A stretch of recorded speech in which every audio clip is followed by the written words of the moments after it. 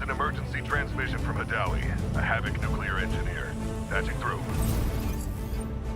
This is AC-3 facility. Reactor 2 has been sabotaged. Havoc internal forces can't handle this threat anymore. You're all I've got left. We're running blind on intel for the AO. But this region is at high risk of a nuclear incident. Keep the following in mind. Shoot, loot, then time to scoop. The signal is clear. Take action. It's okay here. Not too cold. Experiment 66 is projected to conclude in T-minus 3 hours. All units submit safety risk assessments on schedule. I've got a reading. No hazmat suits? Raise them! Let's make it quick. Enjoy the bomb!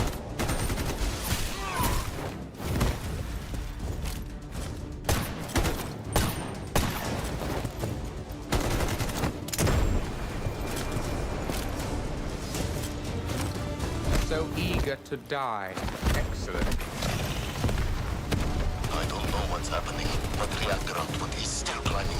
And security thinks I'm behind this. They're coming for me. GTI, move it, now! Key verified. Access granted. Hostile signal detected. Lethal action authorized. Damn it! Someone take control of this piece of junk! Entering manual mode. Executing command.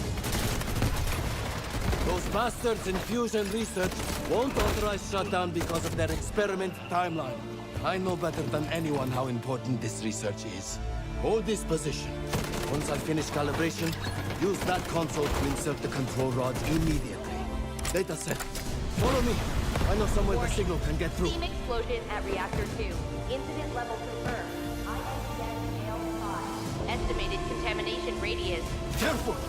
Don't fall! We're outside the signal blackout zone. Upload the data package to Skynet immediately.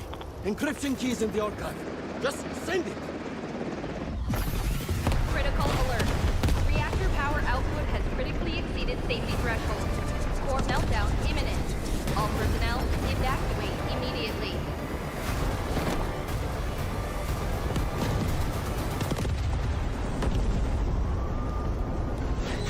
Priority alert. Hydrogen explosion at reactor 2. Incident level confirmed. INTS scale 7. Major accident. All personnel evacuate beyond contamination zone immediately. Estimated spread radius 3.7 kilometers. Correction, 9.2 kilometers. Correction, 24.9 kilometers. Correction, 45.3 kilometers. Correction, 79.8 kilometers.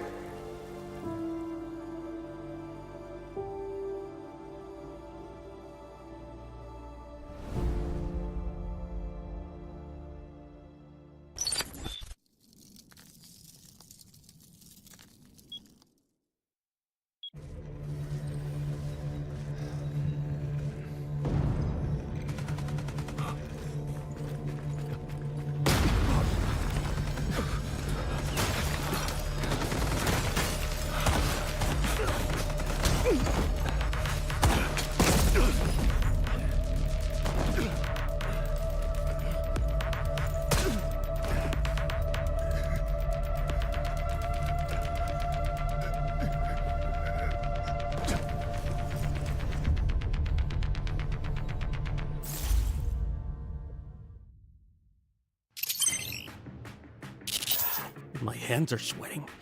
All right. Hi, Operator. I'm Gabriel Mercier, codename N2. Since we'll be fighting side by side, allow me to properly introduce myself. As the codename suggests, my combat style leans towards cryogenic suppression.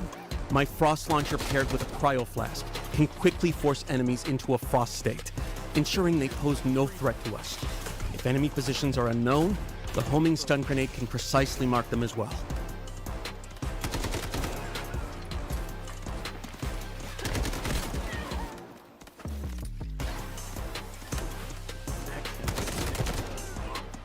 Right now, I'm in the middle of a critical operation. one where failure is not an option. I hope this mission can make up for some of my past mistakes, even if just a little. Mission Target Zone, AZ-3, Asara's only source of nuclear power. The plant's power output is spiking abnormally. This time, I won't let it happen again. An emergency shutdown is our only chance, but the risk is extreme. We not only have to breach Havoc's heavy defenses, we have to face lethal radiation head-on. Some containers within AZ-3 have already been contaminated by radiation. You can follow distinctive sounds to locate them, but keep a close eye on your own radiation levels. Radiation is divided into 4 levels, each causing different effects. Accumulated radiation can be cleared by leaving the contaminated zone and using decon chambers or mobile decon units.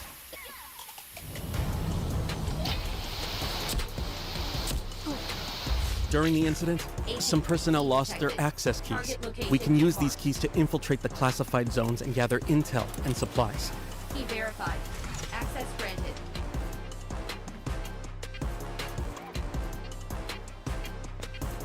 AZ-3 key detected. That's not all. Severe leaks have occurred across multiple sections of the plant. You can choose to endure radiation exposure and enter these zones for high-value supplies and rare data, or stay clear. The choice is yours. Havoc has deployed a large number of purification soldiers at AZ-3.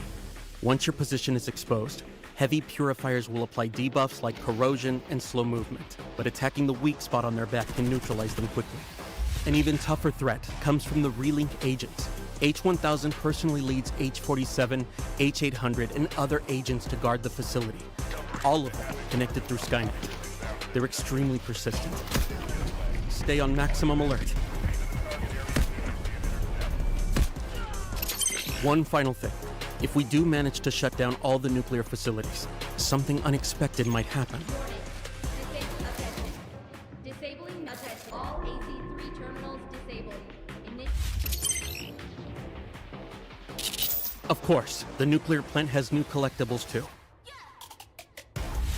Over in Warfare, things are heating up. The flames of war have reached the weathered stone walls of the Colosseum. This 1,000-year-old city is sliding toward ruination.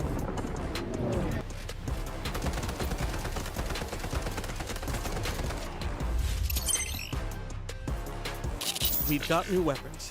The RM-277 assault rifle excels at sustained suppressive fire, most effective from medium to long range. The SVCH marksman rifle is capable of taking down enemies in one shot at long range.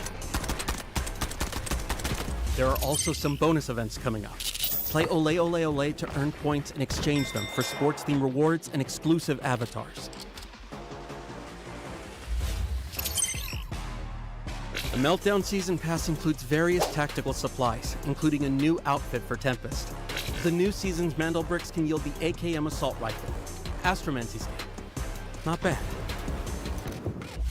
Opening Turbricks gives you a chance at the Law of Time series collectible charms. Good luck.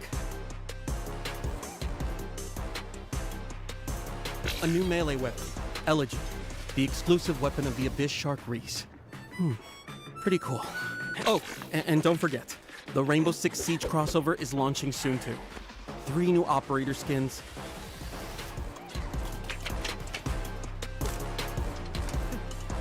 Black Ice weapon skins and special collectibles. Now that's something. Covers the main updates for the Meltdown season.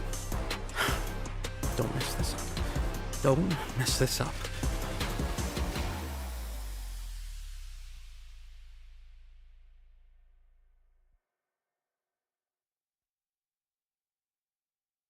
Hi everyone, I'm William, the art director of Delta Force. As many of you may already seen, Delta Force is launching a collaboration with Rainbow Six Siege in our next season. Since launch, we've seen a lot of passion and discussion from our community around the tactical shooter gameplay. And whenever players talk about the genre, Rainbow Six Siege is one of the names that come up most often. So, we reach out to Ubisoft. Bonjour, je suis Émilie Besson, directrice de la réalisation sur Rainbow Six Siege. Oui, Siege a toujours été défini par son gameplay tactique. le travail en équipe et aussi la variété des opérateurs que les joueurs ont appris à connaître et reconnaître au fil des années. Ces collaborations nous donnent l'occasion en fait d'amener les éléments emblématiques de Siege dans un nouvel univers tout en restant fidèles à ce qui les rend uniques.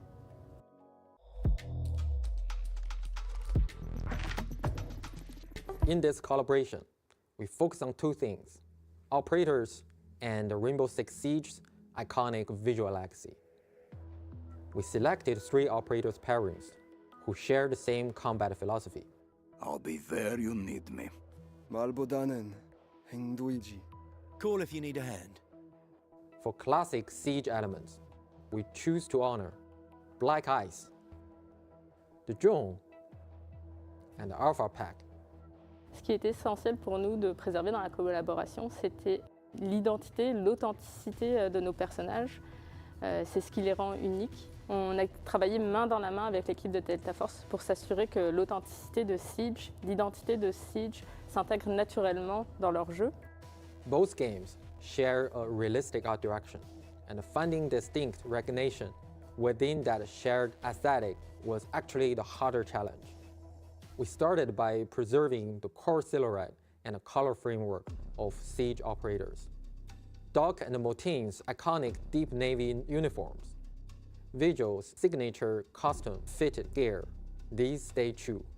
At the same time, within the finer details, we evolve in Delta Force identity. They wear patches from both teams. Motin carries Cineva's badge. Doc has medical kits at his side. To faithfully recreate Black Ice, we focused our material work on internal ice fracture patterns to capture the distinctive texture and a cold, austere feel of original. Oui, en effet, Black Ice résonne énormément avec notre communauté. C'est une cosmétique d'armes qui a énormément plu à nos joueurs. Et l'équipe de Delta Force a fait vraiment un travail incroyable pour la recréation dans leur jeu de cette cosmétique, avec un souci du détail extrêmement gratifiant. We employed a dual-layer material system combined with subsurface scattering lighting model. Using camera vectors and a depth texture to offset UV calculations, we achieved effect of refractor patterns appearing to exist deep inside ice. Et ce qu'on a apprécié et ce qui nous a impressionné, c'est le travail de recherche de Delta Force. À quel point ils ont été soucieux du détail pour conserver nos opérateurs dans leur jeu, qui s'intègrent vraiment comme naturellement dans leur univers. Beyond the content itself, we want as many players as possible to access and experience this collaboration. By completing in-game missions during the season, you can unlock these rewards for free. One more thing, in the new operations map, we've prepared something special for you. You will find a surprise in the maps that are meant just for you. Once the crossover goes live, go find them. Once more, onto the bridge. Dear friends, once more.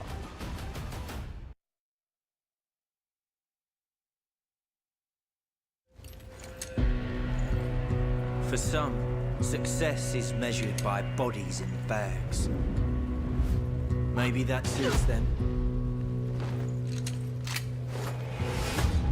But to me,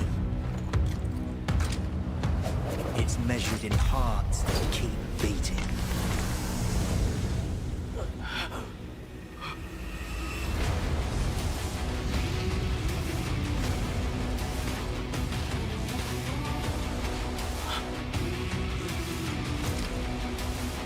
You with me?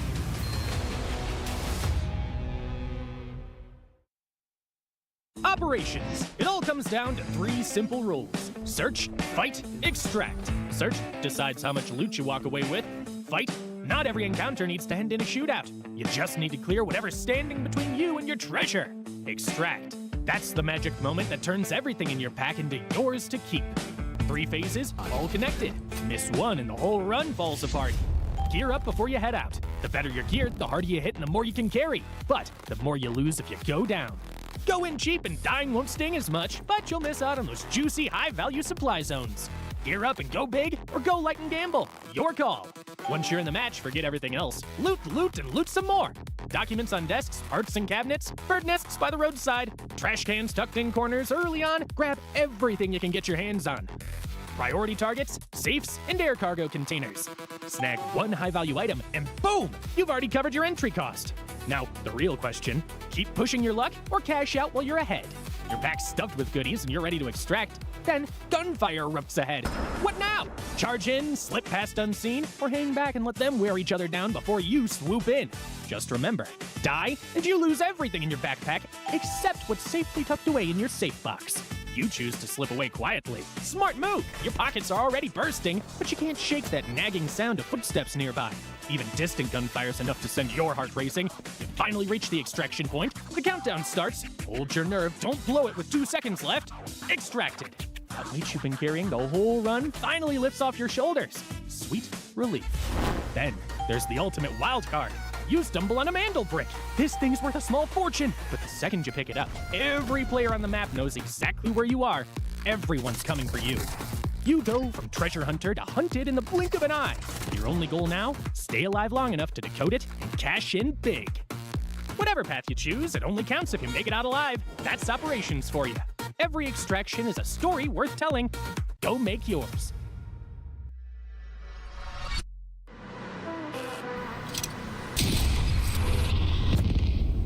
The enemy got the mandel bricks. Find and stop them. Mandel bricks decoded. Nice work, operator. The time to strike is now. Do not let me down, operator. Decoding has begun. Defend the area.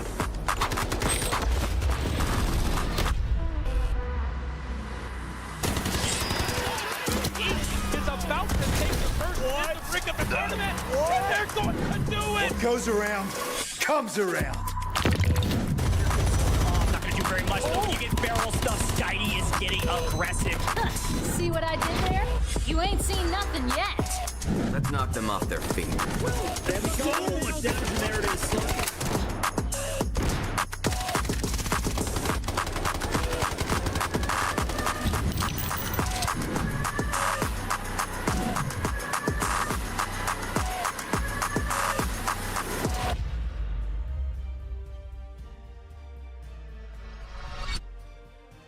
The final day of week 3 of the Rise series here for Delta Force starts right now. Welcome everyone to this amazing Sunday broadcast. I'm Toby, joined by Tiff. And Tiff, this weekend has gone over so quickly. What's happening? It's already Sunday.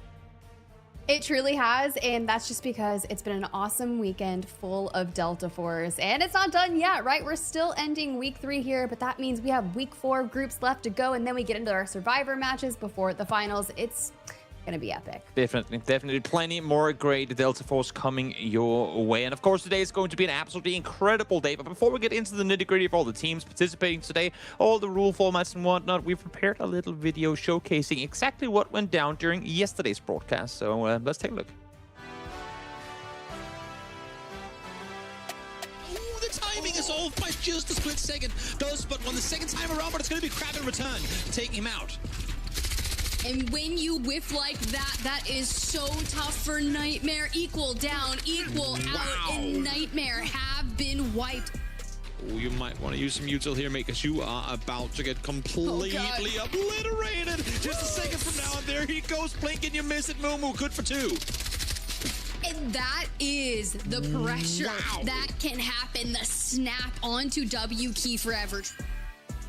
This one locked down. It is GG. The day will be over. But here comes the run on forward. A lot of util expended as well. Lucas is prone under the decoding station himself. Able to defend down to 9 seconds. They get a knock onto FaZe as well. Reminder, FaZe is a duo. 5 seconds to go. They have to hold it. And equal. Lucas, you see him falling toward the hands of Articuno, but it doesn't matter because Nightmare gets the Mandel brick extracted. Come in. Yeah, do a big wrap. Yeah, yes, do a big wrap. Do a big wrap.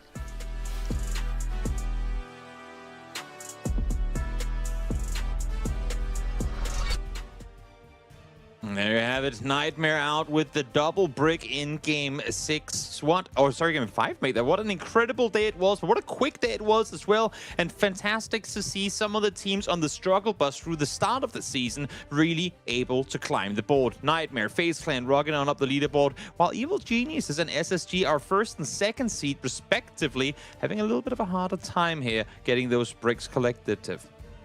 Yeah, it was really an interesting day when we saw groups A and B. The last time we witnessed them playing against each other was back in week 1, where Spacestation Gaming did take that overall on groups A and B. Nightmare had second. Then we kind of shift things around. Evil Geniuses absolutely goes nuclear in terms of the slaying power, gets 31 kills throughout our 6 games, which is absolutely disgusting. But of course, as you see here, our league bracket, we are on match 9 in the group stages. You will be seeing groups B and D playing here together for the final day of week 3. Group B and D, both their second time playing this weekend. And of course, you're going to see players like Evil Geniuses Loco dropping in today. No kills all here today, but Mendo wanting to kind of keep inching up the player ranking leaderboard. Can he usurp kills all? Well, one could hope. One could hope that he'll be able to do just yet. Yeah, I mean, Loco and the guys in Evil Geniuses, while they didn't manage to garner any bricks yesterday, they found so many kills throughout the entire day. Double matches with double-digit kills on the team. It's unheard of. Incredible performance out of them in that regard. Of course, Killcell, though, will still sit on top of the overall damage boards. And in terms of assets gained, I mean, those first 2 weeks for Spacestation Gaming were through the roof. He's still up over 18 million to Mendo in second place.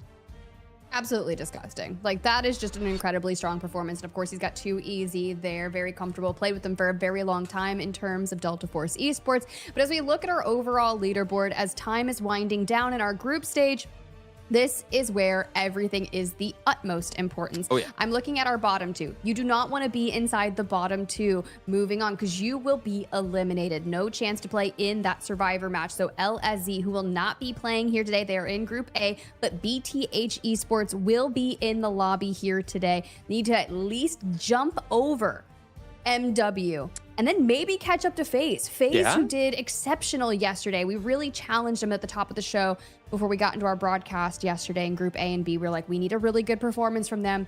They do. They get second place overall. They throw down, was like 8 or 9 points on the series, climb up to 9th, and now are fighting for that mid-pack to lock them into the survival stage. Exactly. So incredibly close. 9th all the way up through 4th place is just 5 points in difference. So huge for FaZe that they're able to jump up there. And as you were saying, down towards that bottom, it's about finding that 10th place spot between those 3 teams. Ain't gonna be easy. But of course, with that said, still a lot of Delta Force left to be played. And hey, I mean, if yesterday is anything to go by, Nightmare were sat down in that bottom portion as well, of course, on winning the day with the double break. They're surpassing FaZe by a bit, but they were sat tight coming into yesterday. So even if you're down the very bottom of the board right now with a couple more days of play left for each team here, if you go out and do something big, who knows, maybe that top 5 is still within reach.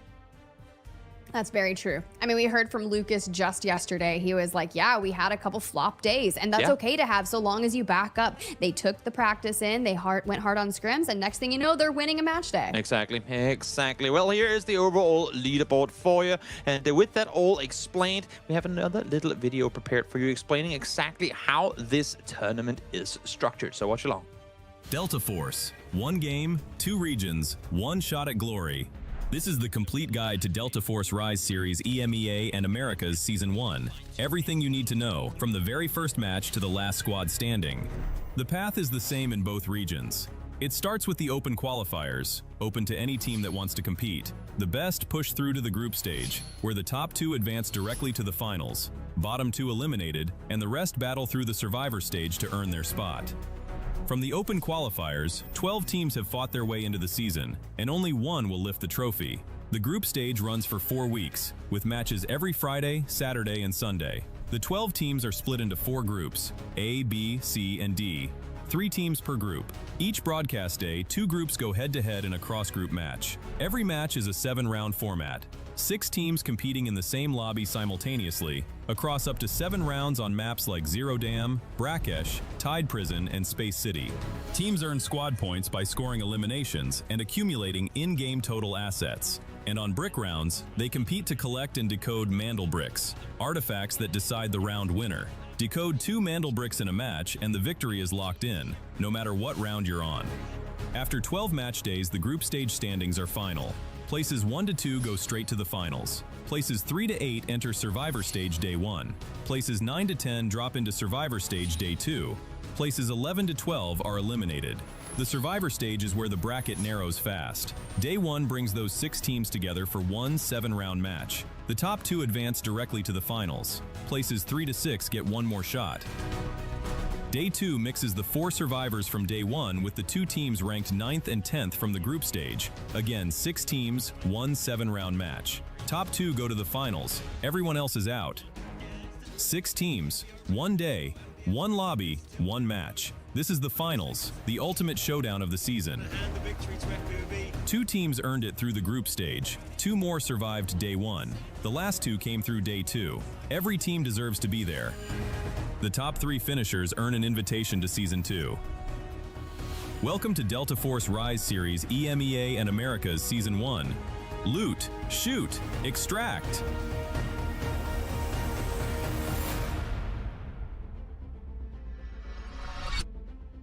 There you have it. That is the season for you. And of course, with a great format comes great tournament rules. And you know what? I think we're going to change things up a bit, Tiff. Today, I'll take page 1 and then you get page 2. How do you say about that?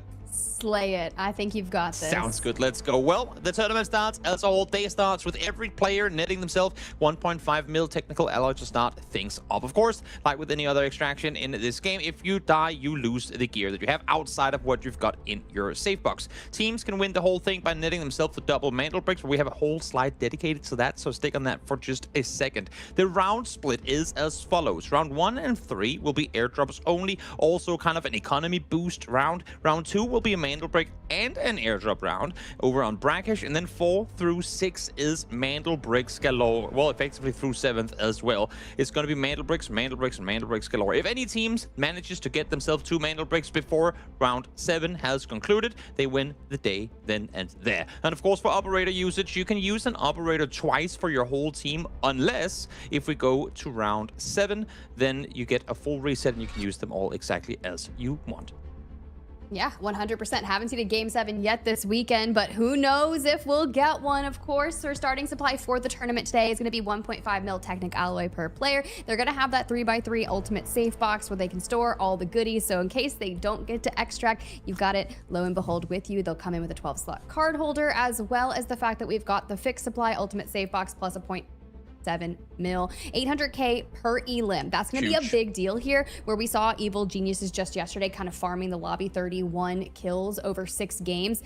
They acquired so many assets, and not only that, you also get $50 on their prize pool per kill as well. So a nice little added bonus there. But your goal, decode those Mandel bricks, and you do have that consecutive extraction failure resource as well, should you kind of have that. We'll call it the pat on the back assist if I like need that. be. Exactly. Well, we say Mandel bricks all the time. And what are they? Well, here they are on screen explained. The Mandel bricks are these amazing artifacts that will spawn a little bit after the round has started. Once a team has gone in and picked up said Mandel brick, they have 5 minutes to place it in a decoding station. Once that has started, the decoder will start a timer starting at 4 minutes. And then in that period of time, other teams can come in and try and intercept it. That will be 2.5 seconds. They have to sit on the Mandel brick and intercept it. If they successfully do so, they now have the Mandel brick decoding in control, and they will have the timer reset. But every time the decoding has been intercepted, we reduce the start time by 30 seconds down to a minimum of 1.5 minutes. Of course, if a team dies while they're in the middle of decoding this Mandel break, the countdown will pause for another team to come over and steal the whole thing. So there you have it. That is the Mandel break explained. It sounds like a lot as we see it on screen here, but believe you me, once you've seen that first Brakkesh, once you see that first Mandel break round come through, it will all make perfect sense. There's just like these timers, they can sound overwhelming and like 2.5 seconds, duh, who cares? Whenever a team runs in with 4 seconds left on the timer, the specific amount of time you got to work with is crucial, and it does get that decimal specific in this game. So believe you me, these numbers for both the viewers, for us of course on the talent list, and for the players, they are so important to know.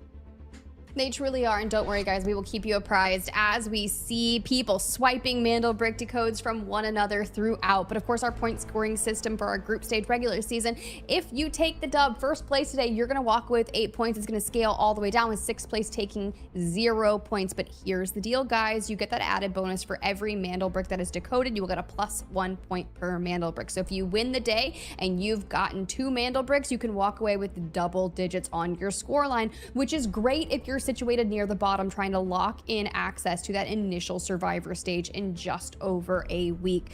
Show up, show out. Definitely. And also, I mean, speaking of that leaderboard, how close it is. If you get a double one and you're in the middle today, you're soaring up that board, that is for sure. Of course, should teams be tied on Mandel Bricks, or if you don't have a break at all, the tiebreakers are squad points. As you can see here, the squad points is a combination of kills if you've been able to garner alongside supply points. You get 1 point for each kill that you get, and you get 1 point for each 2 million you get, but it's rounded down. I would love to see the stats at one point, whether a tournament is decided and whether a team had like 1.9999999 million and then they lose because of that 1 point difference. But of course, with great tournaments comes a great prize pool, and this one is huge. 60 grand on the line for first place out of the team that comes out victorious in the season finale on August 9th. That's going to be huge. And of course, as you mentioned before, Tiff, $50 for every single kill you get along the way. So that can really rack up to quite a high total. It definitely can. Of course, for our participating teams here today, we are going to be having groups B and D. So you'll be seeing Evil Geniuses, WK Forever, FaZe Clan, Team Liquid, Team Nadeshot, and BTH eSport here today. We witnessed SSG, Nightmare, LSZ playing yesterday alongside Group B. We thought Spacestation was going to come out hot and heavy. We heard from a brief moment on Killsalt on our main broadcast. He's like, you know, domination really is all about us. Well, unfortunately, things didn't necessarily go their way. A fall from grace. I'm sure they'll bounce back when we see them again on July 31st when Group A takes on Group C. But for now, you got match day 9, July 26th, baby, Group B and D, and things are going to get so interesting because FaZe still on the come up. Could go absolutely crazy yet again. I hope so. But you really never know. I mean, they were literally one fight yesterday away from going back-to-back Mandel Bricks and win the whole thing. They started off the group stage kind of mid, but yesterday they rose so heavily to the occasion. We said it in the beginning of the show yesterday. FaZe, big org, a lot of responsibility playing for that team, and they heard that. I mean, whether they actually heard it or whether they just felt it through the grapevine, I don't know, but they definitely just popped off. It was just, you know, like pedal on the metal from start to finish. Really doing a great job yesterday. I will say the WK Forever starts were just kind of, I will say, all over the place. It wasn't as if they were playing necessarily bad. They were finding themselves in these skirmishes that just really didn't lend themselves any favors. Now, I don't know if that was because of their spawn points when you got into Space City and deeper into it. They found themselves jockeying with a bow. Anytime you get a compound bow staring at you, it's tough. It was reaping rewards on WK Forever. We saw it happening to Nightmare as well. Best of luck to WK Forever here today. But Evil Geniuses, the fraggers that absolutely controlled the lobbies of Group A and B, back at it here today. Look at the KD for Loco here. 10. My man is going crazy. And it was Mew Mew all day yesterday. A lot of our round MVPs, Articuno finding himself in some power positions that can really lend the fight to go the way for Evil Geniuses. That's Group B though, guys. And honestly, I think our winner might be from Group B today. It could very well be. I mean, Momo, 15 kills on his own yesterday, had double 5+ kill games. I mean, that is terrifying. That is straight up terrifying. As we now take a look at Group D, starting things off with BTH, 2 Lojago and the gang. They're in a tough spot, not gonna lie, they're in a tough spot right now, but I like to think that I've seen enough brief moments of like worthy playing that I'm like, if you can just string together a couple of good engagements, there is something great for you out there. I mean, Nightmare did it yesterday off of a mediocre position on the board. We had the same thing happen for FaZe, they rose up. Maybe it's gonna be the day for BTH here as well. It has to be. I mean, to be fair, when they played just on Friday, it was a really short series. We only saw 4 games. Same with Team Nadeshot. So they started off on 0 damn, were able to acquire 5 kills. And you've got Smile here with the KD. I'm sure we'll check in with them later and hear from them to see how they're feeling. But like, you have to know that this team, really strong when it comes to this group matching, so hopefully they can lay it all down. Now, Team Liquid, I was talking about you with them on Friday, Toby, and I said I might have been slightly biased, right? Mendo in 3rd place on that overall kill leaderboard, looking to usurp kills all if possible. Boy, with a KD of 12.8, a team that really centralizes on fragging, especially when you have Hodsick on your roster, who is now pro here in Delta Force, has coached previous titles, definitely has a lot of strategic input for that roster, and I'm just honestly excited to see them run it back again. Oh, big time. Big time. It's going to be a huge brawl, I think, between them, FaZe, and Evil Geniuses today. Who is going to be our ones out of top? But then, of course, you sprinkle in some Team Nadeshot. You never know exactly what you're going to get out of a lobby like this. Is it going to be all, you know, I would say quiet, but very calculated plays, very passive approaches? Don't want to be the initiator, rather be the one joining up the party later down the line? Or is it just going to be full-on brawl from start to finish? We will be finding out. And I kind of feel like, as we take a look at the, obviously no one's selected a operator yet, so this graphic is just, well, there you have them, all the operators on screen. But I like to think that Zero Dam is gonna be the kind of the spoiler, the leak of what the pacing is gonna be like for the rest of the day. Ooh, I kind of like that thought. Of course, for our most popular operators, we tend to see a lot of Raptors, D-Wolves, Toxics. And sometimes we'll get the occasional Nox pick for a team that just wants to go maybe on the aggressive side of things and take those fights. But we had 2 completely different Zero Dams so far this weekend in week 3 of our group stage. I would say on Friday it was a bit more aggressive, as a lot of people culminated around that major substation area. However, yesterday, it seemed as if we didn't get the fights until like the last 5 minutes. And it was more so about poising themselves to get the coveted airdrops. You think about Nightmare, who immediately jump on the immediately on airdrop 1, and they pull that throughout the entire series. You throw it in Equal's hands, you find some success. So who's going to grab the AWM right off the rip here on Zero Dam, and will they save it? Will they save it? The big question. Will they? Well, one thing is, would they want to? Another thing is, are they going to be allowed to, from all the players hunting them down? Where will the big fights be taking place as well? Is it going to be in admin, or are we taking things down towards the substation on that southern side? Players here getting ready. I caught a glimpse of the, I don't even know what you call it, the accessory on the headset on the broadcast on Friday. I love it. Really vibing with this. Is it a reindeer? I think it is. Yeah, it is. Rudolph. There you go. Looks like Rudolph. I'm not gonna lie, and I'm slightly jealous. He's got Sprite and he's got reindeer headphone covers. Dude is locked. Yep. Okay, I feel like that's the combo. If they come out absolutely frying today, I think we all need to get a Rudolph for our headset, even though I'm wearing in-ears. Big time. There's the man, the myth, the legend himself. Momo. Dude was going crazy yesterday, and I'm ready for more. Looks very locked in as well. The emotion, just full on ready to play. Articuno, a little more relaxed, you know, leaning back, made his bet for the day. Always nice to see these guys fully, you fresh know, sheets. pretty fresh. Yeah, fresh sheets, ready for a well-deserved sleep after a hard-fought day of games today. And then you have Gaha, which I'm not. It looks kind of gothic there in the background. Was like almost like it looked like a church sort of thing out the window. I'm not sure what that was.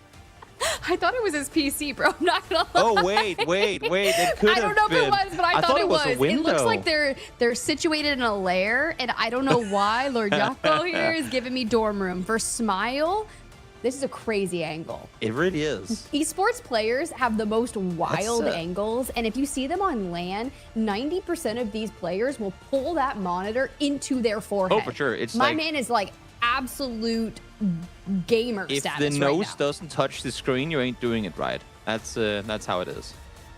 Is that say 60 degrees, like 60 degrees Fahrenheit? I hope it's Because if Fahrenheit, so, my because man if it's is Celsius, literally he's chilling. actually frying. Also, I saw the NFL logo there in the top right behind him. Gotta have a chat. Gotta have a chat with Smile saying what he's into there. And then, I mean, I think Mendo's got the most accessory-filled background here, rocking the Swedish flag, of course, as well. Shout out to all the Scandinavian viewers today. But a lot of cool stuff there in the background too, and then the plushies on the side of Boy looking good as well. Boy's got the mascot, the Team Liquid mascot there in the back as well, so love to see it. And even got the Team Liquid curtains. Not sure if they're installed, but they're at least on point with the color. And he's got the Tokyo Ghoul sign. I mean, look, Team Liquid understands anime. They know They what's are up. my favorite people right now. Yeah, we love it. There's our man Hodsick, the myth, the legend himself as well. Now FaZe, the players that showed up yesterday, get their brick, get second place on the day. Yeah. Want to run it back. do a little bit of the same. See, very on FaZe brand here. Oh, definitely. Definitely. That is a FaZe themed PC if I've seen one. Else, no. Not too much going on. You know, this is kind of funny. I remember seeing, you know, when they were to do world firsts in World of Warcraft and all that stuff, they always have like the transmog review part of the part of the broadcast. I feel like this is like background review coming into the tournament. It's a nice little. It did turn into that today, didn't it? The Hello Kitty bed sheets from Crap. That's kind of cool as well. But you know what, guys? Enough of that from us. We're done rating setups. We're all about getting into 0 dam. And for those of you at home, guys, we've got a quick giveaway. A redeemable code is about to appear on your screen for the Nico Mini Spray Paint. Be quick. It has a limited number of activations. So once they're gone, they are gone, unfortunately. So good luck. This code is limited to 35 redemptions. Dun-dun-dun-dun-dun. There we are. And I'm interpreting the spray itself. Like Oh, that's what you were doing. Okay, I didn't know where the da-na-na-na was going. Oh no, I was actually moving, but you can't see my camera, so it's fine. Don't mind me. Fair enough. Fair enough. I like the energy today. So we're having fun, we're giggling, we're ready for a great day of Delta Force action as we are getting the players on the server. They have spawned already, making their way on forward. Who gets themselves that tier 1 spawn to start things off over towards the admin? I can't quite make that out just yet, but in the meantime, we can take a look at the operator choices here. No double operators, it seems. We do see that every now and again, but it seems like Evil Genius is the ones getting themselves a cement plan, and then Liquid alongside Nadeshot are the ones up towards admin. Here we have the map. See, the interesting thing about this, guys, if you're getting a tier 1 spawn in 0 dam, you're not going to be able to get a tier 1 spawn in Brakkesh on that first Mandel Brick round, but have no fear. There are still good tier 3 spawns with quick rotations over to Royal Museum. For now, FaZe, this is where we see a lot of that action happen, is near the major substation. You can carve up north, go into admin, but FaZe liked to camp the extracts. And that's what they were focusing on yesterday. We'll see if they try to do a little bit of the same here today, or they might get aggro early. The funny thing is, this time around, they're spawning on substation. Yesterday, they went up to the extraction on elevator. They ran all the way down to the substation to activate it themselves and then back up. At least this time around, they don't have to make the run back and forth because they can just activate it and run on up. Perfect. And as we kind of look at our operator selection, everyone's going to be on blues and purples, guys. That's just because how it is in game number 1. They are limited to that. We do see a few D-Wolves, a couple of Lurus coming in. Team Nadeshot does elect to play a Byron here. They want to focus on that mobility and W key forever. A little bit of contact made there, Peaky there, locking in the Nox choice. Ooh, I kind of like this composition for them. Yeah, we don't see too much Nox being played on 0 dam. Usually that's I don't want to say exclusively, but predominantly used over on Tide Prison. As we now see here, Articuno wanting to make a run for it. Go away, dumb guard. We got bigger things to go for. We're here to loot. That's I'm looking exactly at you, BTH. All right, red. And today, mindset is a winning one. We are going all out. It's all or nothing. Ooh, I like that, Toby. Yeah. All or nothing. I mean, look, here's the deal, guys. We talked about them when we pulled up the overall leaderboard. They're situated in the bottom 2. They know it is all or nothing at this point in the series. End of week 3 is here today. So to be poised and ready for Team Nadeshot and Team Liquid here in admin. We were curious, would they actually take a fight early on, or would we see something a bit more conservative like we witnessed in yesterday's 0 dam? Yeah, I mean, just off of the pace alone right from the start. Because I feel like usually when you do see big fights in admin, it's almost as if it comes instantly. It's the 2 teams that land on each their side of the building itself. One of them goes, you know what? Screw loot. We want to go straight to the fight. We'll catch them while they're in the middle of trying to open some of those big safes, and then we'll go back to looting afterwards before all these other teams start roaming this direction. And because they haven't already started that fight, because they're sat on each their side of that cross bridge, I'm not expecting to see any big fighting coming out from either of the 2 admin teams for the remainder of this one. Also, we're getting a little bit of a different airdrop location than what we're used to seeing. It's going down towards the mini substation down on the south side where FaZe is currently set, and BGH, well, they're on Visitor Center looking this direction. So while admin is oftentimes the hotspot for early game fights, this could actually be where we get to see our first proper engagement. That would be really interesting. When you think back to BTH's showing on Friday for the first day of week 3, BTH did grab the second airdrop on Zero Dam. So with the first airdrop coming their way, there's a good chance that they're going to want to fight for it. You look at their operator selection. They have movement. They have recon. They will be able to get some of that information. So I think they're going to be poised. However, FaZe with your Luru, we could see a bit more action coming out of them paired with the D-Wolf. Even if they're just using it for info gathering, I mean, get that rocket up in the air, flying forward, and they should be able to get all the info they want. And they're all exclusively looking towards Visitor Center right now, so it tells me that they're expecting the push to come from this direction. In the meantime, now Liquid, they've opted to go downstairs, make their way on the underpass, see if they can go over towards the other side and catch them off guard. In the meantime, Team Nadeshot, they're still set upstairs, but they have taken over the position that Liquid were in before, so it's a bit of a ring around the rosy here between the admin teams. Yeah, quite interesting, right? You have Team Nadeshot bringing in a Vlinder, and I also see Team Liquid doing that as well. So knowing that you want to have that support operator, here's the airdrop, though. Speaking of it in FaZe, Mr. DioGod immediately gets the smoke down, hops on it. Let's see what we're getting, and that is going to be, oh baby, not enough. The 50. The 50 cal coming in for the M82, I believe. Yes, it is. The big sniper. Not the arm, sure, but this one packs a big punch as well. Semi-auto as well. Really, really good to work with. Immediately starts looking at BTH.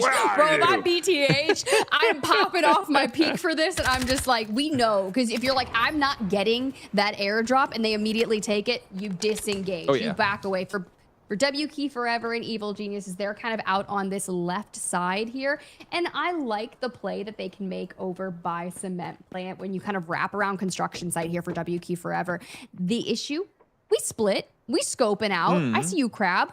Get back up to your duo. Yeah, I mean, he was just, I think, flexing down, trying to see if we can get some intel on what's happening on the south side of this. Maybe another team is coming over from the water towards that west side, but no, not quite to be. But now, the fight that we've been waiting for, admin brawl in the basement, about to pop up. Mendo and Team Liquid looks like they're wanting to take this fight straight to the opposition, but Smile is there. Good for the first one. Hot Sick flushed as well, goes around the corner. He goes down too. Liquid under pressure, down to just one, and they get completely wiped just like that.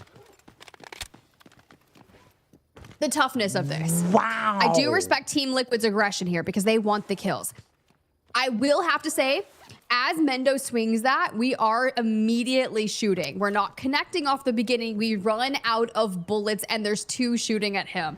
And from there, it just kind of starts to go the way of Team Nadeshot. You know Team Liquid's going to be breaking down what happened there with that engagement, and they're going to correct it moving into Brakkesh. And I'm not sure whether it was errors made on the side of Liquid or if it was just flawlessly executed on the defensive position by Nature, but they barely took any damage.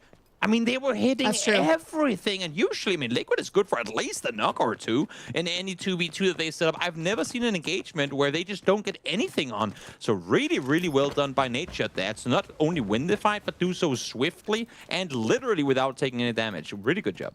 Yeah.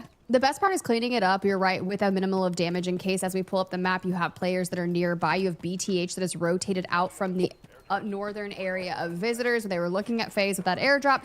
They go kind of peruse around the outskirts of admin, but FaZe is mirroring them, right? They are immediately rotating north just behind them. We know FaZe likes to play from this side of the map in particular, but keep tabs, guys. We do have another airdrop that's going to be coming down in just under a minute, and Evil Genius is just down by that southern extraction point.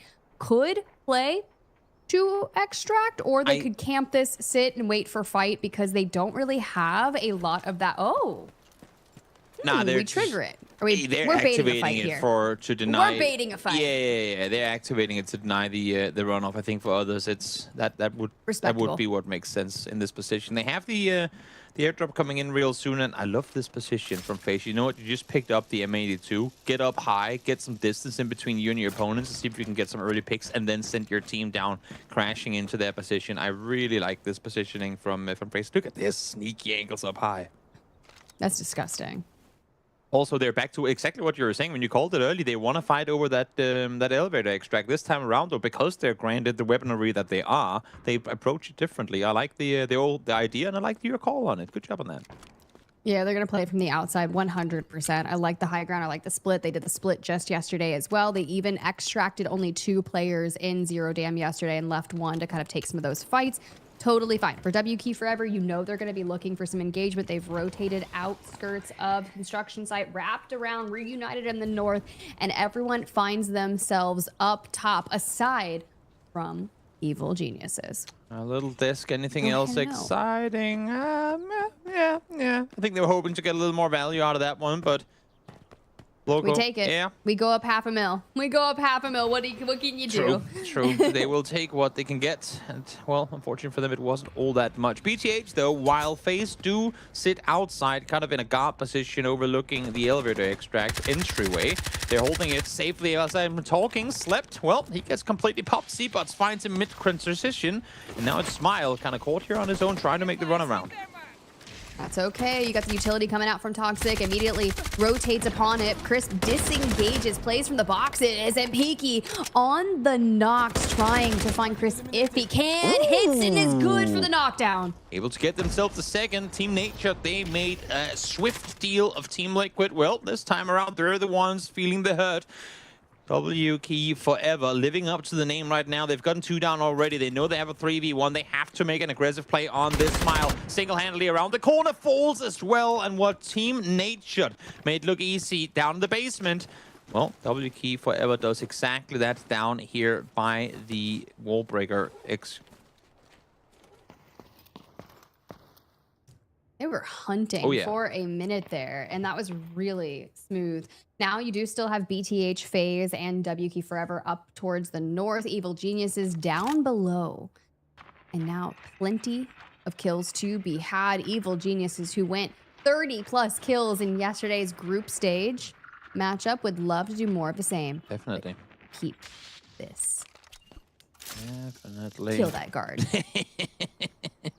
Scouting forward to make sure they're safe in their transition. They just heard the fight up north, and of course they don't know exactly what transpired, so maybe thinking there could be people in the tunnels where they are, but do they know there really aren't anyone there? And honestly, I mean, looking at how BTH is moving forward, how FaZe, off of hearing that action, is now... Ooh, he sees him. He sees him. That's info fit across. If you stand still for a second, that's a helmet gone. That's another guy. Two guys spotted. Collat. Would that be crazy? Wait. Imagine, though. Imagine. Don't line up. Ain't no way we're doing that here today. I'm like, It's bro, too early. it's Sunday. Too early. If we're knocking collats on Sunday, let's go. Well, doesn't seem like that's going to be the case. We, W Key Forever, will live with the scare. Well, they won't know, but we will know what could have happened, what wasn't to be. They're not going to wrap down on the south side, and again, a bit of a ring around the roads here. Evil Geniuses, they've made their way all the way through the tunnels up towards admin proper, where they will soon see the loot boxes of the fallen Liquid players, and then they'll realize that okay, there's more threats up here than what we thought there might be. Just 5 minutes or a little there over left in this one, as I think FaZe are going to do what they did yesterday, run down towards the substation and pull the extract. They definitely will. That'll be really fun for them to make that happen. For BTH, maybe looking to do the same as well. Skeleton locked in here. Smokes just in case as we clear through the building. This is... Hit the lever. Oh, this is a bummer. They ran down for it, another go. Wait, somebody else just activated it.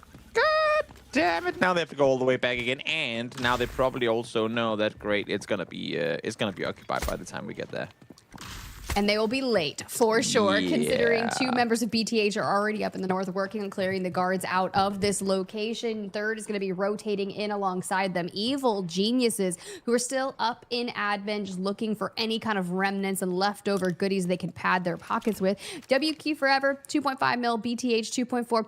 Not bad for what we kind of self-proclaimed like an eco type round here. Yeah, I mean, it's kind of spread pretty evenly out amongst all the teams alive here. I like that. Usually you see that one team get away with 4 mil and everyone getting nothing, but this time around it's very it's very even. Yeah, and for Team Nadeshot, even though they did kind of fall alongside Team Liquid, Team Nadeshot did get 3 kills onto Team Liquid, so they're still getting the technical way for those kills as well. For sure. For Evil Geniuses, we're on the scout here, drone up in the sky, and This is where you can really start seeing players that are set up, but it doesn't quite reach that far just yet. I mean, sometimes not seeing anyone can be as informative as seeing a whole lot, because they know that the extract got pulled. So if they don't see anyone at all out in the containers, then there's a good chance they're already sat inside, which, as we can see, they are. FaZe making their way up here now as well. WK Forever on that big wraparound through cement plane we saw just before. They too are coming back towards admin now. So this could be the final fight, or most definitely will be the final fight between all of them here, trying to see who is going to get out of that elevator extract in those 2 minutes, 15 seconds. So I was going to say, as of right now, if we only have 2 teams that have fell here thus far, one of the most conservative eco rounds of week 3 for Americas in general. But FaZe, Mr. Diogata himself, with the M82, wanting to let it rip. Oh, yeah. And Articuno, look. Especially now that you have everyone playing with worse armor and all. Like, once we get golds galore, it doesn't pack the same punch that it does here. So, want to make use of it now that you have it with an advantage gone your way. Oh, the timing is off by just a split of a second. I do be like that sometimes. I think you would have seen the barrel off of Evil Genius's player there had he held it just for half second longer. Oh, here we go. Articuno. He hears a... Oh, you're... I feel like and he sees him in return. That is huge. No. We're marked. The timing, the positioning. Who's going to peek first? Checking the windows. That can cost you. Elsino's about to...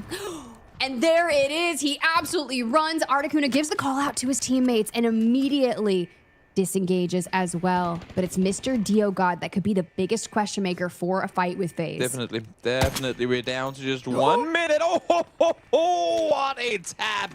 Crap goes down. Diogod finds it with the 50 cal as he goes back into hiding again. Now the allure all over the top, trying to see if he can get the flush with it. Not quite going to happen, as Els knows. Still in this off-angle position, try to defend their teammate. But again, just 45 seconds left. They can fight here all they want, but they have to make a run for the middle in the end of it. Piggy Foe's down as well. So WK Forever down to just the 1. Crab, come back. Come back. C-Bot's here, holding the line. We just need Crab to get around the angle, keep the fire going down. If he can, 3 shots left on the M82 and 2 minutes on the clock. I don't think... Can we survive here? I don't know if we are going to be able to get that player up for WK Forever. None of these guys are going to be running for the extract here. I am a little afraid. I mean, because of there's so much fighting outside, I just don't think it's going to happen. BTH now actually sending Kaha further out just to double check and see if anything is going on. Will he make the run back to safety, though? Just 5 seconds left before the extract comes through. I think they're staying. Yeah, they're just sending Toon out there, giving him all the valuables, and they're going, everyone is here. There are kills to be found, and you know what? I mean, if you get 800k per each kill, whatever you fail to extract with, I mean, you need 1 or 2 kills, and all of a sudden that money is made back tenfold. Exactly. 2 kills, you get 1.6 mil. I mean, we take that all day, especially for FaZe. And the jump comes in from Crab. He knocks down 1. And we are going massive here for WK Forever. He gets the res onto C. Wow. That is so valuable for WK Forever. 3 kills in the blink of an eye, just like that. What an absolutely insane turnaround. From being down 1 player, they go, oh, we don't need 3. We can make this happen. They instantly find a 3-piece for themselves. And now Crap, well, he has a chance to run in and get the rest on up. They will be able to get him up. Now they're up to 3 again. What an incredible salvage here from WK Forever.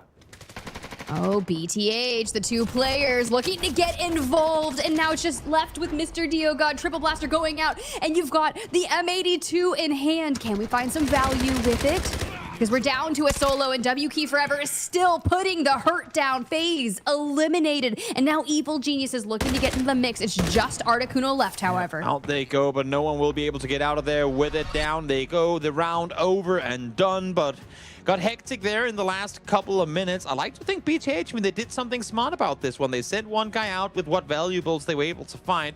And then the last 2 players in there, I believe they got 2 limbs of their own. And Piggy there, of course, frustrated that he falls, but my, oh my, did they do a lot of damage before they went out.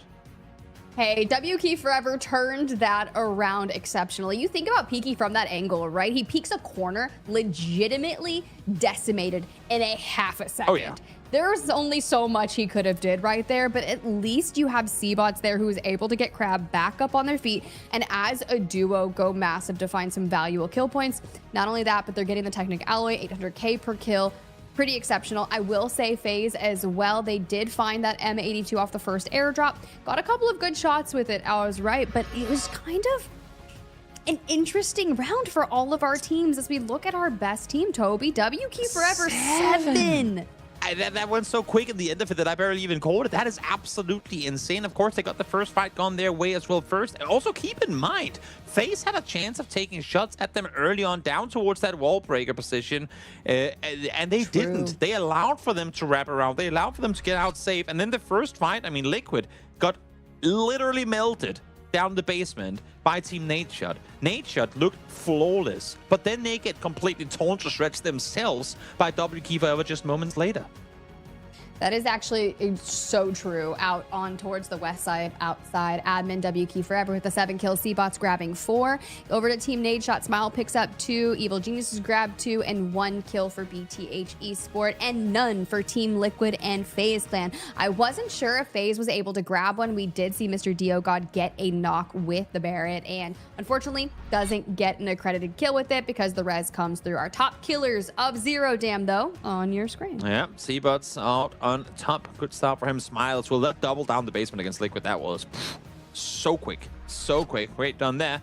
But 600 damage done from C-Bots. Good start here. I guess, I mean, Zero Dam, since no one got to extract and we don't get to get a lot of money out outside of the one player from BTH, this one effectively worked as more of a warm-up round for the Brakkesh that we're seeing in just a moment. And if we know Brakkesh rounds, they tend to go quite hard. They tend to go quite hard. A lot of teams fighting heavily for that first break. Brakkesh is quickly turned into one of my favorite maps of our series here, but our top asset earners, of course, the member of BTH that does extract is going to be the most valuable asset earner right there, and a couple others. But our round 1 MVP, C-Bots from WK Forever, getting that 4 KP alongside 600 damage. Strong start for them, considering we need to see that. I'm thinking about what they did in their prior showing with groups A and B just yesterday. It was 5th place overall out of our lobby, and we're turning things around today. Oh, definitely. It could very well end up being the case. But again, I mean, 3 days now of America's here for week 3, and 3 very different Zero Dams, I feel like, Tiff. Yeah. We definitely were treated to something insanely different each and every day. Maybe it's the Sunday shenanigans, but it was a bit more conservative. We start to have that fight in the last minute, but it doesn't actually erupt as much as we thought it would. Could very well be the case. Well, from what it was, that very active Zero Dam, we're now headed over to what we can only imagine is going to be an equally action-packed Brakkesh. But before that, brief break, so stick around and we'll see you again in just a few. Two members, now the odds are in their favor, 2v1. Everything getting spammed away, and MT getting a little... So hang on a second, NL! Look at that! It's an absolute sweat! This...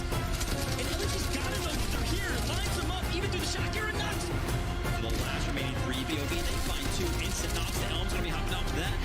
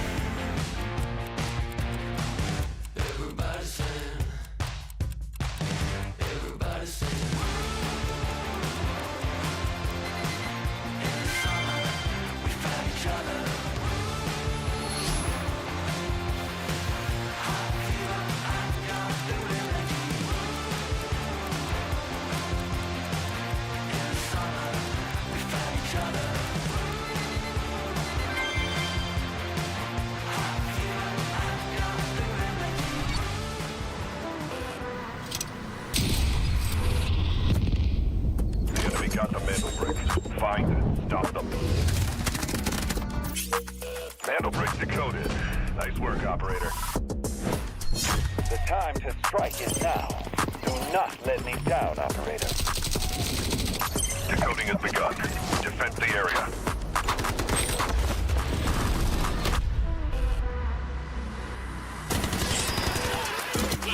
Is about to take the first hit to bring up the tournament. And they're going to do it. What goes around, comes around.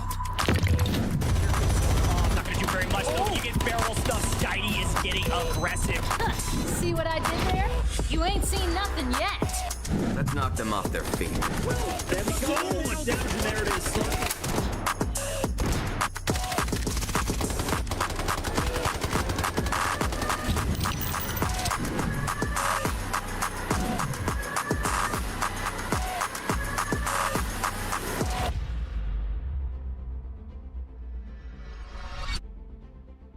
Great start to the day here as we go back and get ready for the first Mandel Brick round of the day. We heard from Lodraco in the beginning of the first match. They're going all in today. They know they're down the bottom of the leaderboard. They need to make big things happen. And what better place to start things off than here on Brakkesh?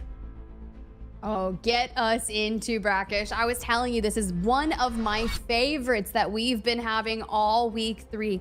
But of course, before we do that, let's jump into the leaderboard from game number 1. WK Forever there with their 7 KP and their 4 supply points, walk away with 11 squad points, almost double of Team Nadeshot just below them. The cool part about Team Nadeshot walking away with 6 squad points is they did fall early. So being able to grab 6 points is exceptional. For Team Liquid, the first team out of game number 1 on Zero Dam, only 2 supply points. And FaZe Clan, despite grabbing that initial airdrop with that 50 caliber heavy hitter banger, grabbing a knock and all, no, only 1 supply point. Didn't manage to get out with a whole lot with it, but you know what? I think they're going to be perfectly fine regardless. Everyone now setting their eyes up for Brakkesh, which, I mean, for those of you guys who've been watching for a long time, obviously it's changed a little bit in terms of that we now have it be the one and only combined map of both an airdrop and Mandel Brick, meaning that sometimes we actually see certain teams, especially the ones that got off to kind of a tough start on Zero Dam, don't want to invest too much into that first Mandel Brick round. They'll just go, you know what, we'll just play this as another airdrop round with less competition, especially if you don't get a tier 1 spawn anyway. We'll see that a lot of the time. So maybe FaZe Clan opting to play this one a bit more eco focused. Maybe they won't. Maybe they'll just go full on after the break. We'll see what's gonna happen, but I like the fact that you can kind of play this early round multiple ways.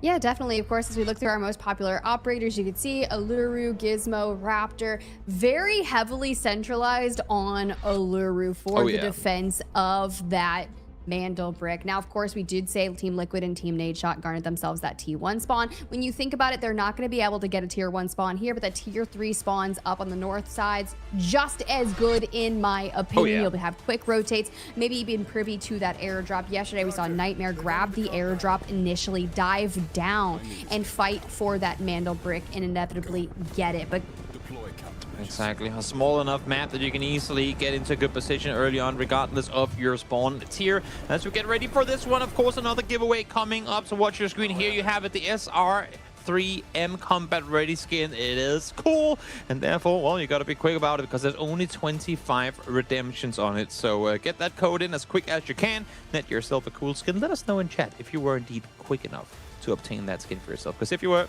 kind of cool. definitely get it. Who knows? Every time I see it, people are like, and it's gone. And I'm like, you know what? If you want something, you've got to be quick. And speaking of that, let's get into our first Mandel Brick round of the day. New Tower of Babel is going to be Evil Geniuses and Team Liquid. Teams that are not scared of fighting will be interesting.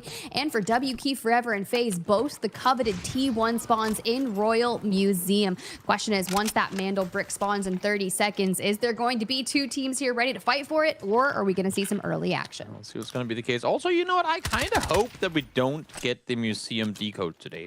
It's the easy one to go for, especially if you're very quick to obtain it. It's just, it's so hard to fight over. It gets so so clustered, which, I mean, most of the decoding stations will. But I like to think that for Brakkesh in particular, there are just some of the decoding stations, especially the one out west and the one up towards the Sour camp.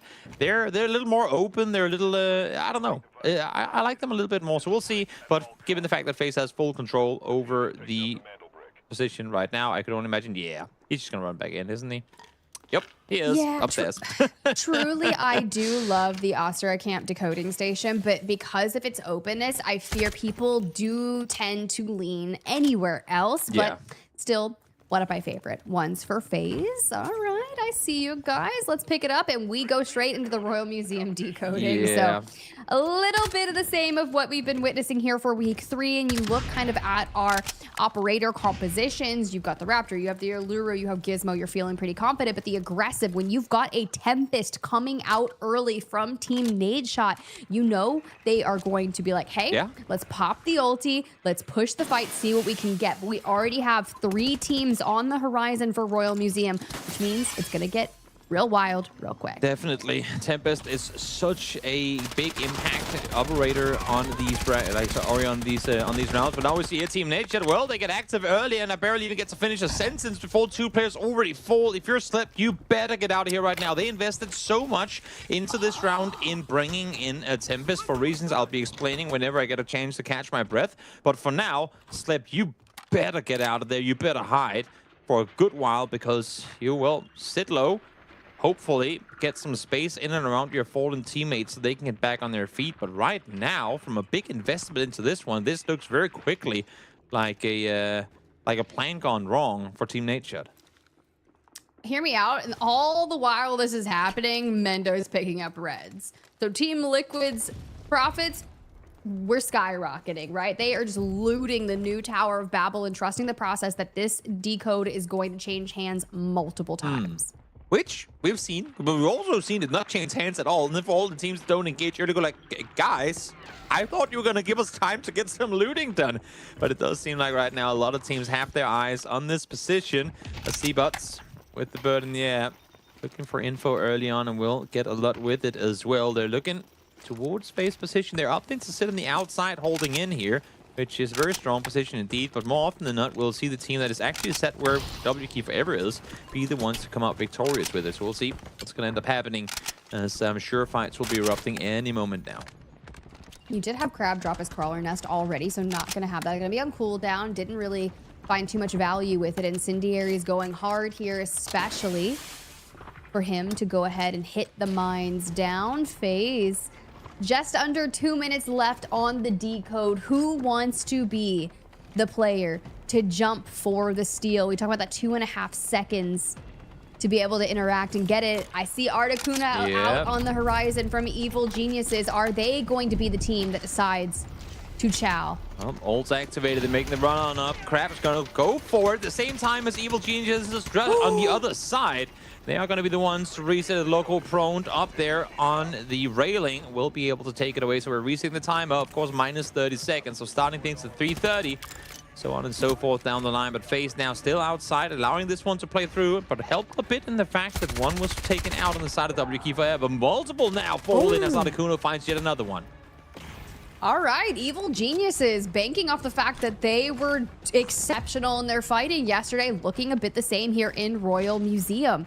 Really confident. 2 down on W Key Forever, and your Raptors just found himself in a precarious situation, and all the chaos going on allows Elsnose to re-hop the decode, bring it back for FaZe. And with 13 minutes left on the match, we have so much time to let this keep changing hands. Oh, definitely. Definitely. Enough time for Liquid now to have finished looting the Tower of Babel. They're going to make their way up in this direction. BTH is set up here. They're waiting for the airdrop out on the right-hand side of the map to land in just over 30 seconds time. In the meantime, the rest of the server, they're in here. They're fighting over this first brick, which looks like Evil Genius is going to make a run for here yet again. Smoke's deployed.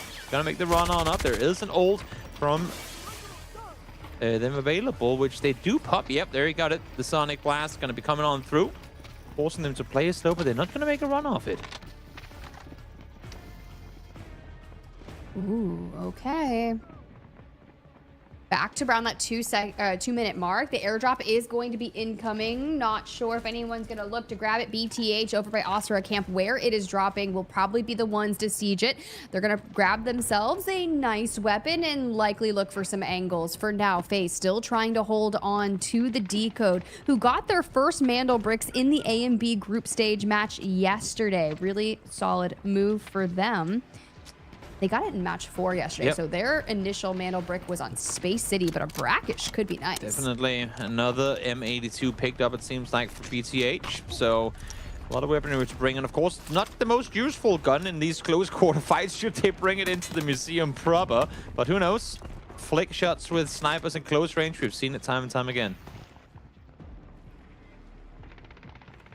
Okay.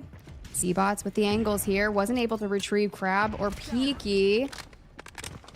Still relegated down to a solo for Evil Geniuses. We saw Loco hop the decode for the steal, and the crossfire immediately there. Mew here trying to see if he could find an angle onto Elsnose. Lots of damage has gone the way to FaZe, and they have to focus on healing. You can see that Mr. Diogod has done just that. So that's one more gone down. Articuno now falls as well. A lot of these teams starting to take casualties, and they're falling in positions that are so incredibly difficult to try and rest. Ooh, there's the disarm. Forcing him off it for a second, but they will be able to steal it regardless. So we start now at 2 minutes 30. Evil Geniuses on the decode for the time being.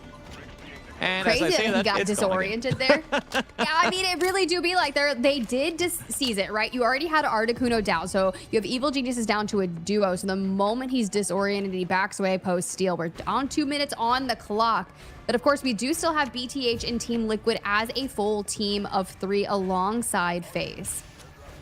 FaZe, they've been patient in their positioning here. They were the ones to come and claim it early on, and they've been allowing other teams to kind of scramble over the position here, and a lot of them taking casualties in doing so. But look at this, a lot of them able to get back on their feet as well. Same thing for Team Nadeshot. We saw them lose 2 early on. Oh my lord, that is a nice pick up there. 2 mil for BTH.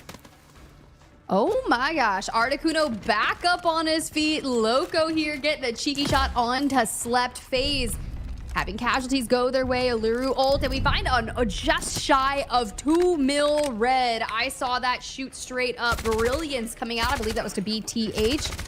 Looks like the res coming through as well for Slept. Team Nadeshot still trying to stay in it as a duo. Yeah, tricky positioning here. A lot of teams with players knocked at this point. A lot of damage being done as we go down to 50 seconds. Loco gonna try and make the run up the railing once again and will be successful in stealing it. So now we're at the lowest possible start time as the run through comes on. Neogod goes down, Sidaka goes down to another team as well. That's Evil Geniuses finding him. So FaZe taking casualties on multiple fronts as Evil Geniuses claims the position outside. But here comes the fully looted BTH. They're forced to jump off the lid at least for a second as only one makes its way across, but Mumo will go down. It's gonna be tough. Now you have the duo, and you see Loco last standing as Ka is on a 3-kill streak. That's what happens when you absolutely loot up and coming in like an S-tier demon boss. But Loco holds on. They're filtering through the windows. Can we take this? The rotate, the knock, the craziness. But it's... He took them down and fell himself. He took them all down and fell himself. He mollied the ground, killed all of them, and then fell with it. What an effort to take out the entirety of BTH in his own. If I'm going down, you're coming with me. The Mandel brick paused. It is decoding no longer because Evil Geniuses have fallen. Team Liquid, the only team of 3 with plenty of time left on the map for Brakkesh. You walk straight into this. The only team that has given 0 thought to the brick is now in a 3v1v1. They're coming in, the highest earners. They're going to be coming in, find 6 loot boxes from where Evil Geniuses and BTH just fell, and now they get to sweep the brick as well. What a steal. And look at this Loco. You can see that he has the incendiary in hand. He goes for the spray, gets one down, swaps on over. A lot of damage done to the second, and there he comes. He puts it right on the ground exactly as he falls, takes out the entire of BTH with him. You can see his reaction as well. Wow. Oh, that's so brutal. I love it. Wow. It's just like, you are activating my trap card. I'm dragging you down. Oh, Lord. For Team Liquid, the decode is here. 1 minute 20. Any challengers? I need to know the voice comms of Boy when he jumped in to that corner room. Go, guys, there's 5 boxes in here that haven't been looted. What? And are we getting a free mantle brick as well? Like, is this just I don't know, an open buffet? Because for Liquid, it's gotta feel that way. For Team Nadeshot, you know, you do still have a Tempest player. Wow. W Key Forever has C-bots. Do we try to get in on this? I mean, this is We don't have a insane. lot of profits. Team Nadeshot has a 0 for the match, so that's fine. Like, you might as well grab a kill. I sincerely hope that Liquid are as perplexed as I am. Because I'm still at a loss for what just happened here. And of course, now the two solos are fighting one another. Slept. Able to find him. That's W Key Forever gone down, but nothing more he can do. They were the ones fighting for it early. Slept to casualties. Smiles tried to keep it in. But it's gonna be Liquid rewarded with the brick and all the loot. They're at 4.6 mil in this round tip already. And they're gonna have another 6 minutes to loot crates. Hit nothing. All right, good job, guys. We really fought hard for this brick. Yeah, good shit. Good shit. Holy fuck. Extracting would be really good for us, though. We need to try to extract. Let's just go for switch. Look for. Let's just hunt this guy, bro. Let's. Yeah, it's a Tempest. It's Tempest. Yeah. Let's just group up. I'm gonna EP the corner. Let me get his footsteps. Actually, I can't ult him. Actually, I got joined at 5. Let me clear the second floor first, and then we can hunt after. Okay? I'm gonna. Yeah, you wanted those comms, you get those comms. Great job, boys. We fought really hard for this brick. You can hear the sarcasm in Hot 6 voice, like, oh yeah, we definitely earned this one, huh? They spend so much time looting Babel. Then they go up. They don't even engage BTH or the airdrop. They just go, you know what? Nah, we'll let them have it. We'll just backfill and see what happens. And now they just get to stroll in. It's as if like they got the VIP treatment at the theme park. They got the pass for all the rides, but also they closed the entire theme park just for them to go out and do whatever they wanted. My oh my, Liquid, they've been that's gifted like a good what one Mr. Beast does. Yeah, He's just like, I'm gonna buy out the whole theme park. This Sure. was the Mr. Beast round of Delta Force. Yep, that's what they were given. They got everything. Lord, what a day. There you go. Extraction pulled. And Team Liquid, they wanted to hunt the last player slept on Tempest. You heard Boy talking about it. Doesn't gonna have ult, had drone in 5, was gonna look for him, but Slept is like, I want none of that. Ah, this is hilarious. They're going to be coming in to the. I mean, obviously, Tide Prison is going to play as Tide Prison plays. Don't think it's going to have too much impact on the overall scheme of things. But for Team Liquid, they're going to be coming into that first Space City so far ahead, economically speaking, of unless if we see some crazy pulls on Tide Prison, which we haven't really seen a whole lot of so far. Also, we don't tend to see a lot of fighting going on there. So my guess is that Liquid is going to be coming in full gold, you know, expecting the round 4 win here on Brakkesh. Oh, sorry, on Space City. Well, for Slept, they're hunting. They are running.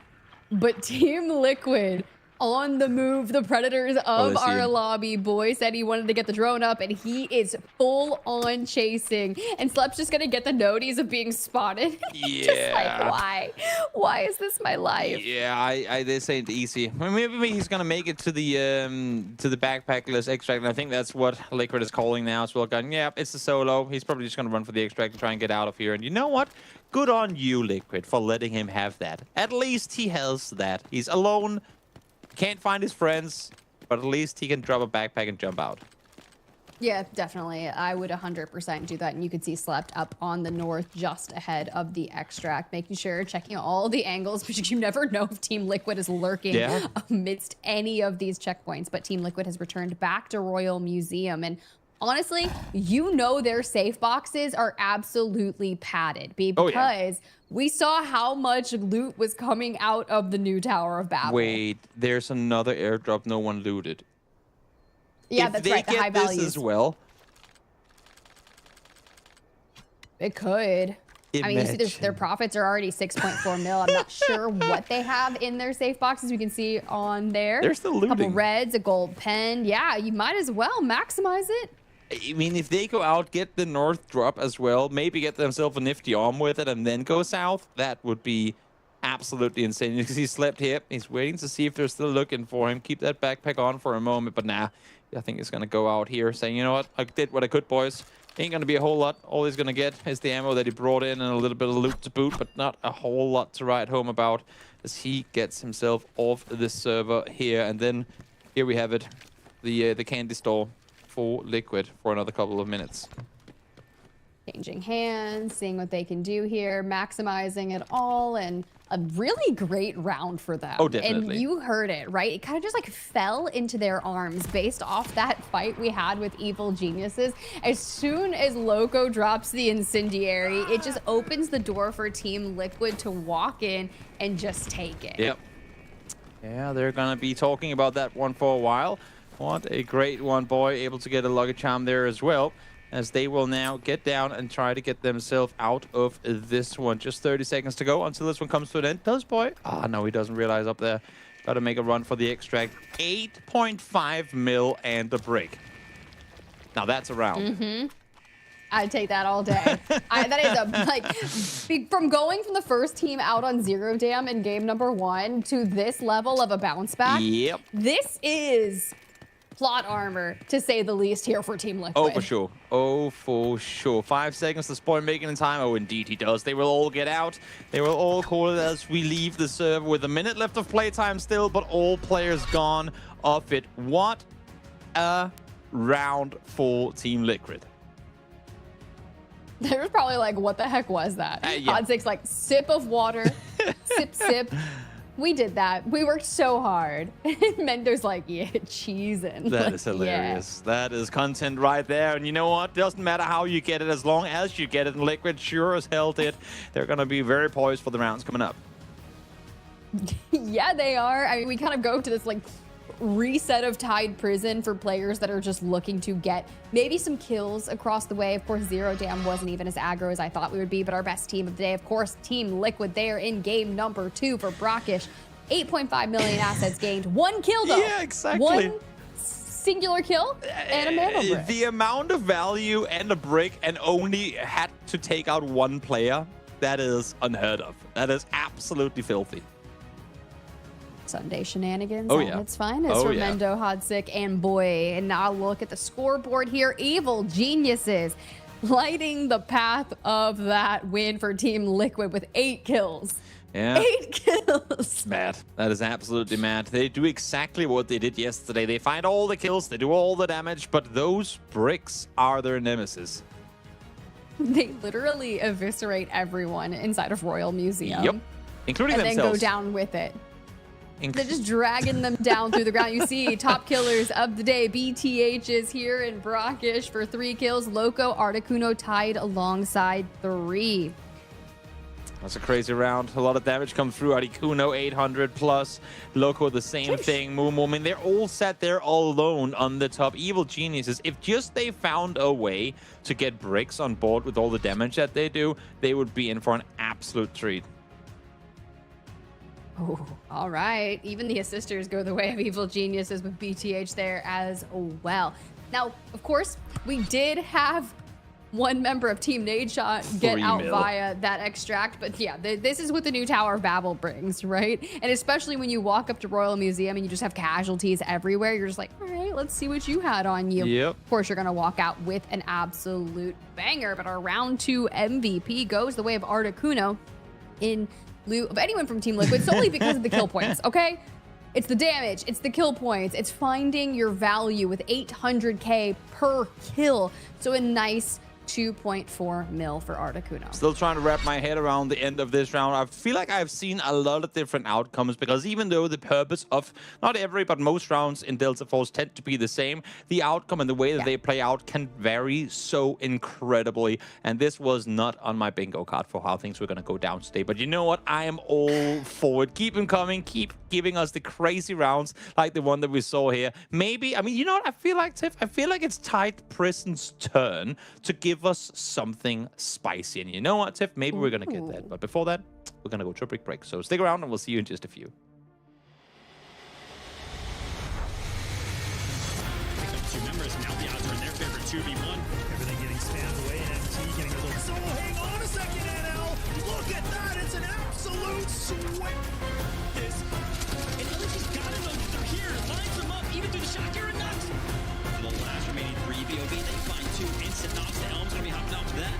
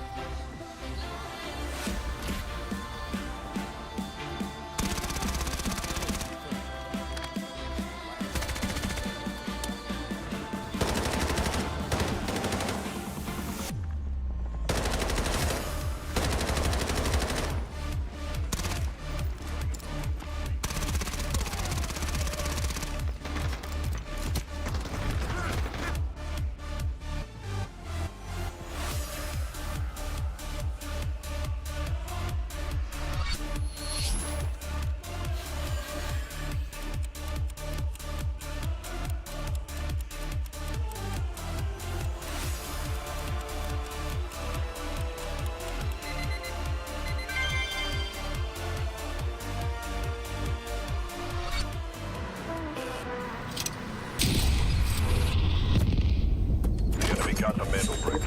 Find and stop them. Mandel bricks decoded. Nice work, operator. The time to strike is now. Do not let me down, operator. Decoding has begun. Defend the area.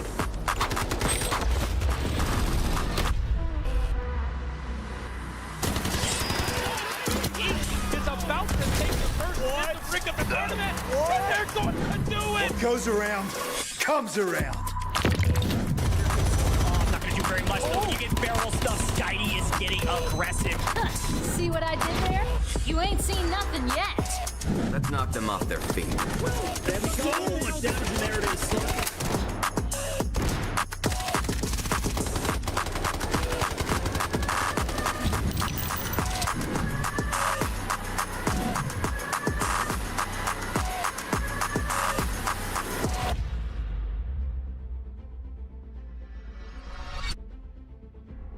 Welcome back, everyone, from what was one of the most absurd Brakkesh finishes we've had in a long time. I had to go on to Twitch there for a second and see the reactions from everyone, realizing, spotting, seeing what just happened, and they reacted the exact same way as we did. What in the world just happened? And here you have him, Loco, on screen.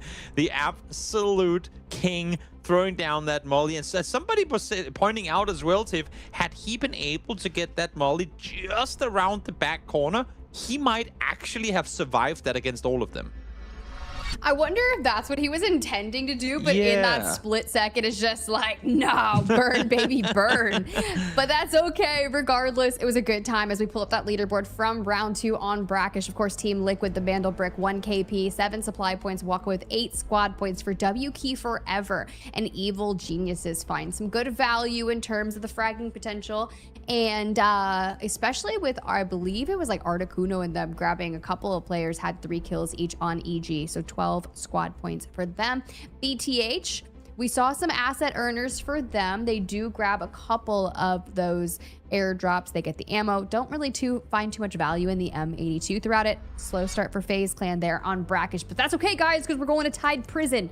We're kind of clearing the air, the calm before the Space City storm. Definitely. Liquid off to a great start here. And yeah, man, as you're saying, the calm before the storm, I'm still waiting, hoping to see a tight prison where it just pops off anywhere near what we just saw here. I know that there isn't the same singular objective in the round, the way that we have it over on, well, on every single Mandel Brick round, but still, I'm hoping to see a little bit more action take place as we get ready for our prison round. Shepard, Nox, Morris, most used operators, and for good reason too. We're expecting to see a lot of Nox. A lot of teams feel double Noxes. As a matter of fact, I feel like the last 2 days we've seen more Noxes combined on Tide Prison than any other operator.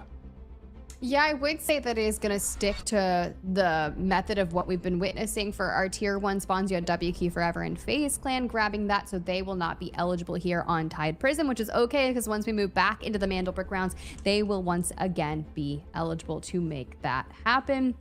However, I'm more concerned with who's going to be fighting, who potentially is going to go for the boss, find even more assets, boost up their squad points as best as they can. Or maybe we just see some chaos. Oh, there's a good chance that could be the case. Good thing is that where players might not always instigate the chaos on this map, well, we have Sharks, we have the Warden, we have Raptor, all AI there to do that for us. As we take a look at the players coming in, I'm seeing a lot of knocks already. A double Shepherd for Team Liquid, not something you see too often. Let them cook. Yeah. Let them cook. They're on an interesting journey throughout our last day of week 3. And at this point, I'm putting it in their hands. All purples all around for our players. They are bringing in, no worries. You're right. 100%. I'm looking at FaZe. You've got the Nox. You do have a couple things on Nox on BTH. I was saying, do we see a double Nox? Evil Geniuses bringing in a double Nox as well as Team Nadeshot. So that's keeping that 38% pick rate for Nox Operator up there. Yeah, definitely. Here we get the start. BTH starting outside down the southeast towards the watchtower, as everyone else on the inside making the run on forward, try to get to the looting early on here. Well, let's get it for BTH just on the outskirts. They're filtering in through that opening just south of that area. For Evil Geniuses rotating throughout, FaZe up north, Team Nadeshot as well, and Team Liquid out towards the east. Dang, man, I really do want to see some early fights, but you know they're just going to exist around one another. Oh, wait, maybe. Maybe we fight? Okay, Evil Geniuses, throw it down. You can see Articuno's already half health. You know what? If there is one to try and take in the early game fight, this would be Evil Geniuses. They have been so... I don't even know what you call it. Just completely uncontested. I mean, their individual mechanical skill, the amount of kills they've been able to get over the last 2 days has just been completely unparalleled. Their synergy, the way they work together and having each other's backs is just exactly where it needs to be. So doubling up with the Nox, throwing in the Shepherd, and honestly, some golds right there. Cool. Had that safe box a bit for now. Mew Mew there, picking up a nice little 200k disc. All right. Yeah, not gonna complain. Few 100k in the back as Mew Mew will continue. Hopefully get himself something better, but not able to find, at least not the first time around, as Liquid get themselves out of the water. The Seahorse is now a horse again. Still make their way further forward towards the unloading area where they, surprise, surprise, won't really see any competition. No one opting to play for the outside right now as Picky looking down the corridor, not eyeing anyone either. But I feel like we're already now seeing a lot more, you know, like moving around, where the previous 2 days it's been a lot of sitting tight in position, just holding angles. Here we're seeing players actually maneuvering around, try to find one another. All right. Give me some silent assaults and some sieges. That's what I want out of them. And instead, we are getting some openings of the safe. But all good. Add that down. BTH and Evil Geniuses no longer straight up contesting each other. Until then, FaZe picking up some nice goodies. Let's see if Team Nadeshot can do the same. 211k? Yeah. Okay. Little extra money in the back. Not going to complain about that. Will make it easier to make the big investments and goals coming in to those must-win Space City rounds. And again, I mean, that's really what everyone is hoping for here. Get those safe boxes packed with reds and hopefully be able to get out without taking any casualties, so you can bring maximum value into the Space Cities. Because once those Space Cities hit and they go back to back to back to back, well, you better get some money in with the rounds coming up after. Little sound detection, okay.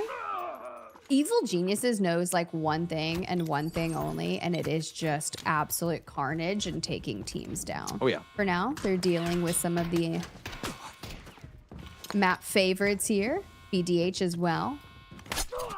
Saw some Team Liquid, some more stats coming their way. BTH finding another, I think we just moved that. I believe that's the 211k from earlier. Yeah. Unless they found another. Could be another pocket watch. Could be another pocket watch. Where well could be. Oh, I love this angle. Those small isolated angles there where you think, oh, well, he should sit behind the bulletproof glass. Well, nope, there's a little bit of gap on the left-hand side there. That's what makes the difference in these pro players compared to just the casuals, knowing each and every single advantageous position across all maps.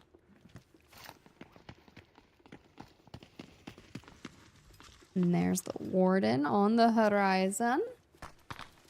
Have no fear. We'll take him down. I love that you can see the shark from the reservoir, like, on the maps here. Yeah. We're gonna name him. I'm gonna call him, like, Frank and Megalodon. Frank Don't ask me why and one gets Megalodon, or just Frank the Megalodon? Nope, Frank and Megalodon. Okay. Don't ask me why one is super basic and one's a little menacing. Yeah, that's fair. What is more menacing, though? If you see a shark called a Megalodon, you're like, well, that's a Megalodon. But if you see a shark called Frank, you're like, bro, this guy's seen some stuff, you know? Like, if he's called Frank, that's a little terrifying. You're probably right. But back to FaZe for a bit. Now, here's the deal. FaZe was working really hard for that Mandel brick in game number 2, and unfortunately could not get it done. Trades hands a few times. So FaZe, they're feeling some type of way. They want to answer back for that. But I love that they were able to grab potentially their second Mandel brick if they can grab one here in our series today. They got their first one just yesterday. But WK Forever find themselves in good fighting moments and then kind of slip away unexpectedly, right? We've seen Peaky kind of extend out, which he's looking for something here at this point in time, and gets caught out. We saw that happen on Zero Dam. But Seabots and Crab were working so hard together to kind of bring the 3 back together. And they can take some heavy hitters down like that. They definitely can. Well, they continue to move forward. One of few teams, as everyone else seemingly is kind of sat in position. Nadeshot's still very split over on that eastern side. Smite is holding the south side to himself. Very reminiscent of the way that Alliance plays over in EMEA, as a matter of fact. They like to split that east side, get as much control as they possibly can. And then I mean, one thing is look for opponents, but just hear for, like, listen for footsteps. Of course, this map functions as a big maze, a lot of layers where you can hear people moving around below you, above you, that you might not be able to directly engage with. But right now, BTH and Evil Geniuses close to one another, and WK Forever as well, getting ever so much closer to Team Liquid. Liquid might actually have to fight for some points here if they do end up fighting each other. I like it, like they might have to fight. They might have to. Because they were gifted an actual Mandel brick. We'll see. We'll see what ends up happening as the Warden now been activated by Evil Geniuses. It's a smart play. It doesn't seem like much, but for the time being, these guys will not be fighting them. So we now get a little listen in from Smile. My mindset is sharp today, so I'm ready to show my rivals what we can do. You know what? That's fair. Ooh. That's fair. It's sharp today. Let's see if he is. I would love my mindset to be sharp today, but alas, it is Sunday. It is Sunday. Well, for you at least, it's not 3 a.m. on a Sunday. That is true. Which is technically It's Monday. true. But yeah. It's 9 p.m. There you go. Turn it up on a Sunday with some Delta Force eSports, baby, and just seeing what we're lurking all around. Team Nadeshot complete the operation. Great for them because they're going to find some nice loot and a potential one-shotty, which you've got in the hands. Yeah, got themselves the M82 for the 3rd time today. The M82 is what drops. No bombs at all, as far as I know. Ooh, God forbid. Exactly. Who do we want to give those to anyway? It's not like these guys don't have enough firepower already. It's Liquid still sat waiting for something big to happen. Also curious, who's going to win?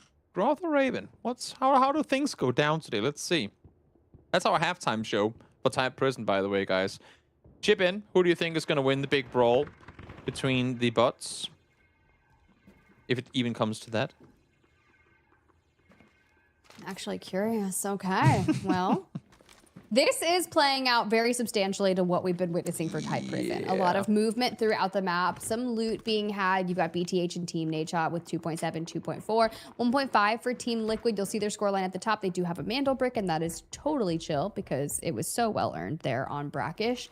But it seems to be the kind of flexing. We don't want to overextend for a fight, right? But if the fight is smart and we can stack it in our favor, you grab a pick and then you siege it in a 3v2, sure, then we usually see people take it. But most of this fighting isn't going to break out towards the end.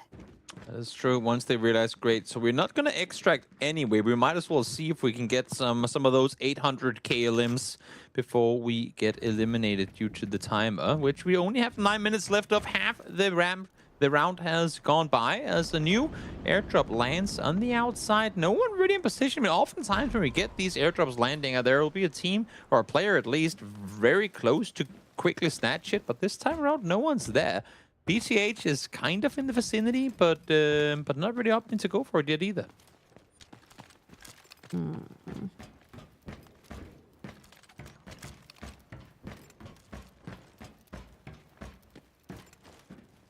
Yeah. And it is just a moment of players kind of sticking together. And you kind of have to, right? It's really tough. The moment you hear something, you can kind of hit that calm as we work through the north.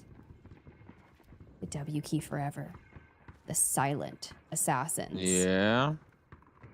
They're not Gold lying. armor on Peaky, though. They're not lying. It's not like sprinting, you know? But they are technically W keying forever. It's just very slow W keying. Very true. Very true. It doesn't say anything Living up about to the name. pace. It's just as long as you move forward, it counts. Also true. Dun-dun-dun-dun-dun-dun. What kind of music do you think that FaZe would be like jamming to right now? I feel like they need some Silverstein as we go on this mission. Pick up 223k. Like, yeah. That's not a bad call. That is not a bad call. Something something to get the blood going, you know? Something to get rowdy. Yeah, exactly. If they are looking to take a fight, the thing is they're going for a big swim around, and it doesn't look to me like they're in an immediate need of running into opponents. Quite the contrary, as they are on the big flank here out towards the Hardy side. All good. We'll keep tabs on them. Update on the map. Team Liquid still out on the western side of things. BTH had moved into the admin area, medical lab central area, and had been there since the dawn of time. And goodbye, Raven. I think I called Raven Raptor earlier. I don't know why. Did I kind of wish that he was a raptor? You know what? That's the next AI we need. Dinosaurs. We have sharks. They're kind of dinosaurs. You're speaking some stuff into existence here. Just raptors running around inside prison. Maybe that's gonna have the players move around a bit more if they're being chased by dinosaurs at the same time. Sir, if you throw velociraptors on the map, yeah, I'm running. I don't even want to hear it. Exactly. I don't want to hear it. Exactly. Well, it's quiet for the time being still as BTH. They're looking towards the drop, but this was the big FaZe flank move. Maybe they were looking this direction too. Yeah, here's the airdrop. BTH immediately jumps on it. Into the water we go. Now, here's the deal with FaZe on the flank. We saw what it did for Fluxo there on Friday. Yeah. They were able to wipe Leviathan from the high ground. But here we are. A couple of golds go the way. The red watch, red caviar. Okay. Oh, some fighting taking place now as well. Finally, after a long while, they find one another, and Loco, of course, as he always is, good for one, finds a double as well. As two of them go down, and the last player outside going for the Reds. Hopefully, you were able to get them in your safe box as you were trying to run to safe. Now there's a shark coming as well. Imagine if PTH got eliminated by this shark. It seems like Draco is going to be able to... Oh, no, it's chasing him. Or is it? See, and FaZe immediately sees that there's another team still on the inside. Evil Geniuses. Lord Yako is trying to swim away, find some semblance of safety, but Elsnow's looking for an angle if we can make it happen here. The shark is on him. The shark is definitely Stay on him. away, Frank. And then it gets taken up by Prison God. No, not like this. The reaction in the face cam is everything. You're like, what do you mean? Not only do I survive Evil Geniuses, I survive an onslaught of FaZe. But you know what? Team Nadeshot from across the way has sighted FaZe on the outskirts, looking for BTH. They've left themselves open, and Team Nadeshot jump on it. They hit the full onto two. It doesn't matter, though, with Elsnows on the knocks. How are we going to be able to cross back to our teammates, take the time, and grab a reset? Yeah, we finally get some good fights going, and then it all gets overshadowed by the fact that we had a player taken out by the god after he got chased down by an angry shark. I'm sorry about that one. But yeah, finally a bit of vengeance for Team Nadeshot, who's had a hard time. I mean, they've had all the right ideas, just been completely butchered afterwards for earlier in the day. But this time around, the M82 coming in handy and finding two of the FaZe players now with just one left alive. What does FaZe do here? Good comms. El Snow is just going to chill for the time being. He's got his line of sight covered from the left. He knows Team Nadeshot is looking over the reservoir, could find something. Evil Genius is no longer in that opening just on the northern side of the reservoir and has descended upon further tunneling. Team Liquid and W Key Forever still teams of 3 on the map. And W Key still W Keying. Definitely. Slow and steady. Slow and steady as the Warden does get taken out. Articuno finds him. And now, Liquid so close to both Nadeshot and W Key Forever. They're going to make the run on out. They'll try and see if they can get out of this one alive. Not often, if not near never, that we see teams actually up to try and go for the extract, but it has been pulled. 3 minutes left on the drainage. Extract up here is, oh, Mendo right across from the opposition. There goes the first one. Porygon down. Piggy jumps over the top, able to find one. Not quite able to take him down, though. They get the catch from one. Set just over on the other side as they try to jump back to safety. All right, we have the Whirling Disco down and now trading throughout the stairway. Here it goes. Mendo on the cusp, breaks the doorway, a little jump. Peaky does grab the headshot. Team Liquid Mendo's out of here, and Team Liquid has fallen. You know what? I mean, W Key Forever, not only do they live up to their name, but oh my, we saw it with them against Team Nadeshot on Zero Dam, and now we see it here again. Once they get a fight in where they have good intel on what's happening around them, they are so good at peeking from one another, trading back and forth. Would love to hear their comms and what goes through the communication during those moments, because it looks like they just have everything under control throughout those engagements. They definitely feel really comfortable on Tide Prison for this. For Evil Geniuses, they are going to be a little formidable up on the north. Team Nadeshot, probably feeling confident after their initial fight with FaZe. I do see that... Oh, interesting. Tell me. Curious to see if El Snows is going to be able to recover. I do see a member of FaZe pop up. We are hitting a reset on the south side. Also, they fell far east, so I don't think anyone actually went to loot them either. Should still be good with whatever they were able to garner early on. We'll see if the FaZe asset or like profits start coming up as more players get back on their feet. Well, that was 100,000 added by the last rest, so not a whole lot, but at least they get something. Crap will be found as well, though, and who better than EG, who better than Loco to be doing all the damage here. A little bit of engines coming through as Evil Genius just finds Crap. Oh, we pop ult for Articuno. Silent Assault active, going for the ultimate flank. Seeing what we can do. C-Boss already low on health, and here it is. Articuno throws the Whirling Disc straight at Peaky and disengages for a different angle here from Mew Mew down below. C-Bots on the horizon. And the Navy SEAL. And they're like, we're out. Exactly. We are gone. Try and get out of here as quickly as you possibly can. Still a minute left on the extract. We'll see who gets out with it. Stop. They're chasing. They are. Okay, Articuno. Want some action to this. Gets the angle onto Peaky. Now they know, still not willing to give up on this. Loco, good for 3 already. This man just continues. He's an absolute menace on this server as Peaky creeps on up, finds Momo so silent, so patient in his approach to this one. Found one, finds himself yet another one. Peaky good for 2 here as well, as he's now set on the extract, trying to get out of here alive. Oh, Evil Genius is down to just Articuno the Nox. FaZe, on the other hand, back to a team of 3. Nice little reset for them. Yep. And they show up. They show out with a little third-party action. They say, you may have taken us down, you may have taken us out, but we are still here, and Evil Genius is gone. Everyone left alive, taking the fight for this position as all of FaZe gets extracted. Last second, they come in, they clean up 3. They all get out alive. What a nice last-second victory there for FaZe Clan, who again, I mean, Tide Prison rarely gives you a whole lot of reward coming into the Space City rounds, but this time around, for FaZe, losing 2 to Nadeshot early and then coming back and in 10 seconds getting 3 kills and a jump out, that is a huge finish to Tide Prison for them.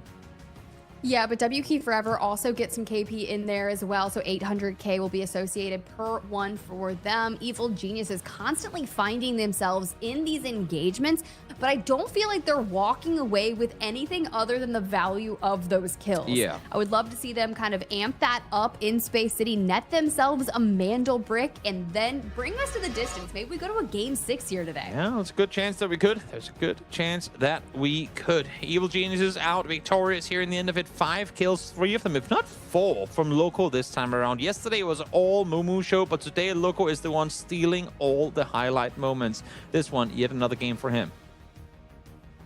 All right, love to see it. Nice movements there as we pull it on up. FaZe Clan and Evil Geniuses both with 5 kills on the team. W Key Forever grab 4. Team Nadeshot and BTH 2 and 1 respectively. Team Liquid though, an early fall for them. A true roller coaster of a series. First team out in 0 Dam.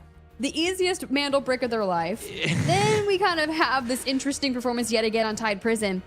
Do they end it out in 4 games in our next match because we're just bouncing back and forth for them? I mean, they very well could. They very well could. Also, considering that they didn't invest too heavily into this round, there's a good chance that even though they fell early, that they'll still have plenty from what they were able to get off of that Brakkesh round coming into the first base city.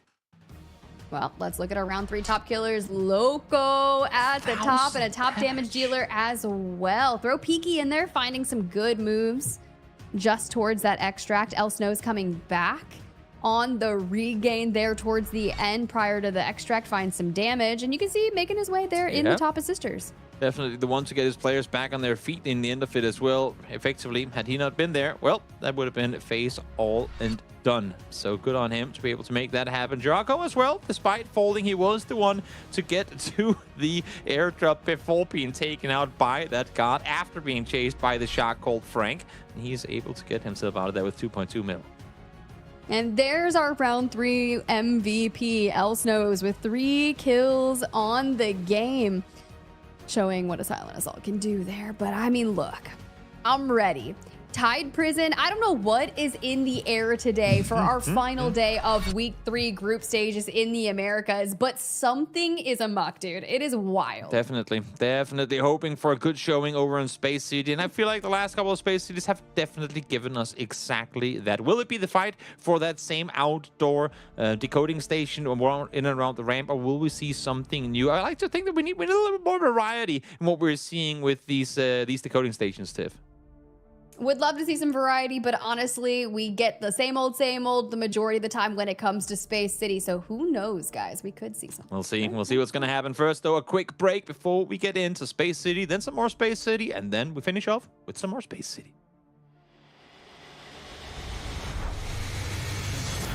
Two members, now the odds are in their favor, 2v1. Everything getting spammed away, and MT getting a little solo. Hang on a second, NL. Look at that. It's an absolute sweat.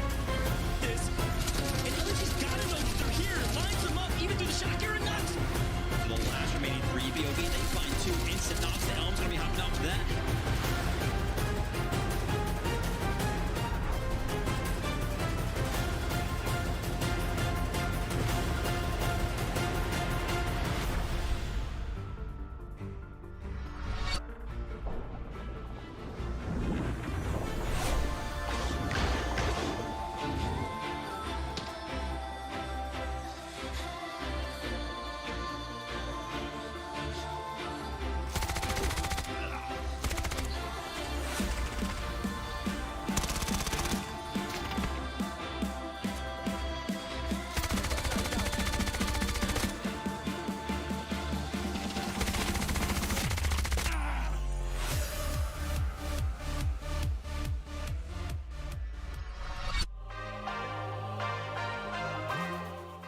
Hey guys, I'm Articuno, otherwise known as Tony. I am the support / recon player for EG. How did I get into Delta Force? I was actually recommended by a friend to try this game out. I watched them for a few days just playing on Discord, and he told me to try it. I finally tried it in the first season. It was actually about a month after the game released, and I decided to give it a shot. So my first teammate, his name is Loco. He is our support and entry fragger as well. He's also an assault, so it's split roles. And then Mumu, my other teammate, is the strictly assault. He also plays support. It's kind of a mixture. So I was picked up by our team a while back after DFI, but me and Loco have been teaming for quite a while. That was when I was picked up. Me and him have been teaming since then. But Mumu was recently added after some circumstances happened with our team. Well, he was added because he was a highly respected player. We knew how good he was. So we figured that he would be a really good fit into our dynamic. Since the creation of our team, we had many different iterations of it, obviously, but this one specifically, the biggest change we made and evolved from was that I was actually on Assault instead of Mumu. But then we recently just switched over to him being on Assault and I'm back on Recon. And ever since then, there's been no turning back. What sets us apart the most compared to the other teams is that I truly believe we are the most mechanically gifted team compared to everyone else. Our individual talent really allows us to create massive opportunities in fights and just kind of change the landscape of any situation. And on top of that, we have a lot of trust for one another. We truly believe in each other's capabilities. We understand that we're never out. Even with a man down, the other two are more than willing to step up and are capable of it as well. We truly believe we are the best team. So anything shy of first is a complete failure to us. We want to go to the very end. We want to show that we are competitors and we have the capability of winning. And anything short of that, like I said, it's not good enough for us.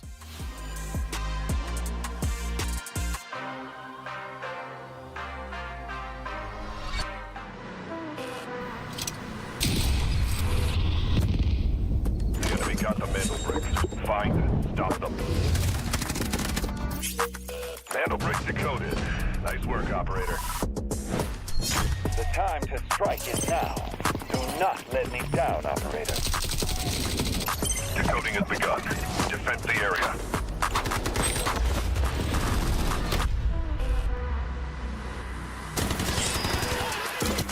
Is about to take the first brick of the tournament. They're going to do it. What goes around comes around. Oh, I'm not gonna do very much. Though. You get barrel stuff. Skydie is getting aggressive. See what I did there? You ain't seen nothing yet. Let's knock them off their feet. There we go. Down from there it is.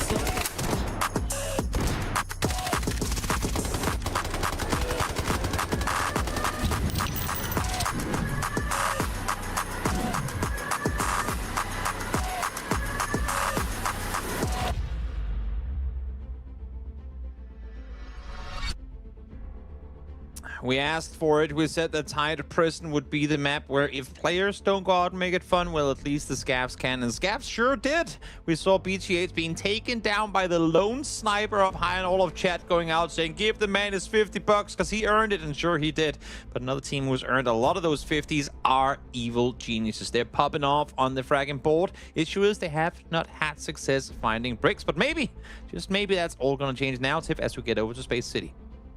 I hope so for FaZe, who's looking for the coveted second brick of their group series. Could go crazy when it comes to our Space City Marathon. For Team Liquid, who kind of fell into a brick on Brakkesh. They could end it here as they will be in win condition. Do they want us to go out in game 4? You know what? Let's do it. Why not, Team Liquid? It would be quite interesting as you look at the leaderboard from our Tide Prison. They have a kill and 1 brick. Oh, sorry, they have a brick and 1 kill, I should say. That is just this stat, this leaderboard just looks wrong. Yeah, right. They only got 1 kill It's like, wait, in they forgot to add the Brakkesh to get themselves a Mantle brick. Yeah, exactly. Yeah. No, they just fell into it. It was quite interesting. For Evil Geniuses and WKey Forever, they've been fragging out all day. Evil Geniuses, to be fair, did the brunt work on Brakkesh, and then Team Liquid is just like, oh, well, we stumbled upon this. Very lovely for them. I will say Team Nadeshot and FaZe Clan, don't want to necessarily call it lackluster, but a slower start for them here on this series. And here we go with map rotation. We are moving into the first of 3 potential Space Cities. Should we go to round 7, our last place team will choose between Brakkesh or Space City. So that could be interesting. Haven't had that happen here yet in week 3 for us. We've ended in round 4 on Friday. Yesterday's group A and B match brought us to round 5. So I think one of our series from week 3 has to go to game 6, but our operator picks Toby. Yeah. Not a lot of Shepherds, not a lot of Raptors. The Nox picks went on Tide Prison. Yeah, that's what I was saying. I'm looking right now at Nadeshot. They used one of their Tempests on that early Brakkesh round, which could come to cost. And we'll see if they end up, or if they opt to use one of, or their last one now. Because obviously, as we know, Tempest is arguably the most important operator for these Mantle Brick rounds. Do they go all in now, Nadeshot, saying we want one? and then we'll see what happens from there? Or do they try and save it for the rounds to come? 23% pick rate for Tempest, and for good reason. Yeah, I mean, look, we were talking to Nightmares Farmer Lucas yesterday after their win, and they were talking about kind of not using their Tempest on rounds where they weren't guaranteed a tier 1 spawn. So with Team Liquid and BTH Esports getting tier 1 spawns on Tide Prison and not capable of getting them here today, I look at tier 3 spawns and I'm like, okay, dormitory, sure. You're a bit far away from that CEO office in which the Mandel Brick will spawn, but you have access to look straight at Westgate if you rotate correctly. And Space City had a lot of bows in the back for some of our players yesterday. Oh yeah, definitely. But unfortunately, Mick ain't here. We had Mick the Megalodon, well, called Frank, but the other Mick weren't here. Good thing is, though, while we might not have that, we do have a giveaway coming your way for 1,000 Delta tickets. Get that code in right here, right now, because there's only going to be 15 redemptions of it. So you got to be swift about it. See if you can get yourself some tickets to boot. Get yourself some good gear in game for the games to come.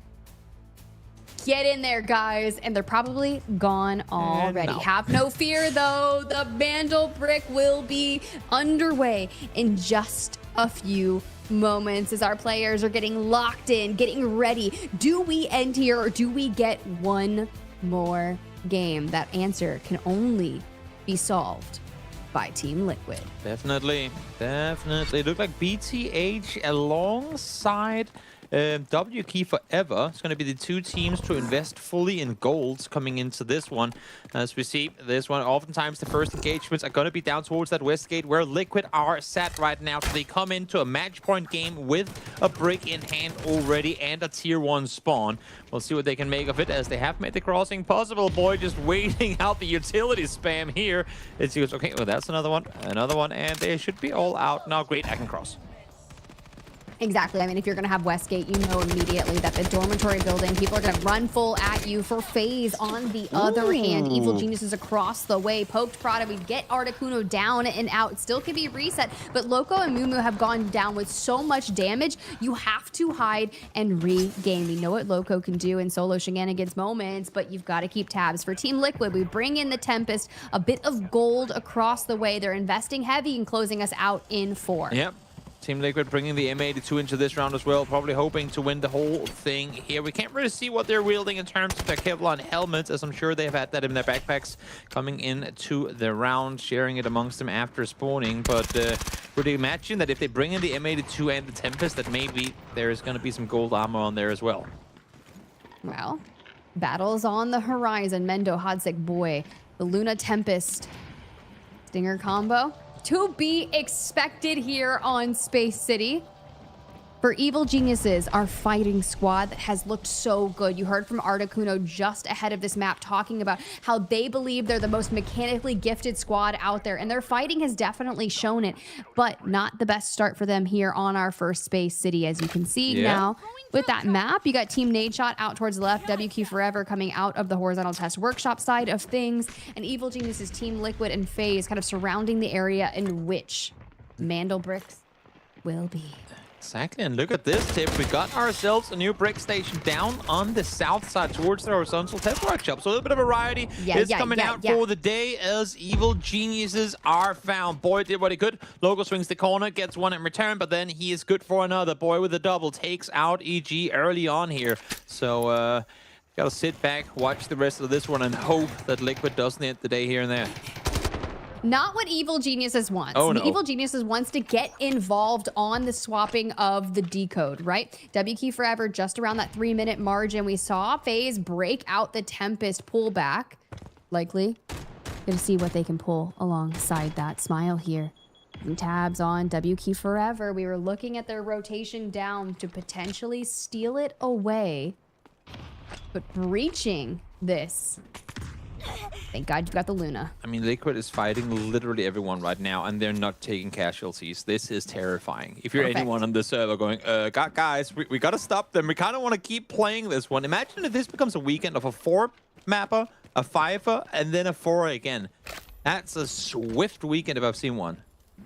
kind of a wild weekend for the Americas. For sure. But we've been talking to a lot of our players at the end of our broadcast, and we're like, things are shifting throughout our weeks in the group stages. And they're like, nah, we just finally understand what the objective is, our strat that's needed to make this occur, and don't expose yourself like that. Brief moments there. You're going to lose the hairline here in a hot second from Smile. Yep. Oh, definitely knows he's right over there too. So waiting this one out. Has the ult available too for extra info gathering as Team Nadeshot. They're all sat down here on the, I guess not really new anymore, but more recent or latest update added area here. The Ducks on Space City, waiting for a chance to make the run on over. The issue is, and I think that's part of the reason why so many opt to go for the central position as well. The south side one here is harder to run towards, the decoding station that is. But once you have it, they have so much space between them and their opponents on the side of WK Forever that it makes it very hard for teams to try and make a push towards it. So we're down to 130 already. There is a world where WK Forever just sits on this one and wins the whole thing now. Or not the whole thing, but wins this round anyway. I mean, just over a minute left. Yeah. Will someone be able to swipe it from WK Forever? FaZe now rotating down. Same with Team Liquid. But here's the deal. If we have these fights as we like kind of collapse on another before we get over to the horizontal test workshop itself, then, you know, time just runs out and WK Forever is gifted one. But Team Liquid slept down, slept out. Team Nadeshot, what are we going to do about this? Single fire from Hotsick. Finds Slept. Missed the flush on him as well. Awkward position now to be stuck in here for Team Nadeshot up on the plateau. They're forced to back on off of it, but off of that happening, I mean, the only ones really reaping the rewards off of it is WK Forever sat on the brick. Still, FaZe is in a position for where they could potentially engage further down towards it. We're down to 30 seconds. They're only going to have one chance at making the run on forward. Here comes the defensive position of Peaky. They know they got to get on the brick, got to defend it proper. As Dio jumps on off, gets taken down in transition, down to 20 seconds now. And that's where I thought it was the Tempest from FaZe that was going to have to make the move and immediately gets cut off by WK Forever. PP down, though. Crab and Seabots. You see the triple blaster going straight towards the decoding station. Final 10 seconds incoming. 2.5 needed, and Mendo, Team Liquid's Tempest, goes for the C's and gets this. Team Liquid going aggro and immediately Crab, like 5 HP, survives. Able to get out of there alive. Mendo able to stay alive in all of this as well. Evil Genius, of course, eliminated earlier on. And off of this, WK Forever had to just back off. Liquid able to reset it now. Many more teams in the nearby vicinity. Seems like Team Nadeshot have been able to pick up their fallen teammate and bring him along the side as well. So they should be able to get back up to 3 alive as well. All right, Boy and Hod6 sticking together. You can see Mendo does get caught out by Snow's FaZe there. That is why Team Liquid is hopping straight into the fire. But we have to keep our tabs on where Snow's has been. You can see the position is exposed and back alongside Hod6. The recovery here is needed if they want to go ahead and hit the double brick and take the win in 4. Yeah, this is an awkward position for Liquid to be in. Look at this, they're being exposed, like literally exposed on all fronts here. Crab finds one, gets the flush onto Hotsig as well. Mendo is still down 2. You really want to be in either FaZe's or WK Forever's position to try and defend this, but right now they're kind of stuck on the brick itself, which just does not make things any easier. As we can see, Team Nadeshot able to get back up to 3 alive, and they too will be making a play for the break, you'd have to imagine. Well, okay, regardless, Hodsick does get fooled there, can still be recovered if so, but Mendo is able to crawl to Boy. Boy picks him up, so back to a duo for now for Team Liquid. Team Nadeshot, like you said, back up to a 3, sight some of WK Forever, who is still a team of 3 as well. Regardless, the Mandel Brick, still for Team Liquid. Oh, this is another one. Team Nadeshot losing one, but great trades in return. It's BGH from around the side, finding the double deal. And Elsnos goes down from a distance. They were looking the other way, but here they come, swinging around the backside, able to get one. Now the decoding has been stolen over once again by WK Forever. Able to reset this time around. Will Net be able to pull themselves back to safety with that Tempest ult. As FaZe, last player left alive, tries to make it happen. Able to get Mendo around the corner as well. And you immediately throw the arrow to try and stifle this. Boy, you've got to take this engagement. And FaZe is out. Pull Mendo back up off the ground and have a reset. Still 2.5 minutes left for W Key Forever, and they have set up. You look around in terms of their resources. BTH now. Yep. Down below, there are smokes.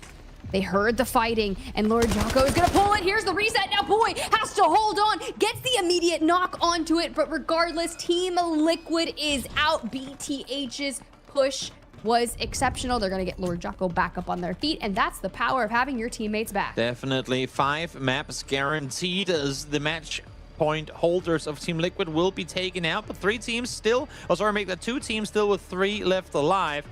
BTH again, I mean, setting down the bottom of the leaderboard in the overall standings, talking about them needing something big happening. And you know what? If they can get themselves a brick here, well, the world's their oyster. Maybe there's a world where they get themselves one more, a 10-point day for them down the bottom of the leaderboard. That would be huge.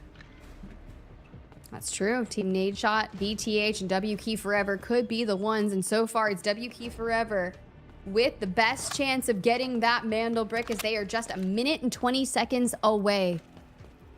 Good overlook here for Seabots. I mean, they've got the gold armor, purple ammo though, and Team Nadeshot yet again still taking the same positioning we saw them earlier on in this match.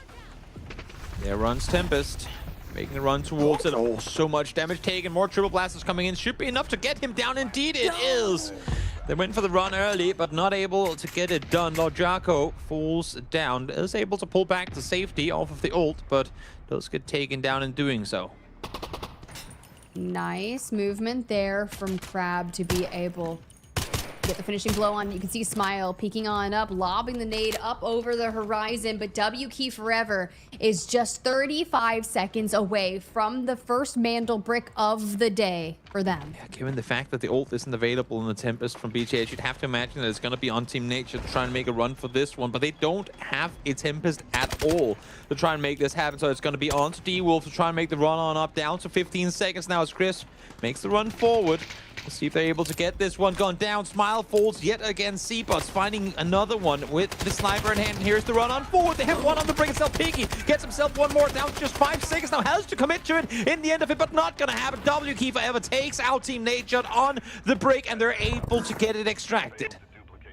Beautifully done there from W Key Forever. Just full sending, understanding that it's the final standoff. Ults invested the full send, but BTH still on the map. Still a team of 3. They sense weakness as one member of W Key Forever is still on the ground. They may not get the Mandel brick, but they could walk away with some kills. I gotta ask, when you're in BTH's position, maybe they just haven't really been able to keep track of what's been happening and thinking they were maybe getting backstabbed here. But when you're in their position and you see the last second fight for the brick, being that passive in that situation is a little surprising to me, and maybe also a little bit concerning. Yeah, it's where you kind of have to go back and listen to the comms on their VOD review, because they were a bit further back in terms of their team, Team Nadeshot up ahead of them. So you were kind of hoping that Team Nadeshot's going to get more picks and maybe push a bit earlier than that 15-second margin in which we saw, which would give them a little more time to go ahead and siege onto that, regardless of BTH trying to take the fight here to W Key Forever. It's into a 2v2 situation. Nice pick up there from Crab. Smokes go down.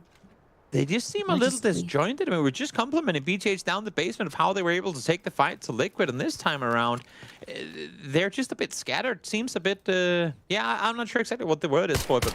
To be fair, the Team Liquid fight, you've got Mendo on the ground, Boy rezzing, and BTH just has the benefit of that timing. Sometimes it works out just like that for you. Even Lord Jocko on the entry falls early and it regains up with a second. So it could have been isolated had he been any further back, but they stacked it through the tunnel, did well there.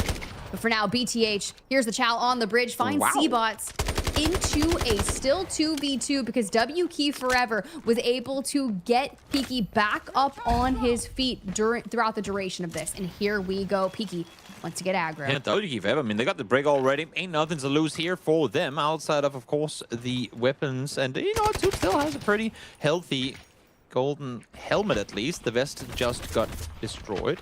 But we'll see here. WQ Forever. They have been living up to that name for the vast majority of this tournament. Here they are as well. Draco does find the first one though. Crap good for one in return, but he's down to low HP. Oh, and he gets the second right before he's able to go back to safety. What an insane swing. 就起来，看能不能多带几个五头。帅兄弟，看找最好的五头。那就 C bot Incredible performance. Chinese comms going through here for the team as they, again, I mean, live up to their name and do so in style. They're now vastly surpassed Team Liquid with their 27 total squad points. Yeah, that was disgusting, I'm not gonna lie. Especially when you kind of pop up and the player's right there, but you can still dive out towards the right to grab the second, hit the resets, and now you have 4 minutes left on the match.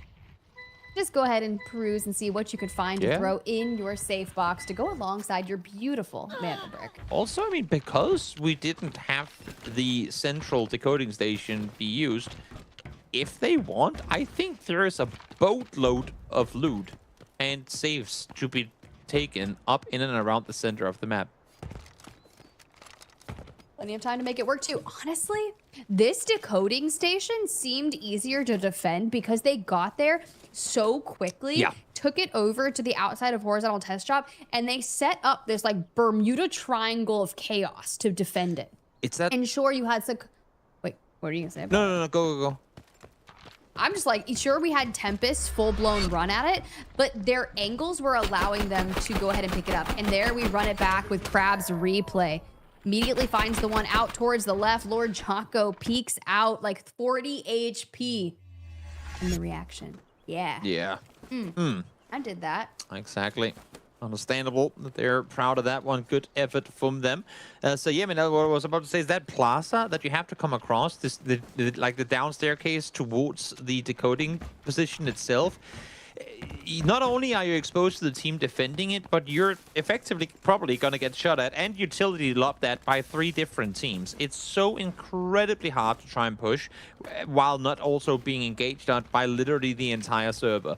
And I think you can only really claim this position if you're doing exactly what WQ Forever did. They spawn down there, they run up, they immediately go for the brick, and they sprint down to where they were, knowing that no one's going to be there. So very wise. Came in with a good strat. Of course, helpful that you have your D-Wolf in this one, that you can make the run that much faster. And hard-earned, hard-fought for. They get themselves their first mantle break of the day. Ooh, but also when you think about it, Evil Geniuses and Team Liquid fighting right off the rip is the perfect distraction for WQ Forever to do exactly what they needed to do, because they're not looking at that. No, that's completely right. I mean, great call on that one. That's exactly what you want to have happen, especially when you're then taking the fight to Liquid. They're coming in with depleted vests and helmets already. You know you're going to be in for a great time trying to defend this position. And we loot some more for the next 2 minutes. Ammo's in the safe box. Maybe we can find some cool little reds to replace. You never know what you're going to lurk upon. Yeah, they haven't opted to go for, to go pulled for the extract, but of course now the time is pretty low, so probably no point in trying to do so anyway. They have a chance to send one guy towards the south side extract. We'll see if that's what they opt to do or not, as there is a chance to make that happen. I think it might be C-Bots. Yeah, he's going down this direction already.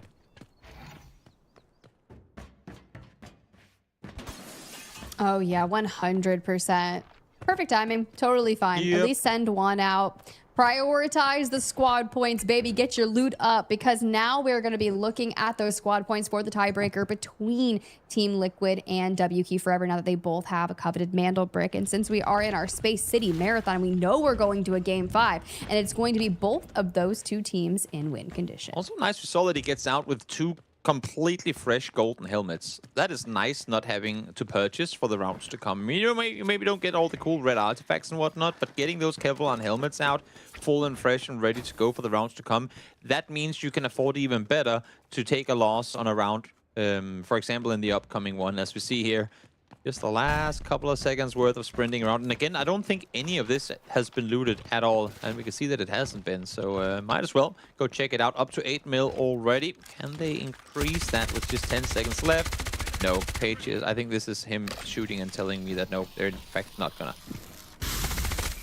4 seconds, 3 seconds, 2 seconds. Hit by galore. Come back here, Havoc Soldier. Not to be W Key Forever out victorious. Incredible round for them. Hello Kitty reigns supreme. Fellow reminder, guys at home, make sure you stay hydrated. Our winners are staying hydrated of that round, and you too should do it as well. Smart. Always smart. Especially during summer. I care about you guys. I like care it. about you guys. I appreciate it. You know what? As a matter of fact, I'm going to take a sip of water right now. There we go. As gamers, we are very bad at drinking water. Oh, yes. Let's be real. But our best team, W Key Forever, to be expected. Not only do they get a mantle brick, it's defended flawlessly, and they walk away with 7 kills to go alongside it. Peaky Crab and Seabots crushed it on Space City. Huge round for them indeed. Well, curious to see if they have it in them to bring home one more. I feel like there's been so many rounds where they've been ever so close, but they've just had one little hurdle at the end of it be too much for them to handle. This time around today, both in this one and the sneaky push up on tight prison in the round prior, they're getting something good going here. W Key Forever looking really, really strong today. Yes, because when I look at their Group A and B performances from yesterday alone, it was tough. They had 9 total points throughout our 5-game series, 5th place overall. And their biggest game was on Zero Dam with 6 kills. So you come into here, you get a Mandel brick, and you get 7 kills. You're really heating up, and it's the perfect time to do so. Of course, our top 4 killers here in round 4. Crab there with 5. Boy finds 3. Slept grabs 2. Very nice overall. It's a shame Team Liquid couldn't hold on and BTH third-partied them down in the tunnels, but all is well. Definitely. And for W Key Forever, even more so, like the overall standings on the leaderboard, they're in the very middle of that tight mid-pack. If they, I'm not saying that they will, but if they can get a double brick win today, of course, depending on how the other teams around them finish, they're looking at a potential top 3. Perfect.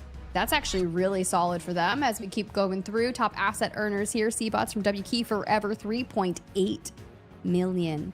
And of course, you got to round out the top 3. All the boys at W Key Forever on Space City going hard on that. But our round 4 MVP, Crap. Oh, crap. Out there with another 5 killer. Great job on his part. And again, just, I mean, a team that's really risen on me. Also, I love the logo, W Key Forever, and then you get the little button there in the middle of it. Absolutely incredible. And yeah, a team that I didn't have the biggest expectations for coming into the weekend, but where they've really grown on me. Yeah, it's kind of been one of those things where they may have not had the best showing out yesterday, but also it was a weird showing for a couple of even of our big teams like Spacestation and such. So the lobby just played out really differently, but coming into today, they've looked really solid. Exactly. Well, one Space City down, and it sure did deliver. Hopefully, the next one will as well. But before we get there, a brief break. Stay hydrated. Tiff told me as well. Get some water. Get ready for the round to come.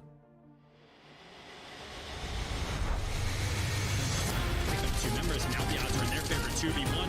Everything getting spammed away, and MT getting a little solo. Hang on a second, NL.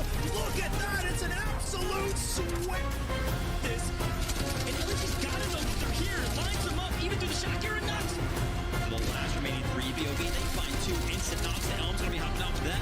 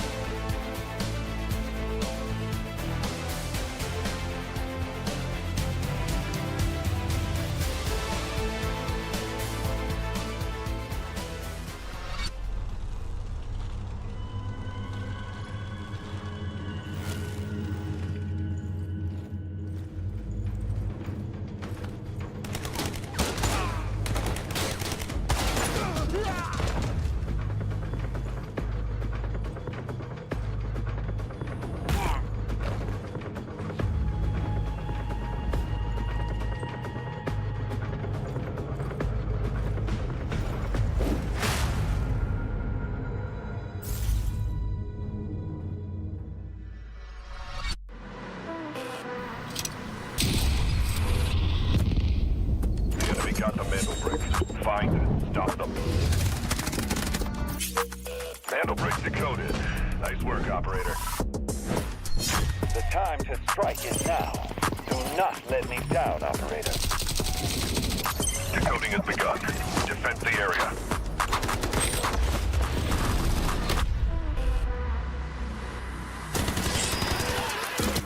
Is about to take the first brick of the tournament. And they're going to do it. What goes around comes around. Not gonna do very much though. You get barrel stuff. Skydie is getting aggressive. See what I did there? You ain't seen nothing yet. Let's knock them off their feet. There we go. Much damage, and there it is.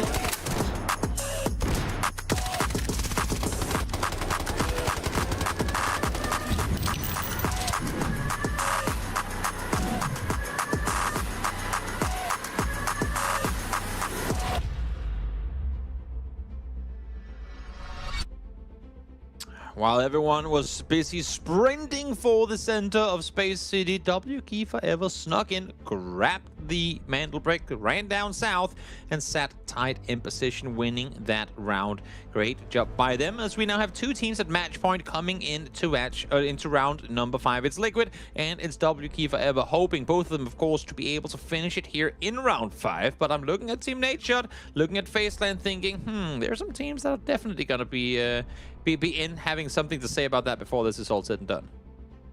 I mean, yeah, it's going to be really interesting. We've had rounds 4 ending. We've had round 5 ending here in week 3. We could go the distance, but for now, WK Forever and Team Liquid are the only ones that could close us out in game number 5. As we look at our leaderboard, y'all, those squad points bringing WK Forever towards the top with 19 kill points, 9 supply points, and 28 total squad. Good thing for them is, I mean, there's also a very, very good chance that this break they just got guarantees them second place.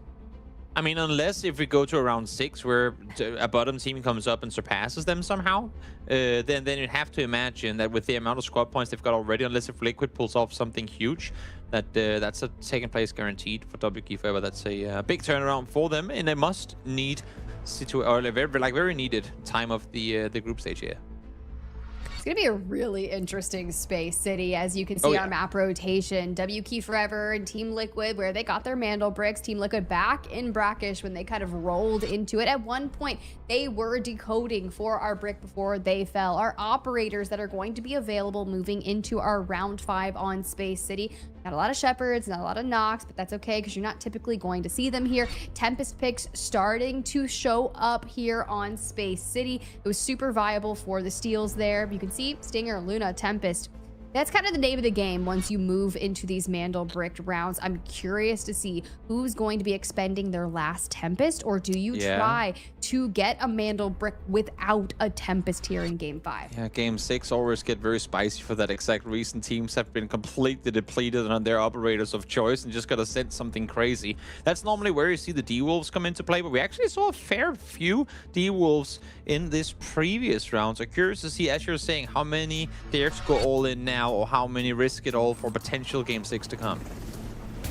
It will be unique, but it's time to lock it in, guys. We have 2 teams that can end our last day here of week 3.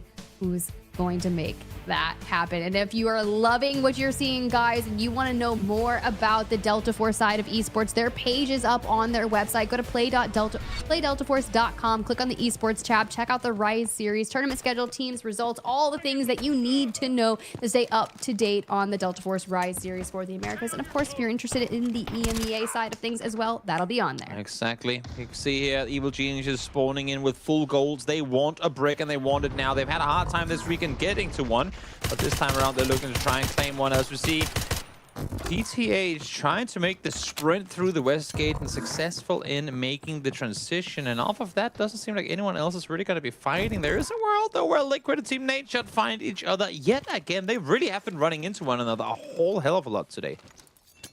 They truly have, but that's okay, and they just can't get enough of each other. A ton of teams surrounding upon where that brick is spawning towards that CEO office. Very central here. Curious to see what is going to happen, who's going to be the ones that jump on it and run. Meanwhile, Peaky finds a nice 345k red. Not too shabby. They got a break already. Like, yeah, we can chill. We're set up here in the top of the leaderboard. We're vibing.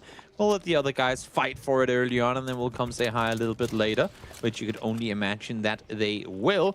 Normally, you'll see a lot of teams waiting until that 16-minute mark until they make a run for the brick, and you wonder why that is. Well, that's because that's where you get your ults activated. That's where the Tempest can run on in with the ropes, claim the brick, and run out to safety again. So wait to see that happen as we get a 471 satellite pickup by Seabots here as well. They're fine. Absolutely. FaZe taking some shots, breaking through the window there on BTH. Ooh. Throw that composite incendiary down there. Tempest on the hands of Lord Joaco alongside the Luna Stinger, the coveted Space City operator composition for them. To be expected. Oh, yeah. But will W Key Forever, who were out towards the dormitory side of things, still needed to hit a rotate over towards the Mandelbrick. Smile side here, ready and waiting. No one's opted to jump for it just yet. As Team Nadeshot, I like the idea of claiming a decoding station early, then go for the break. As you can see, they shot the Luna arrow over towards where FaZe is sat just to double check if anyone is over on the decoding station over there. But now they make the run on back in the opposite direction, realizing this one is safe as well. They can try and make the run north here. Actually, not a decoding station which is used too often. It has been used a few times over in EMEA.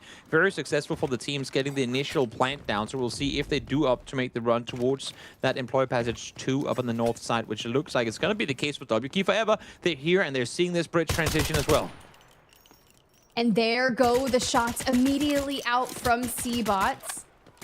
This is going to give the warning sign to Team Nadeshot. Like, things are going not good for us. Smile down, smile fooled. And now you have to see what can Slept and Crisp do. Slept is already less than half health. And W Key Forever, they are going to jump on this immediately. Yeah, and to make matters even worse, the first player to fall is the player with the brick on him. So Smile, hard to recover here. Slept in the meantime, has to just disengage. I mean, it's again a very similar situation to what happened over on Was it on Brakkesh? I believe it was, where very early on they lose 2 and all Slept can do is back off.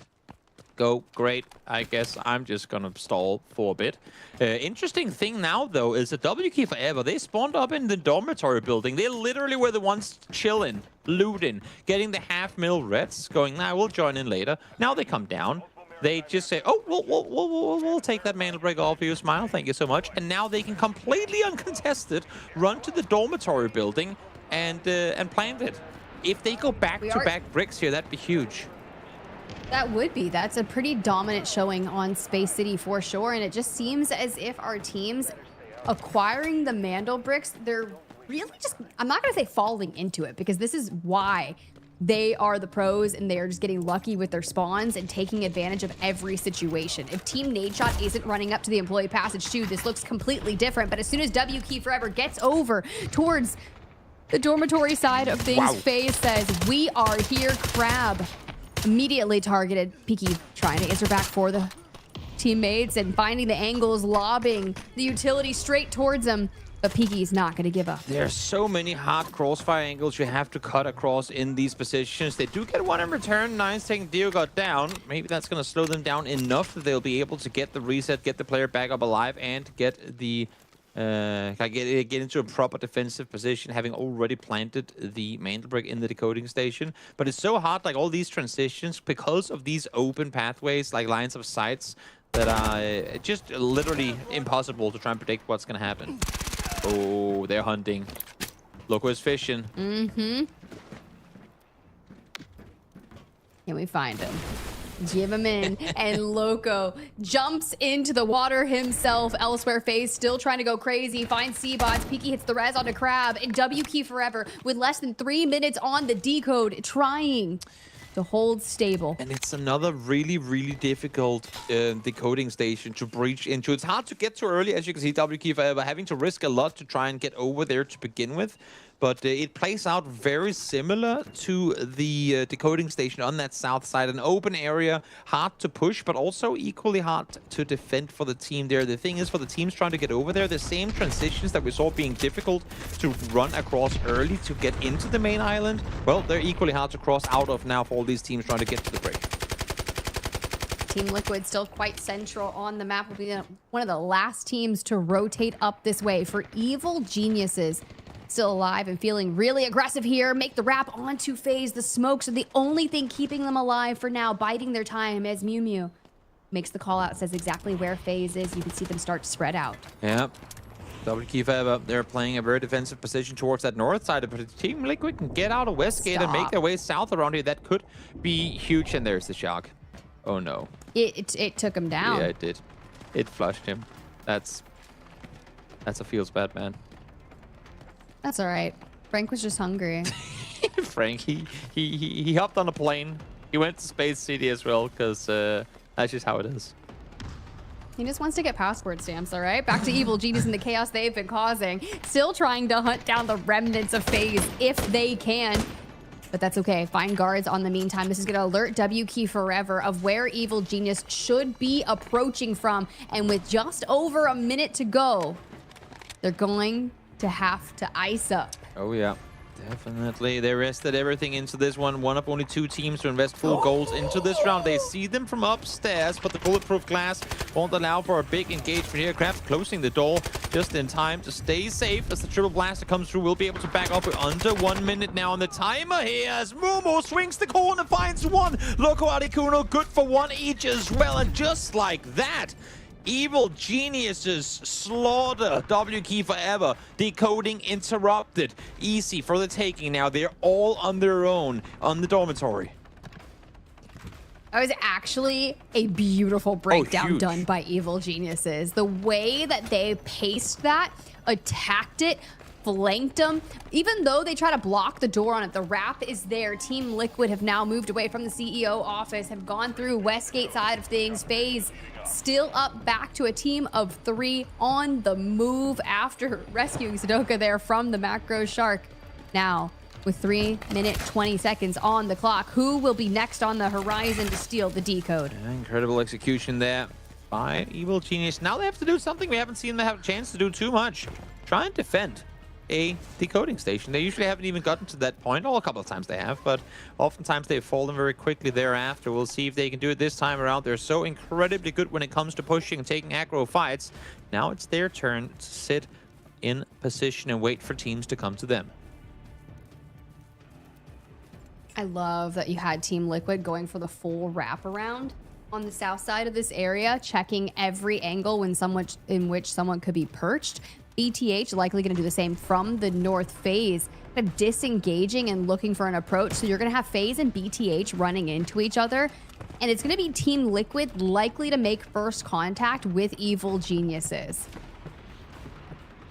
See here.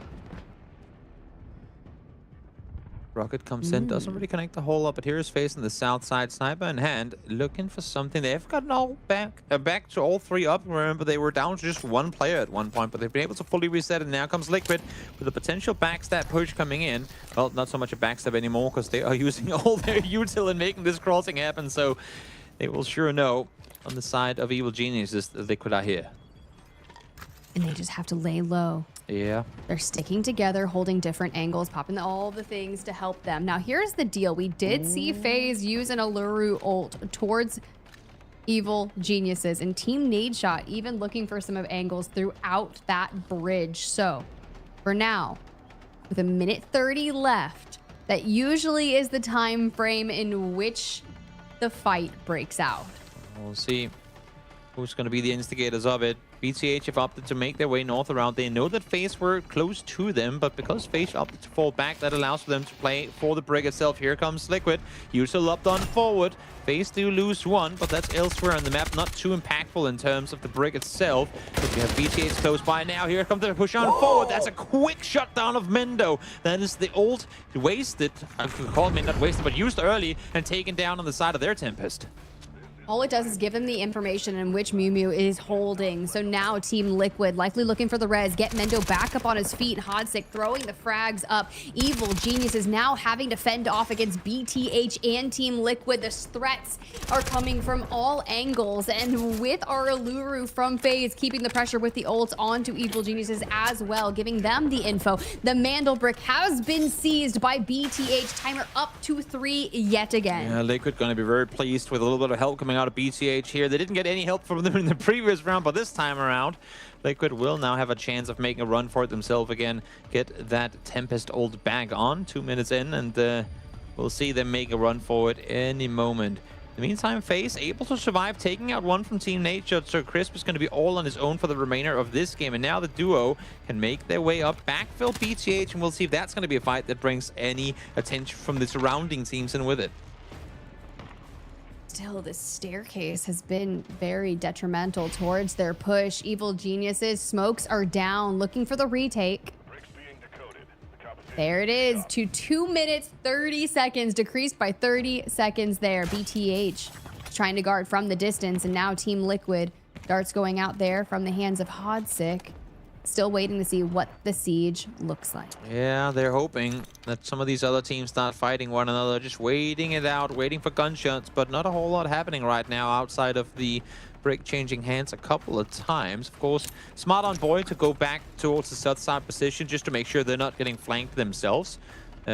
Always got to be careful for any sneaky snakes coming your way, and then for this position for BTH. You might not be able to shoot outside this glass, but that's a lot of info gathering for you to be able to feed across to your teammates. Definitely interesting. I was looking back on the horizon of when we had groups B and D in week 2. It was W Key Forever that went back-to-back in games 5 and 6 to close it out. Evil Geniuses, second place. Team Liquid, third. So far, a completely different story. Wow. And Team Liquid, the push yet again denied, this time by Articuno. Mendo barely get his head over the top before he's instantly melted. So yet again, great job here by Evil Geniuses defending this position. Still a long time for them to have to defend though.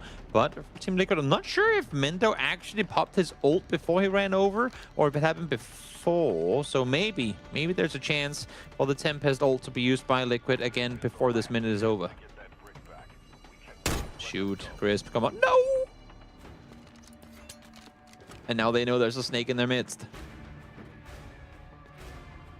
Oh boy. Trying to thread through the blades of grass. BTH down 1. 2 left standing.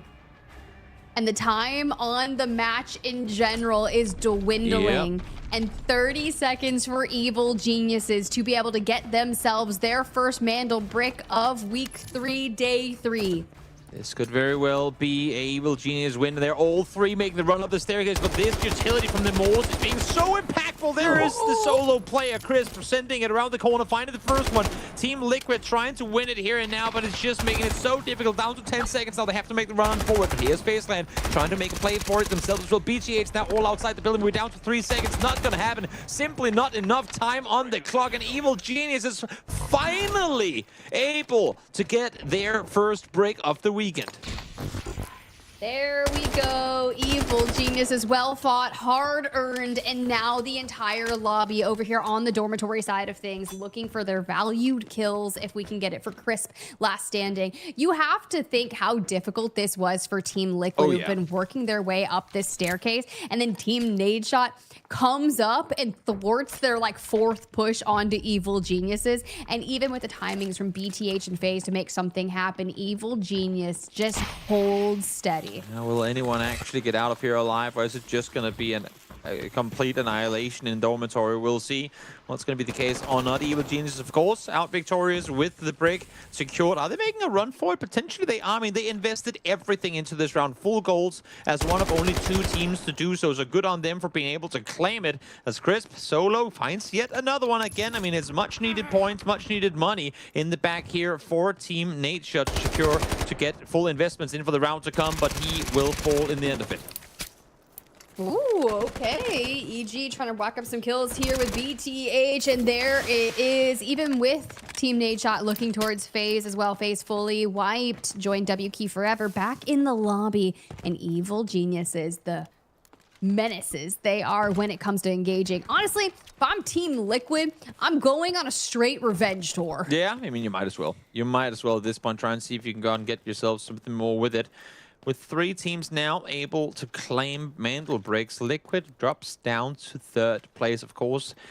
Outside of the, well, let's call it what it is, pretty free Mantle Brick they're able to get over on Brakkesh. They haven't been too aggressive today. Liquid haven't been able to get a whole lot of squad points in the other round, so going to be hard for them to try and contest, well, either Evil Geniuses or WKey Forever in terms of those points. They're really going to bet everything on getting that double break. There it is. Mimu there. Team Liquid on the other side. Tons of util coming the way. They hit the stuns there. Massively gets out of line of sight. Mendo exposed here for the time being. Still not quite ready to give up on this. Going for a potential flank here at the minute 20 left. Hodsick through the smoke, through the firing of it. Ooh. This is just a chase. Full-on chase going on here. Momo opted to use the Tempest ult to try and see if you can get him on the other side. Not quite possible. Now it's going to be interesting too, though, because we're headed into that dreaded Game 6, and I know for a fact there's going to be quite a few teams that are down to 0 Tempests, so will be interesting to see how things are going to go down with that as BTH find themselves one more. It's just Toot left alive, but able to net another 800,000 Technic Alloy with that elimination onto Articuno. Nothing like a battle Luna right there. Like coming in as a solo, just wreaking havoc on EG when it was Team Liquid that's like, nah, let me at him. Let me at him. Someone else is fighting from this side. Good read from Mendo.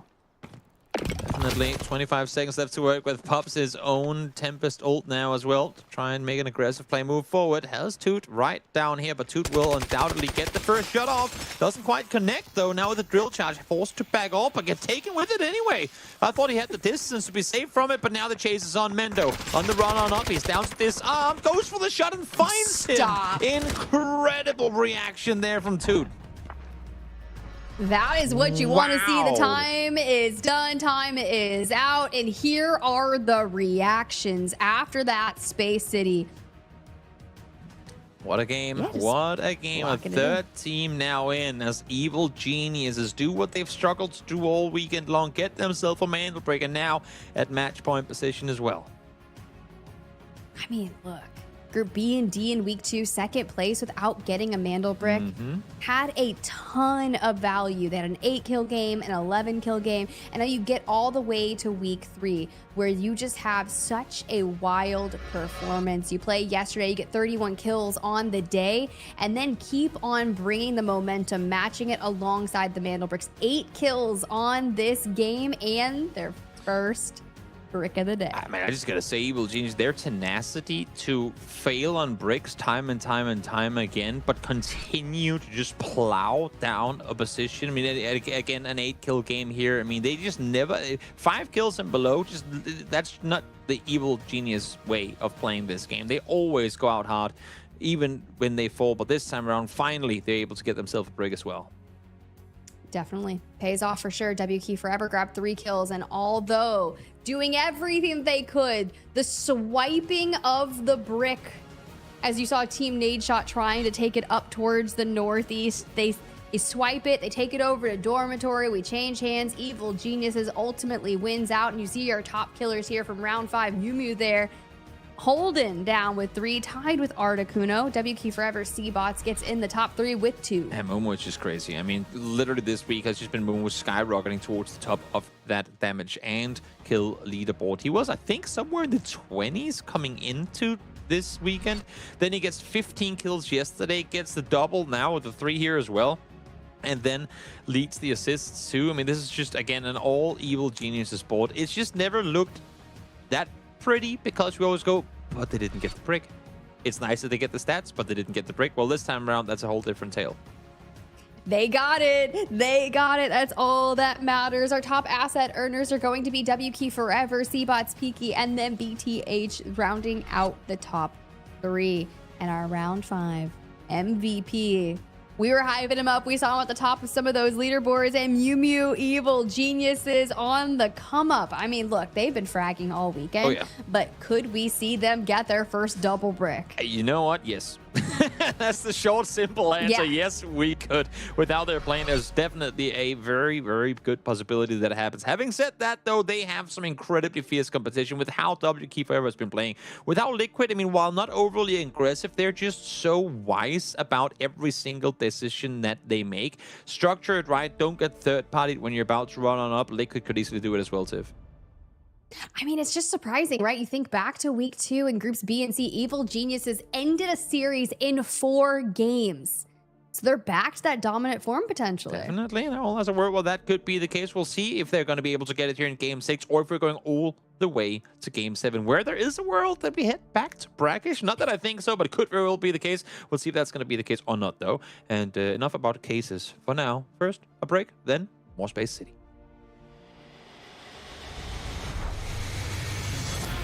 Two members, now the odds are in their favor, 2v1. Everything getting spammed away, and NT getting a little solo. Hang on a second, NL.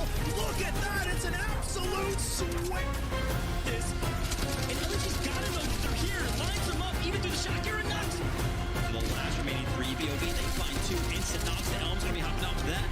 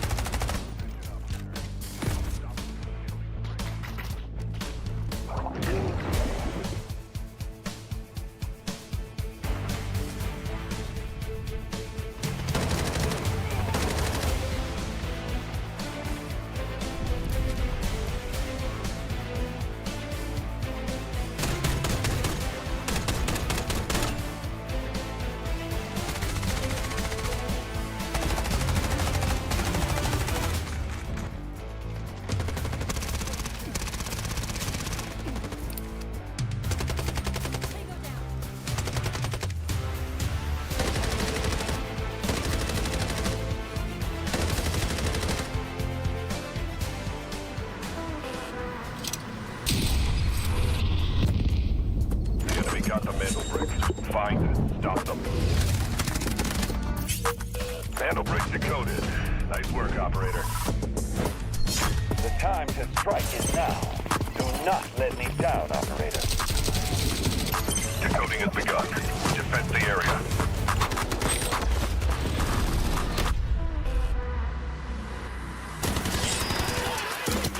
Is about to take the first brick of the tournament. And they're going to do it. What goes around, comes around. Oh, I'm not gonna do very much. Though. When you get barrel stuff, Skydie is getting aggressive. See what I did there? You ain't seen nothing yet. Let's knock them off their feet. There we go. Much damage, and there it is.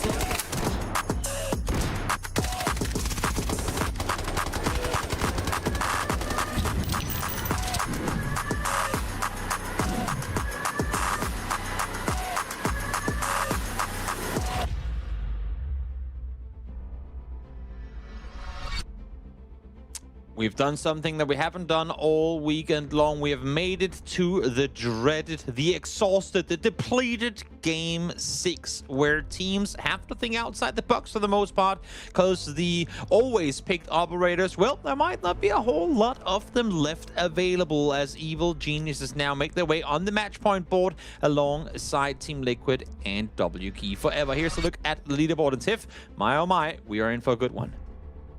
Oh, week 3 Delta Force Rise series here for the Americas has been absolutely stellar, bringing it all the way to Sunday to treat us to an epic series, right? WK Forever, Evil Geniuses, and Team Liquid, all 3 of them have bricks. Team Liquid gets theirs on Brakkesh. WK Forever, Game 4 on Space City, and Evil Geniuses with the most recent pick up on their brick, but you look towards their squad points for now for the tiebreaker. Here's the deal though, guys. With 3 different teams having bricks, we could see a game 7 if BTH Esports, FaZe Clan, or Team Nadeshot, if any of them pick up a brick here, which will really thrust our lobby into absolute chaos, because at that point, do we see a game 7 Brakkesh, or do we see it go back to Space City? For now, there is a potential that we end here. That's the crazy thing to me. I mean, we're so late in the broadcast, so late in the day, but literally anyone can still win.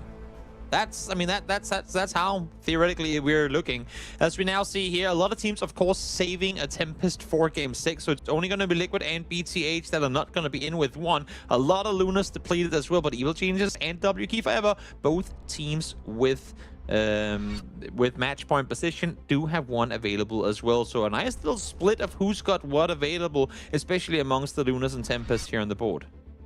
I was gonna say we also have some stingers in the midst too for our WK Forever. So I mean, looking at Evil Geniuses and WK Forever, they were kind of banking on the fact. So this spawn dictates it. BTH Esports and Team Nadeshot were the tier 1 spawns from our prior map. You cannot get them here going into game number 6.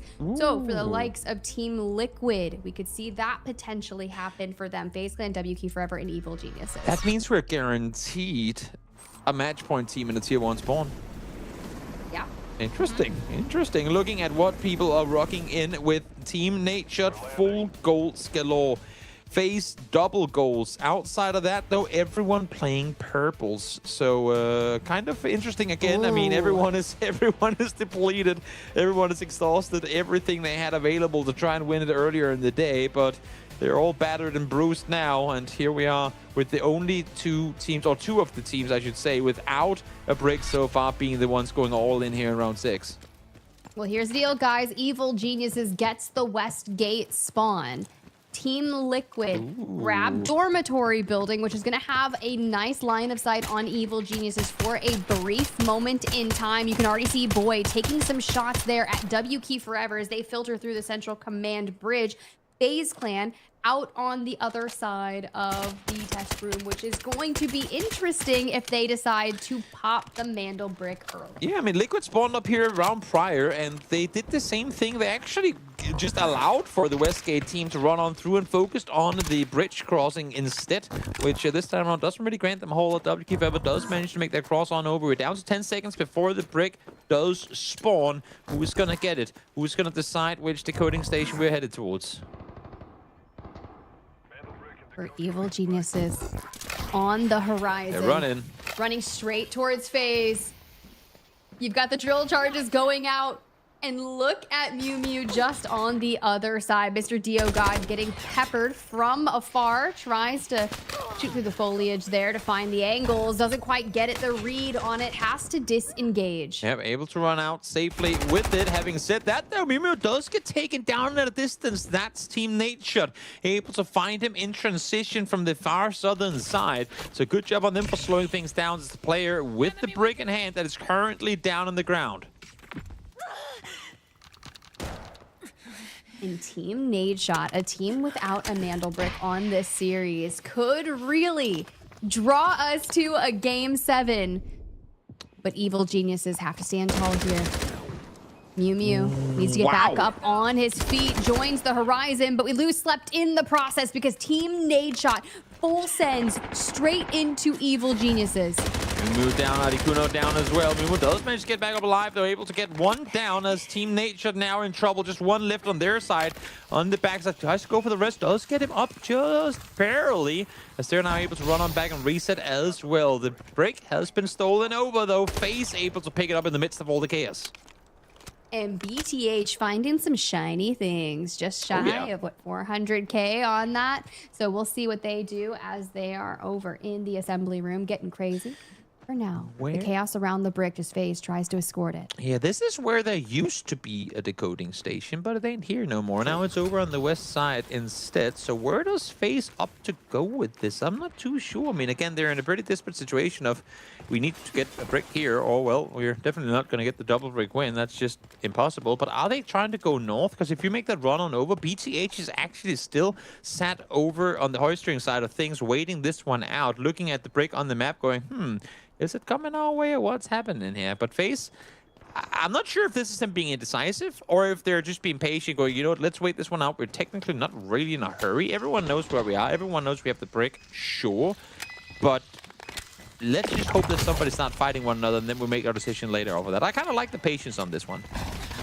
Oh, reset from Evil Genius and an ult pops and Mew Mew cut down through the doorway. Articuno and Loco gonna have to hit the 2v3 if we can. You see Smile prone for now. Crisp and slept. Smokes are covering the way. Mew Mew back up on their feet. I love the fact that Evil Geniuses play so close that they immediately pop on the res to keep them into the fight. They're trapped. They're sat in between two teams because here come Liquid around the other side. Chris does find the first one. Slip has gone down on the other side of things, though. Mendo, those get taken out, but there's Hot-Say, good for one, and this is going to be all of Team Nadeshot wiped. Completely smothered by Evil Geniuses and Team Liquid, denying them a chance of a round 6 win. And the health as you see them getting those armor plates back on, repairing our armor, the crazes. FaZe now making the run to the north. They are going to go to that decoding station across the water. That's exactly what they were waiting for. Let's hear some fights going on, and then we'll make the run towards the north. In the meantime, everyone now going to be fighting to try and make their way towards the north. So where we've seen this decoding station, where Evil Geniuses are right now being used literally the entire weekend, Tiff, 3 space cities in today. We've had the south side one, the north side one, and the dormitory one in use today.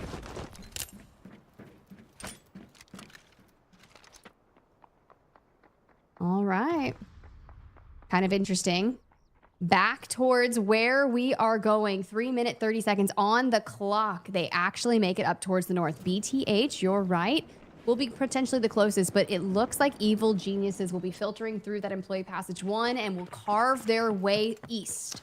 Yeah, BTH were up here very early on with a chance to kind of deny the crossover, but I didn't see them do a whole lot to try and engage, so kind of just allowing FaZe up here going, you know what, we'll allow them through, we'll hold off any other team coming up this way, and then maybe last minute they'll make a run for it themselves. They do not have a... well, they do not have a D-Wolf or a Tempest to work with BTH, that is. So, of course, very difficult for them to really contest the brick. But also, even more so, the reason why I would have thought that they would have tried contesting FaZe before they got the brick down. Especially since you don't have a Tempest to work with. But who am I to say? We'll see. Maybe they have crazy strats up their sleeves. We just haven't seen them utilized yet.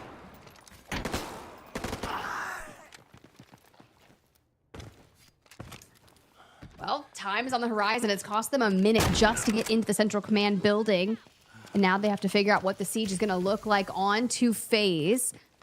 FaZe, in terms of their defense, we do see typically when you want to defend that a Luru comes out with the composite incendiary, you have the ult to go through. So they're not going to have that. We've got the Toxic. We've got a Tempest. And I'm looking at Mr. Diogod here to potentially make some plays, but their angles are going to have to be exceptional. Exactly. It's awkward hill to try and run down. Good thing you have the Stinger smokes there. Try and set up a path for you to make the run on them, but you can be sure that there's going to be util deployed to try and deny you that run on up. As I say that, no util thrown forward. They do get the morsel down, so good info will be fed on where they are coming in from. There's going to be the ult deployed by the Toxic as well. So a lot of utility thrown in here by FaZe to at least slow them down, but not really any damage come through. I say that, but there's Elsnotes around the side. Mumo down, Articuno down as well, and just like that, complete shutdown of Evil Geniuses. What an incredible flank play come through from Elsnotes. And the way that they hold it together on that, you immediately start to think of, with 1 minute on the clock, how much damage did FaZe take? Who's going to be the next challenger? Because WK Forever has still been going through the printing room looking for the wrap. BTH could get angles on WK Forever, which will make things difficult and give FaZe the decode unless we fight for that. And if FaZe grabs the decode, we get a game 7. We definitely do. We definitely do. FaZe having a hard time in the beginning of the group stage. Rose to the occasion yesterday. Even had a chance of getting a double brick win. Wasn't quite to be, though, as Nightmare denied them that opportunity. But now the chance to match in a 6 and a 7 round win could get them up there here today. 20 seconds. No one is anywhere near. This is FaZe's for the taking. unless if Liquid sprints. They have to full send it if they want a chance. I mean, you got There's no way. There's no way. It's simply too late. 8 seconds. It's a 2.5 timer to steal it, but I don't see this happening, FaZe. Yep. We are going to a game 7. Tem um em cima já, estou na rua. Tô ligado. Eu vi ele agora. Assim, rua, tá? Não, rua de baixo. Vai com o ult esse jogo, se der. Mano, não tenho. And this is one of those awkward situations where all the other teams thought that the brick was at least going to change hands a couple of times. I think Liquid coming up here this late going, wait a minute, we were supposed to have a chance of making a play for it, but no, not quite to be, simply too slow. Huntic does find Diogo, but again, FaZe have gotten everything they wanted out of this round, and we are, as you said, going to go to a round 7 because of the 4 teams. A match point will be the case, as Els knows. Already good for 2 kills so far, looking to make it even more. All right, and Team Liquid, now we're looking for some kills alongside Mr. Geogood. Down and FaZe, a duo. Team Liquid on the other side. Hodsick fires some craziness, and we find the knock. Can we snuff out Els Knows from behind the pop through? You see, the 1v2 needs to happen, but the way Team Liquid has done the pinch was exceptional. Boy and Mendo gonna get Hodsick back up on their feet. There's fighting to be had. Indeed, there are important points to be garnered here as well. Look at Team Liquid, a chance to get some much needed squad points in this round, because right now they're set down in 4th, even with the break under the belt, but a tight position with FaZe and a long jump up to Evil Geniuses for a chance here of making something big happen. Still plenty of time in the round, but you gotta get the kills, you gotta get the loot to boot in order to rag up those squad points. Here's the deal. I'm just looking back through Americas. I don't believe we've had a game 7 just yet. True. We're getting crazy here in week 3, Sunday. Definitely. Sunday showdown. Seaboss falls to the hands of Toot here on the screen. But look at that. Peaky from the top ropes, drops down, cuts him across. Now, Kaha. Yeah, let's take angles. Play slow. Deny the cross. Nope, not to be. Allows him to get over on the other side. Can't really do too much about it anyway, as he's forced to back off immediately thereafter. It's Mendo from the side, creeping in again. Liquid wants some points here. They want more with it. And right now there's a chance that they get that if they make an aggressive play forward here. It's just 2 teams left alive. 2 teams both in brick position. As a brick possession, I should say, as Liquid try to go up and get something done here. All right, our final 3v3. To the skies we go. Can we find W Key Forever, who have retreated and separated out just south of Team Liquid? Oh. Boy, incredibly close to where W Key Forever is.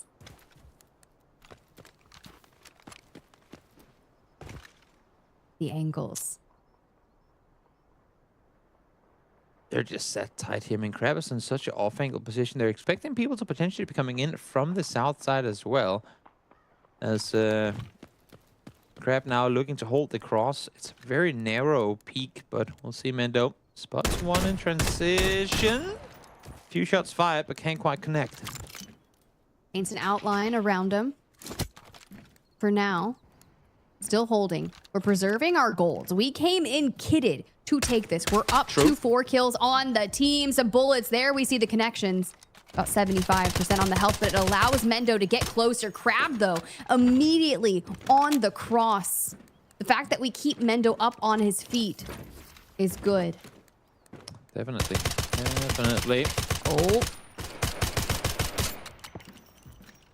There it is for Boy, the Chow onto Crab. So many shots going back and forth, but no one falling just yet.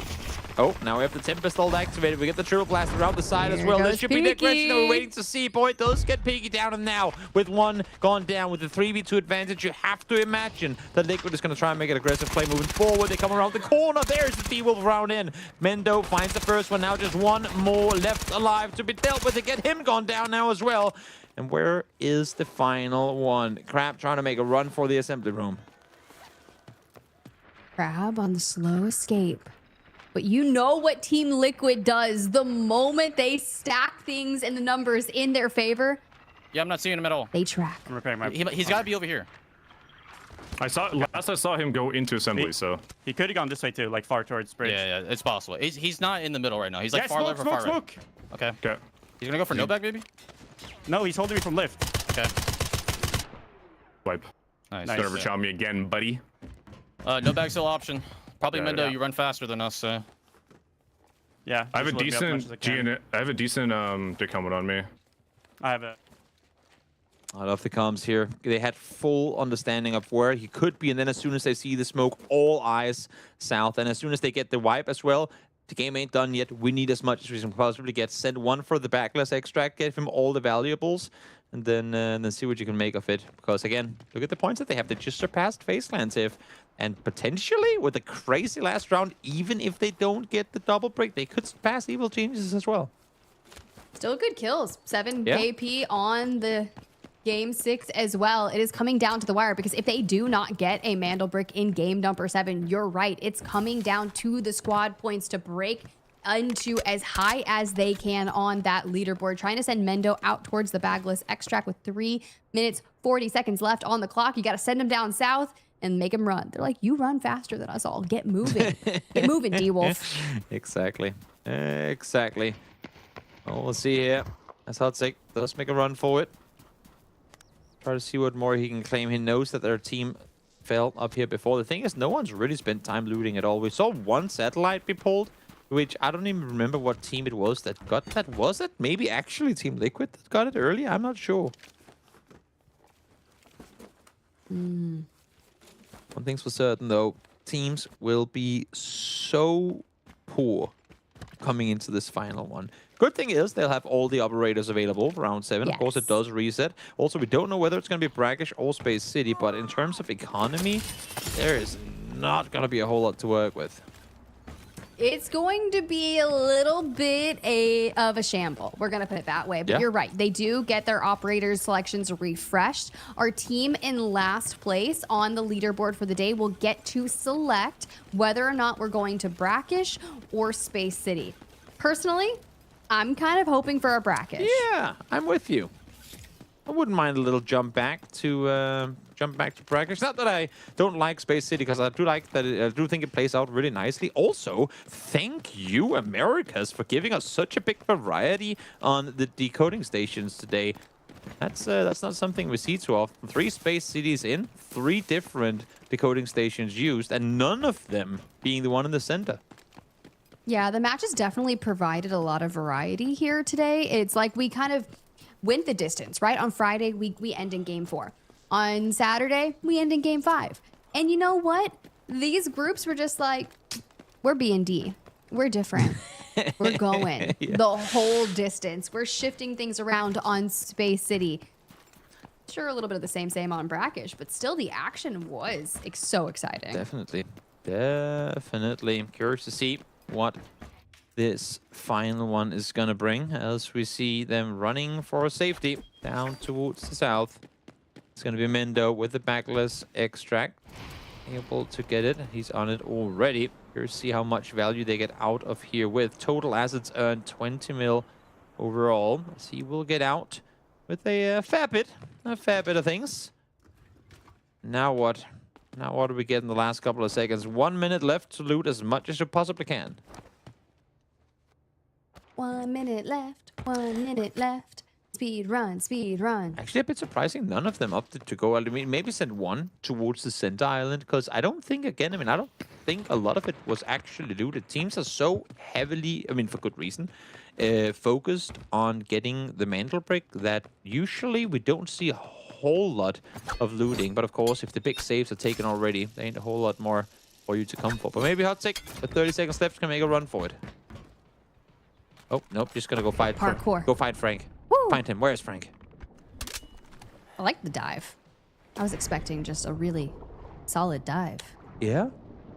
Don't think you can go to the Olympics on that Are you one of those? Nice. Are you one of those like judges that have the big board that you put over your head with a sign on it? What score do you give him out of 1 to 10? I have a notebook, and we could make it. I would give it at least a 4.2. I feel like he could have done at least a 360 though. Yeah, a little flair to it. Yeah, it wasn't. I'll give him a 3. There was too much of a splash out of this well.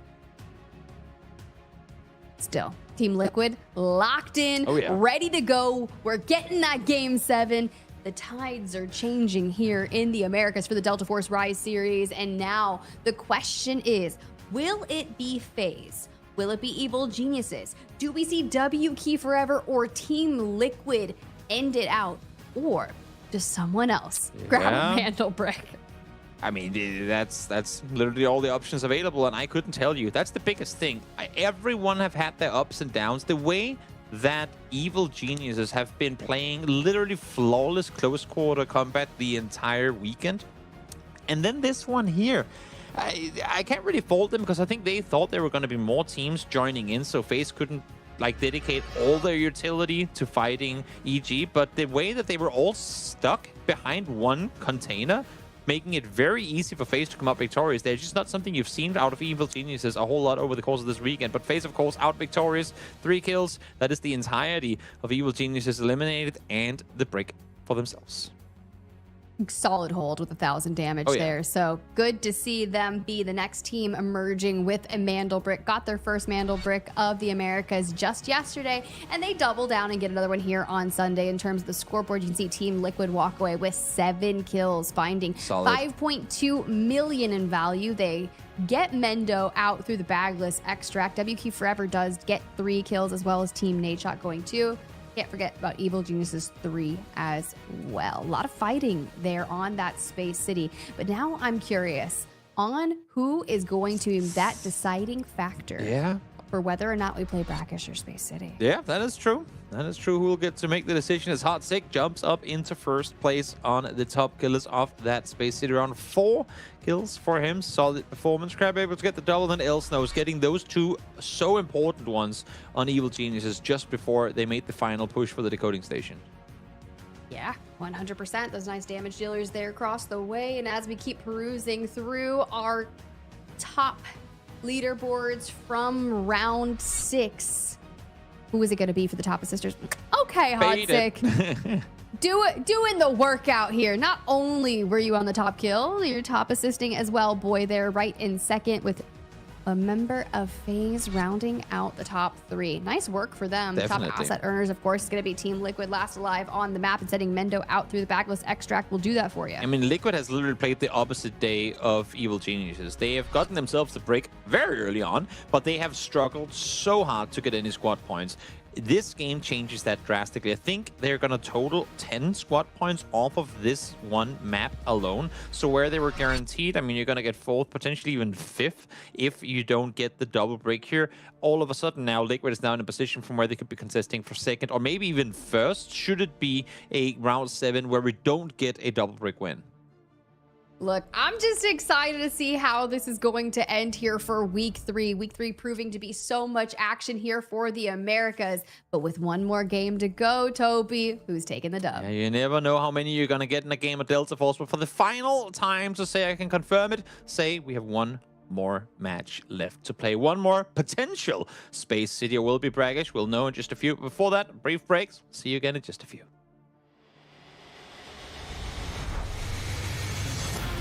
Members, now the odds are in their favor, 2v1.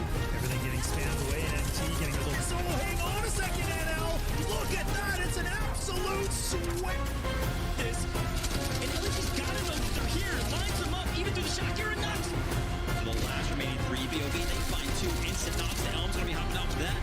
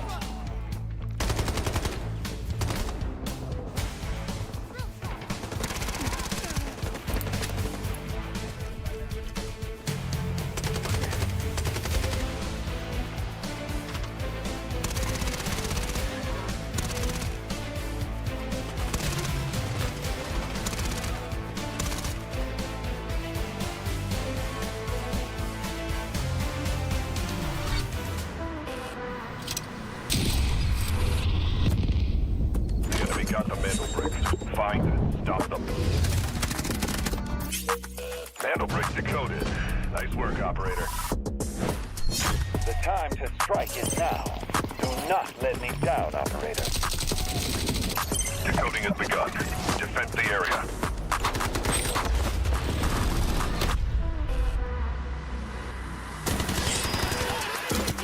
Is about to take the first hit to bring up the tournament. And they're going to do it. What goes around comes around. I'm not gonna do very much. Though. You get barrel stuff. Skydie is getting aggressive. See what I did there? You ain't seen nothing yet. Let's knock them off their feet. There we go. Damage, and there it is.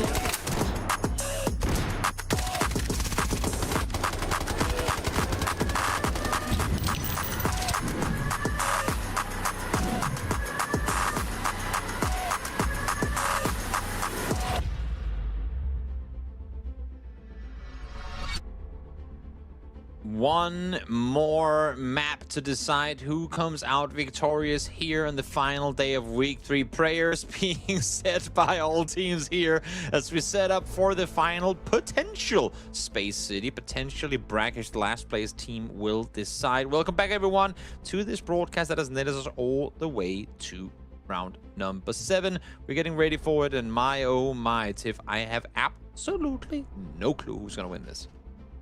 I have no clue either, but I'm so excited. Delta Force Rise series in the Americas. Week 3 goes so hard, guys. And if you're so curious about the history and what's to come yet for the Americas, you can go to playdeltaforce.com, check out their eSports page. It's got the schedule. It has all about the teams, the results, everything you need to know about the Rise series, as we still have one more week of the group series before we jump in the survivor matches and the finals. And here's your leaderboard going into game number 7. With BTH Esports in 6th place, that means they are the team that gets to select whether or not we are going to Brakkesh or we're running Space City again. Oh yeah, what would they want? Where have they looked the strongest? I'm actually not too sure what they're gonna pick.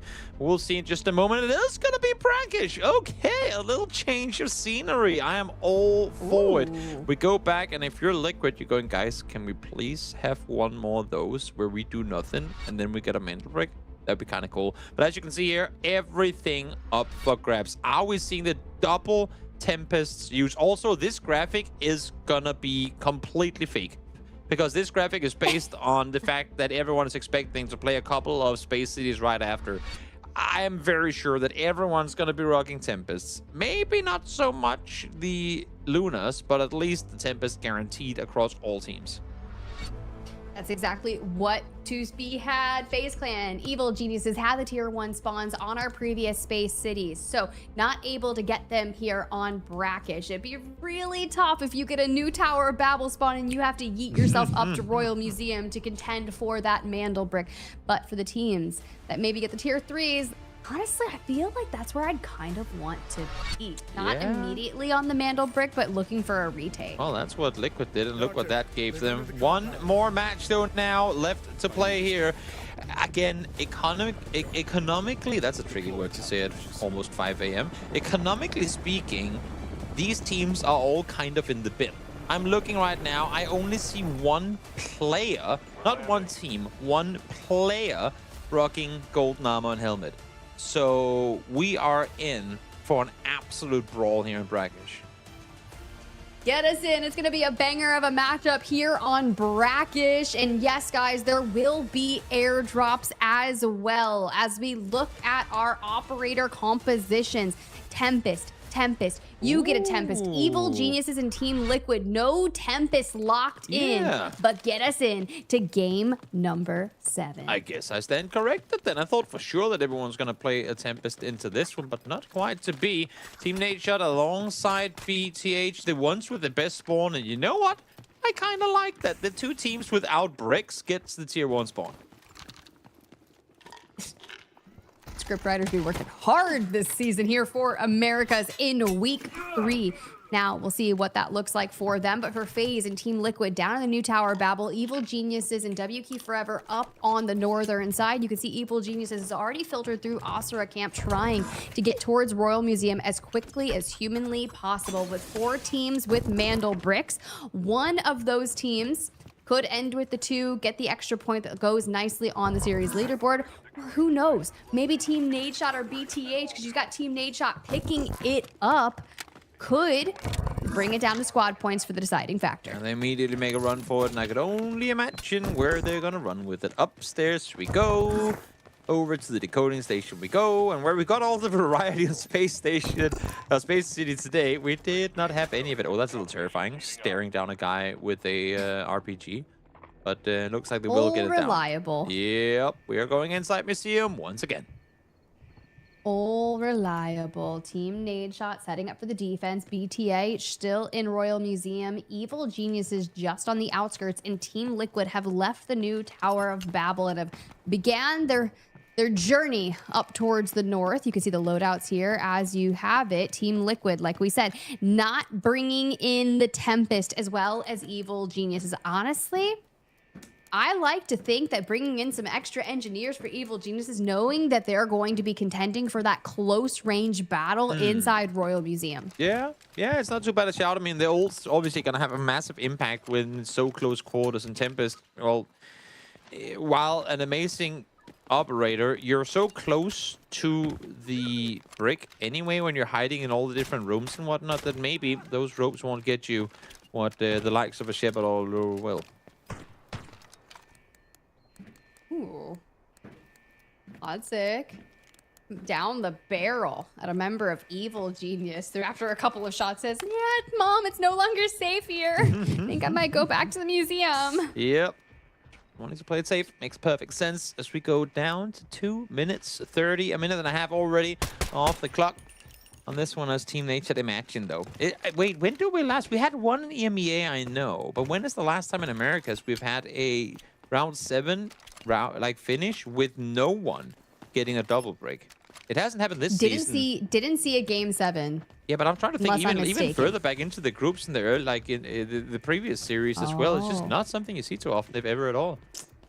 Yeah, sometimes people just like to end it out. But for Team Liquid, down to that mid-map on the eastern side of things, wanting to join their friends over at Royal Museum, WK Forever, starting to kind of get past the Brakkesh Market area side of things and take those angles. But I'm looking for the siege here. Like, yeah.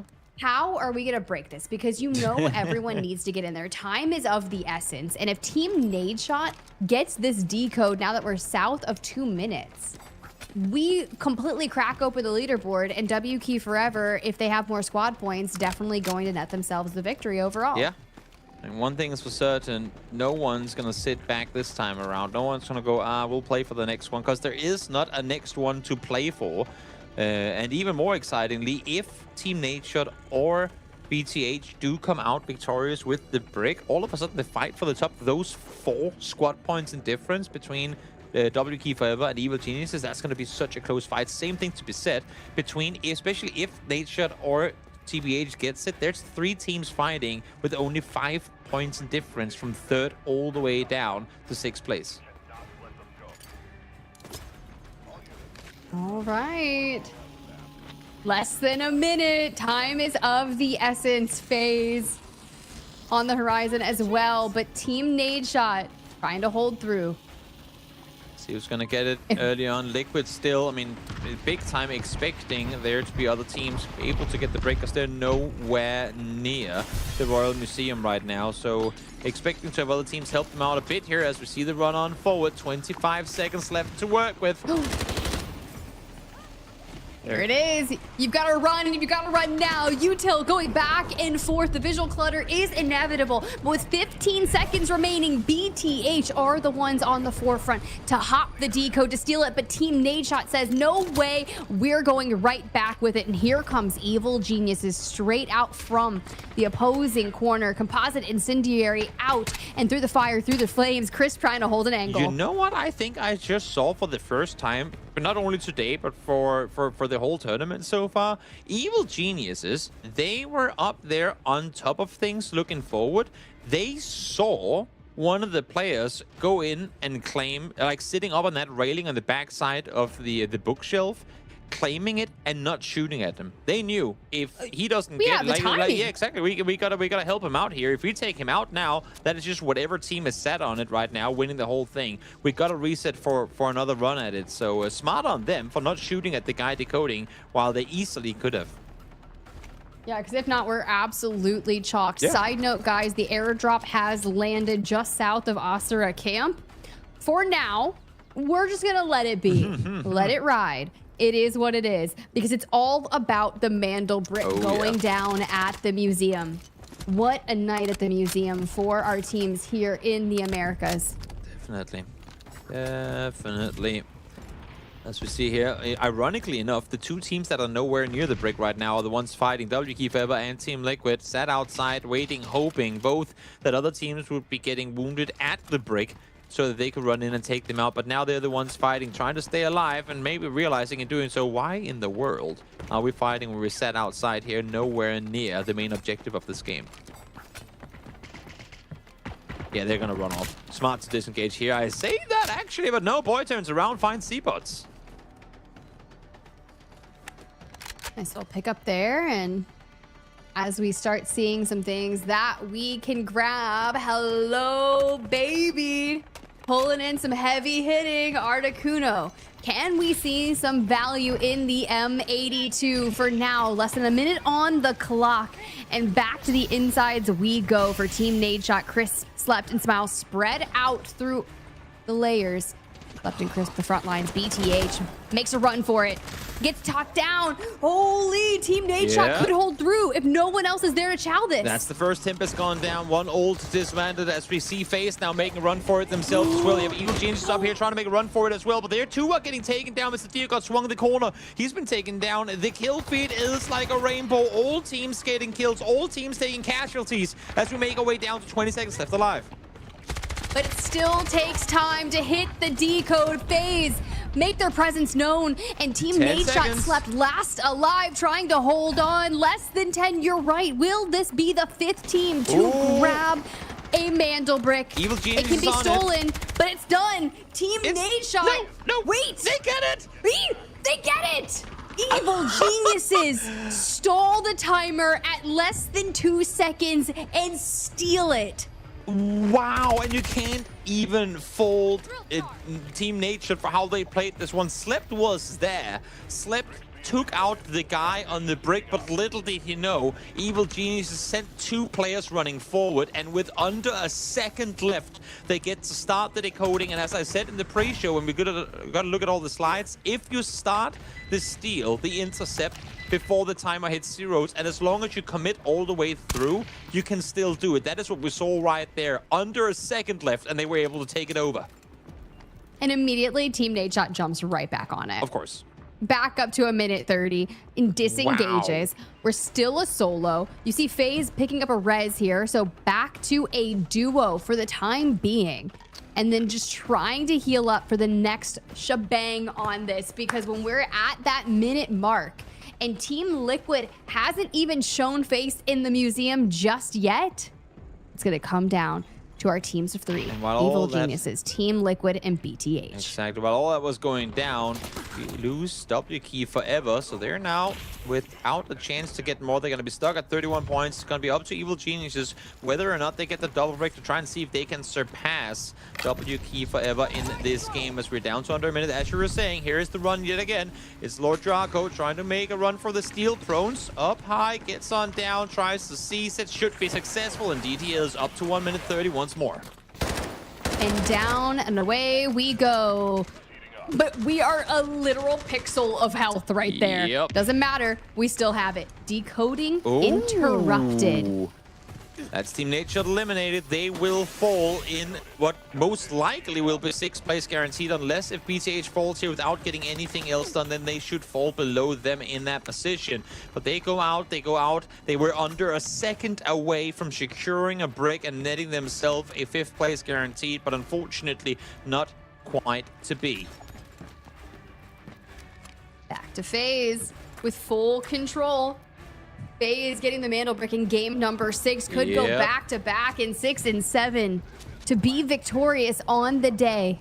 would be huge. They were so close to getting it yesterday as well when they finally got something going.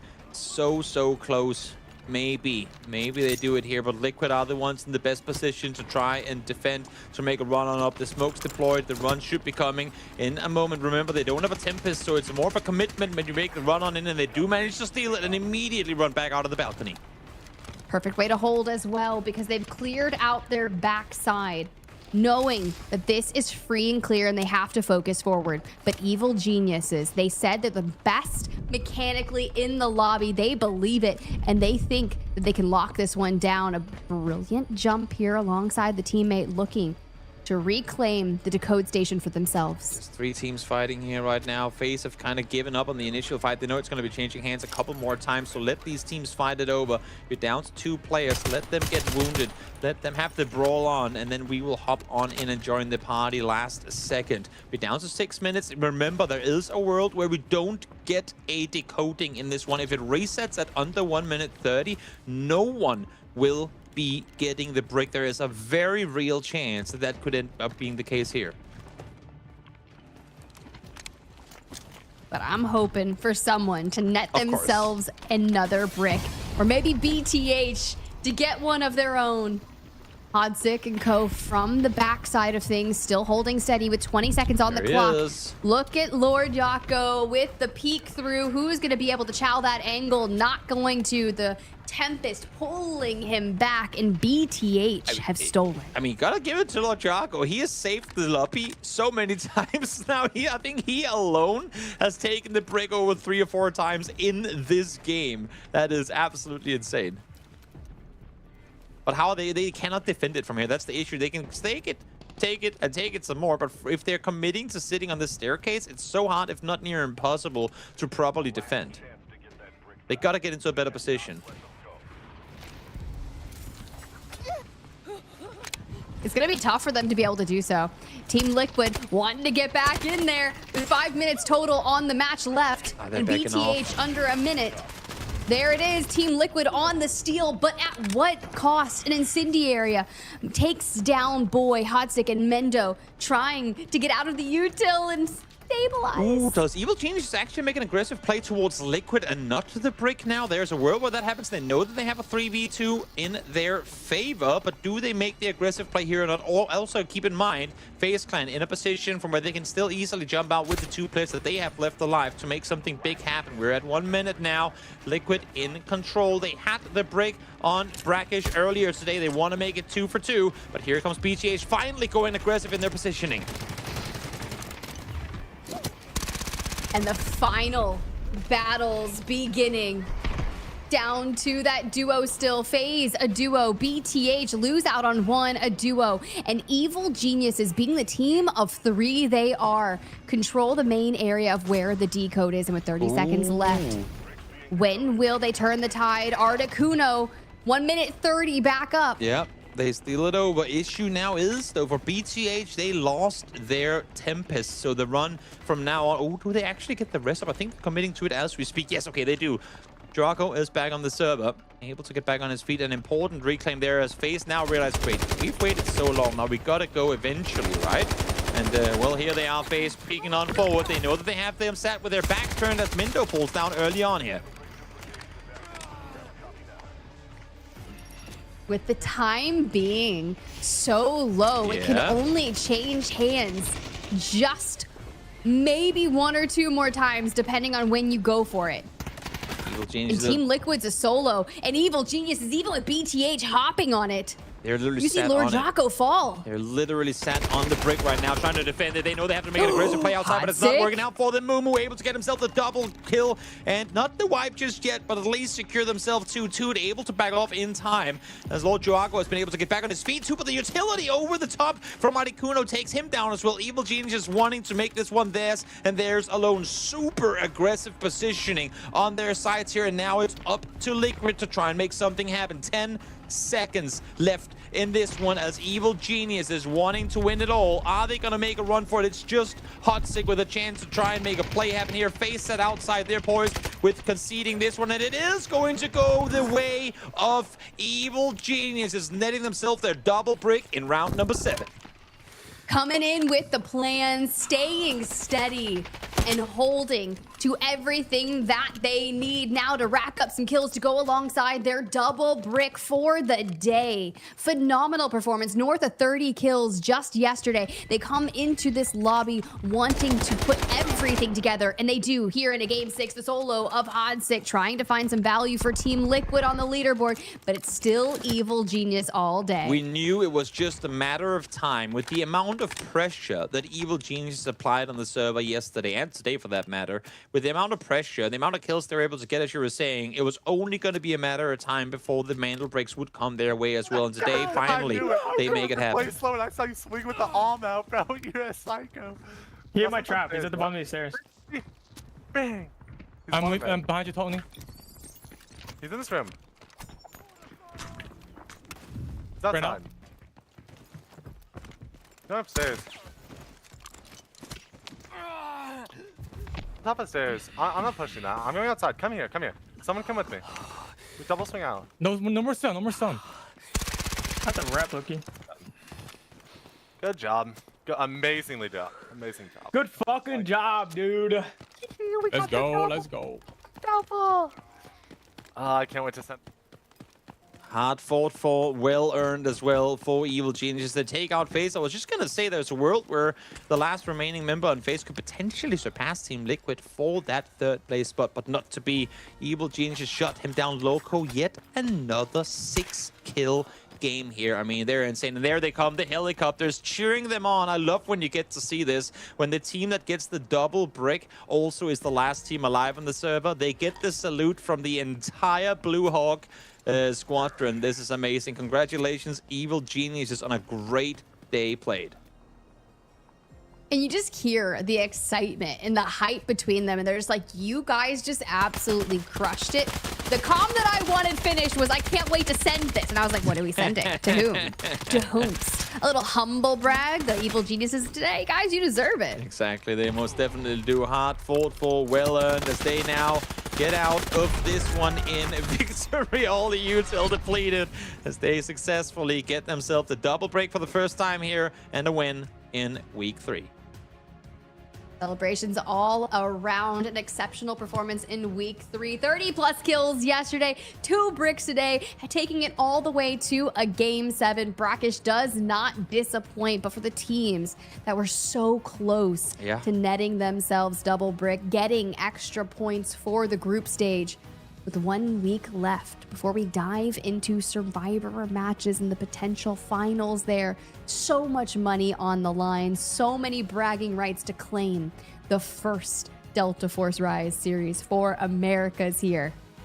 I mean, this was just a crazy finish to the day. Team Nadeshot sat on it, and I think it was somewhere along the lines of 0.7 seconds away from winning the whole thing. Had Slept seen that they were 2 guys making the run for it, they could have won it then and there. But not to be Evil Geniuses. You gotta, I mean, I don't want to pick favorites here, but you gotta say it's well deserved. They have played so hard, both yesterday and today. Very well deserved that they come out victorious here.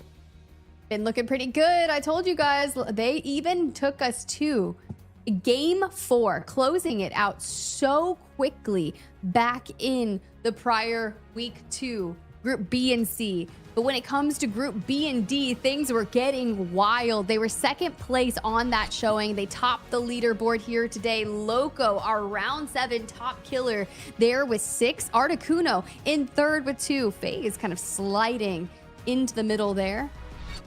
Pretty solid performance. Definitely. I mean, I feel like really FaZe have been stepping it up over the course of this week. And while they don't win the game, win the day today, they come off with 2 bricks on the weekend. I think with the amount of kills they've been able to garner as well compared to their first 2 weeks of play, and with a week left still, I think FaZe has a lot to be proud of how they've been able to play this week. I'm proud. I'm proud. It was so fun to witness. Definitely. Kind of. Not a whole lot of assets earned. It's almost as if loot was not the main priority for the teams this game. Wow, that's crazy observation there. I mean, Toby, I believe I'm a 5 the a.m. same. analyst, you know? I mean, I got all the big insights today. We came in ready for battle, and that's exactly what we did with Loco there being. What? 1,400 damage? Just better. That is insane. That's the highest we've seen all weekend. That is absolutely insane. I mean, Loco's had some crazy plays today. Dare I say they might have even been Loco. Yeah, you know what? There's your 5 a.m. pun. As badumch humor as it is, this time around it's on point. It has been absolutely Loco. Fully deserved performance and massive congratulations to Evil Genius for what was a sick week. And hopefully, coming into next week, they're going to be able to bring it even harder. I mean, you think about their performance back on the first time of Brakkesh, right? Evil Geniuses are locked in. It's Loco last standing, throws the composite incendiary down and says, if I'm going down, you're coming with me. Down to the depths, 6 feet under, we're dragging you down. Now you bring us to a game 7 and you clutch up like that. Good night. Chef's kiss. Absolutely amazing. Incredible round, incredible finish to this week as well, which has been, I mean, again, started off, I don't want to say passive, but just somewhat, maybe a bit passive. Maybe teams, not really having found their footing, being a little nervous of going out and making plays, risking a bit too much. But I feel like risk management have gone on the complete opposite side of the weight in today's games, because, oh my lord, did we see a lot of teams daring to go out and make plays happen. I feel like we just kind of completely shook up the entirety of our lobby today. Yeah. With all the variety that we were witnessing throughout Space City. I'm curious, because our players definitely just had to dive into the playbooks analytically and be like, what are we doing on our next game and how are we going to change this up? Exactly. Well, we do have one more final interview coming up in just a moment. Before that, a final giveaway coming up as well, because you can net yourself 3,000 Delta Force tickets. If you're watching on Twitch, on YouTube, on TikTok, or on Facebook, just type !giveaway in the chat. I've seen a lot of you guys doing it already, but keep on spamming, because if you're watching on X, all you can do is just repost the live stream and you'll be in the competition as well. We'll be announcing the winners on TikTok, on Twitch, on YouTube, and Facebook as well. And if you're watching on X, we'll be announcing the winners in the comments down below. So good luck to all of you. 3,000 Delta tickets on the line here, which again, I mean, just give it to all of them. Give it to all of them. I'm all for it. You know what? Everyone's been here for the entire evening, supporting all night long. Well earned. I agree. I'll hit a times I'll be the Oprah of Delta Force. Just you get 3,000 tickets. You get 3,000 tickets. That's crazy. Yeah. Now your DMs are going to be full and they're going to be like, Mr. Toby, Oh, yeah, by the way, if that is your name, Yeah, win. I give them on behalf of Tiff, by the way. So if you want 1,000 Delta tickets, just DM Tiff. That's exactly how it works. Don't DM me unless you have One Piece packs. No, I'm just kidding. Oh, well, but that's going to be it for today. I mean, again, we do have an interview coming up with Articuno in just a short moment, and I cannot wait to hear what they have to say off of not just a crazy day today, as you just broke down that first Brakkesh, and then now the winning of the whole thing, but also yesterday. And you know what? We have to wait no longer, because we are now being joined by the Evil Geniuses player. Should be coming in. Here we go, Articuno. Congratulations for an absolutely insane weekend of Delta Force, man. How are you feeling? I'm good. Can you guys hear me? Can you guys see me, actually? Yes, Sorry, we hear you. It's hard to set up totally everything. All right, cool. Sorry. It's set up on my stream PC, so it's a little difficult. But it's been a good weekend. We didn't play all that well yesterday, but today was really chaotic. And, things weren't going our way today, too. But it ended up all working out in the end, so it's all good. I gotta ask you right off the bat. I mean, yesterday you say you didn't play well. I saw the amount of squad points you were able to garner. I would like to beg to differ. I know that the bricks didn't come your way yesterday, but you were farming from start to finish. Have there been any changes, though, with that in mind, off of how you played yesterday? What was the conversation like after yesterday? You did so much on the server, just couldn't find the mantle bricks, to today where you got and get both the farming and the bricks done. Yeah, yesterday I think we got 31 kills yesterday, and actually I think we got the same today too. We ended up just not being in a position properly. Like, obviously we always try to put ourselves in a position to get the brick, but I think yesterday we kind of fumbled it in that aspect. And the other aspect of killing people, like we did really well, but today specifically it was our mindset going in that no matter what happens, especially in a group like this with these kind of teams, we knew we always needed to be in the immediate vicinity. Either to like put pressure or kind of force the other teams to go for it as well. Interesting. No, I like that. And especially we got to see some of your interviews prior where you guys were talking about, it was actually you saying that we are the best team mechanically, and you guys are damn well looking like it, showing up with 30 plus kills in a server. It's phenomenal. I love to see it kind of, I would say the series here today was a bit chaotic. So talk me through some of the strategic decisions that you guys had to have going in to put the focus back on the bricks. I mean, we're seeing variety on decoding stations in Space City, people being just all over the map. Talk me through some of that. In comparison to scrims, a lot of these teams, when it comes to the tournament format, like when we play in this kind of setting where like it really matters, a lot of the teams play a lot slower. So we keep that in mind. It's kind of unreliable because there's an aspect to it that you have to rely on other teams to kind of contest bricks for you, especially if you don't have a proper spawn. But today specifically, we really kept it in mind. Like we always needed to be the one to try to contest. And especially on like Brakkesh 2, our rotation on map 2 of Brakkesh, like it was really obvious there. We got a Babel spawn and ended up being the first one to contest the brick, and it ended up working out, but then it didn't because Loco decided to mully himself. So I mean, it's kind of rough. Like game 2 was rough, but we knew like as long as we stuck together and we stuck to the whole concept of playing for brick and like just like playing to our own game, we'll be more than fine. Yeah, and you guys did that. I mean, even when you guys were kind of defending over in the dormitory building side of things for Space City, just the way you guys were holding those angles, denying Team Liquid for being able to get up on the staircase, it planned out really well, and you guys are looking so cohesive. So I just want to say congratulations. It was a great day for me. I appreciate that. I do want to shout out Team Nadeshot for that brick, because honestly, without Team Nadeshot, we don't get that brick. Thank you, Team Nate. Appreciate that.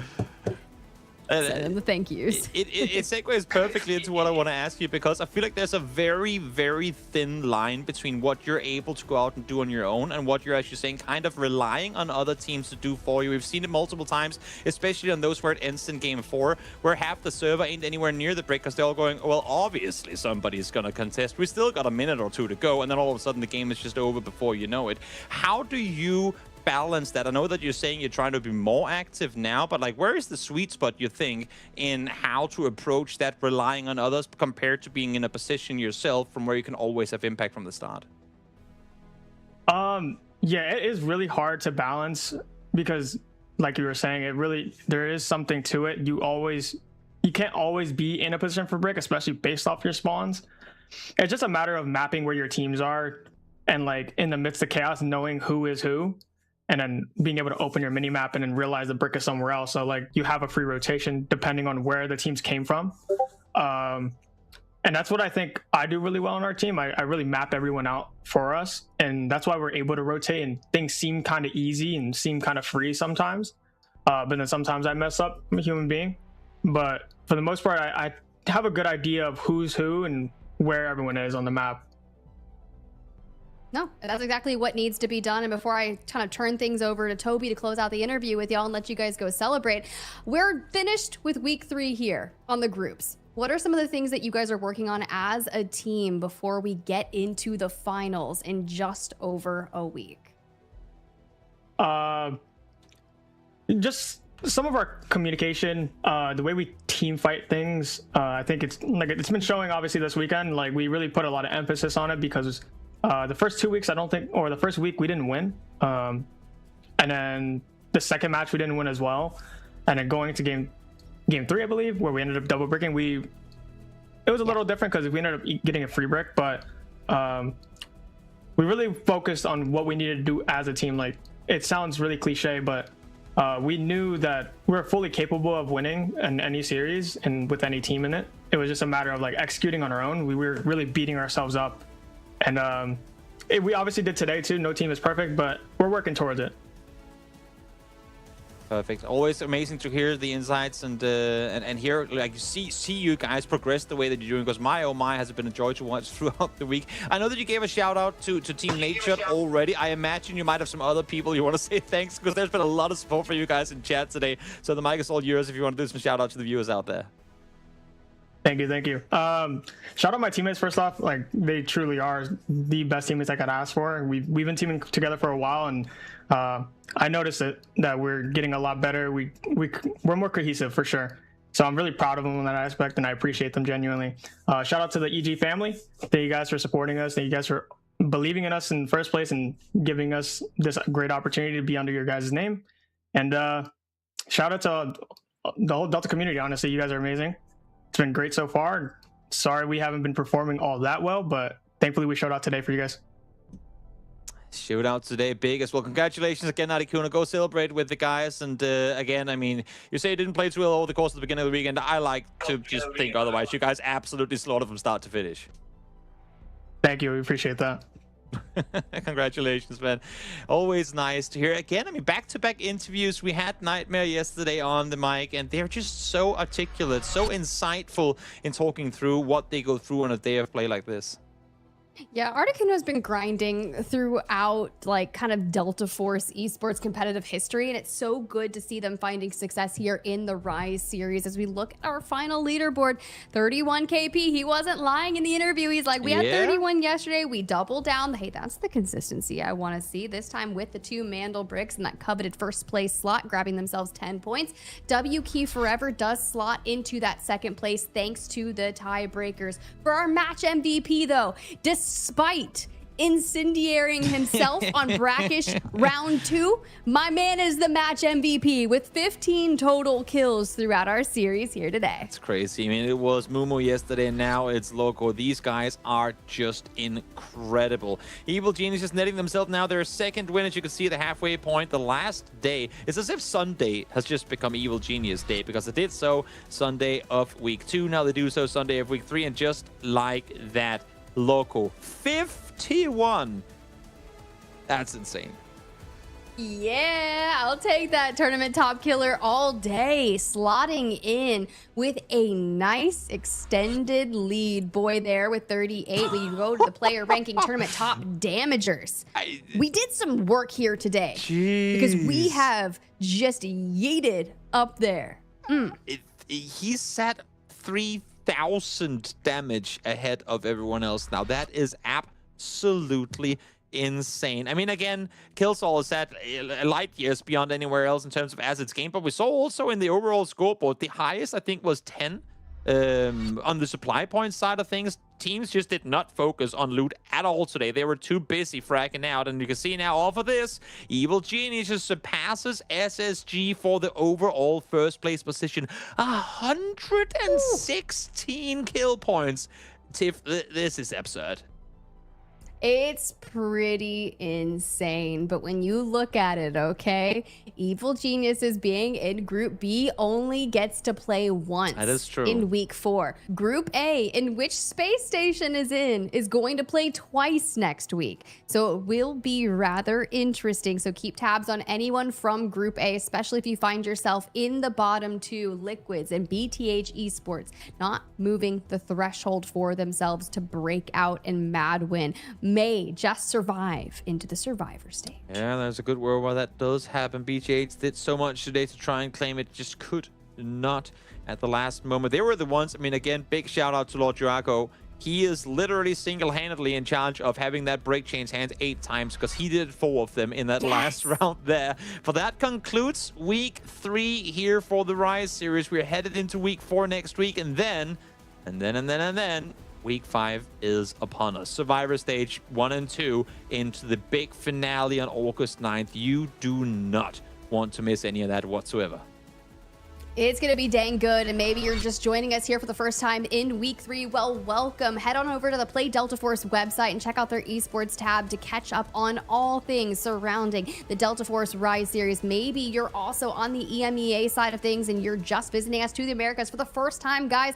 Make sure you go check it out, and of course, download and play some Delta Force yourself. It's a crazy, absolutely amazing. What an absolutely amazing week. I feel like we've just walked up the ladder of excitement throughout. Day 1 delivered. Day 2 was even crazier. When we finished yesterday, I was like, impossible. We're not going to be able to surpass what crazy stuff went down today with Evil Geniuses getting so many frags and all that yesterday. Today, the game said, hold on, I got you. Let me just show you what we've got. Now I'm like, what can next week do? Like, how do you go beyond what we've seen today? What an absolutely exciting weekend we've had, Tiff. You just run it down. If you're evil geniuses and you got one day of play, you run it down. For Space Station, it's a bounce back when we see them on Friday in Americas because they were looking flawless. I called them Titans before their play day yesterday, and now they've got to find some vengeance. Yeah, it's going to be good. Also, pleasure working with you. It's the first time casting together. I like to think that we had a pretty good time. So thank you so much for working this one. As it was a good times. Good times we had indeed. But that's going to conclude this weekend's action for Delta Force. Of course, as you saw in the schedule, next week we have week 4 coming up. Same procedure as this week, and then the finals in 2 weeks' time. So thank you everyone so much for joining in. As Tiff just said, until we see you again, go play some more Delta Force.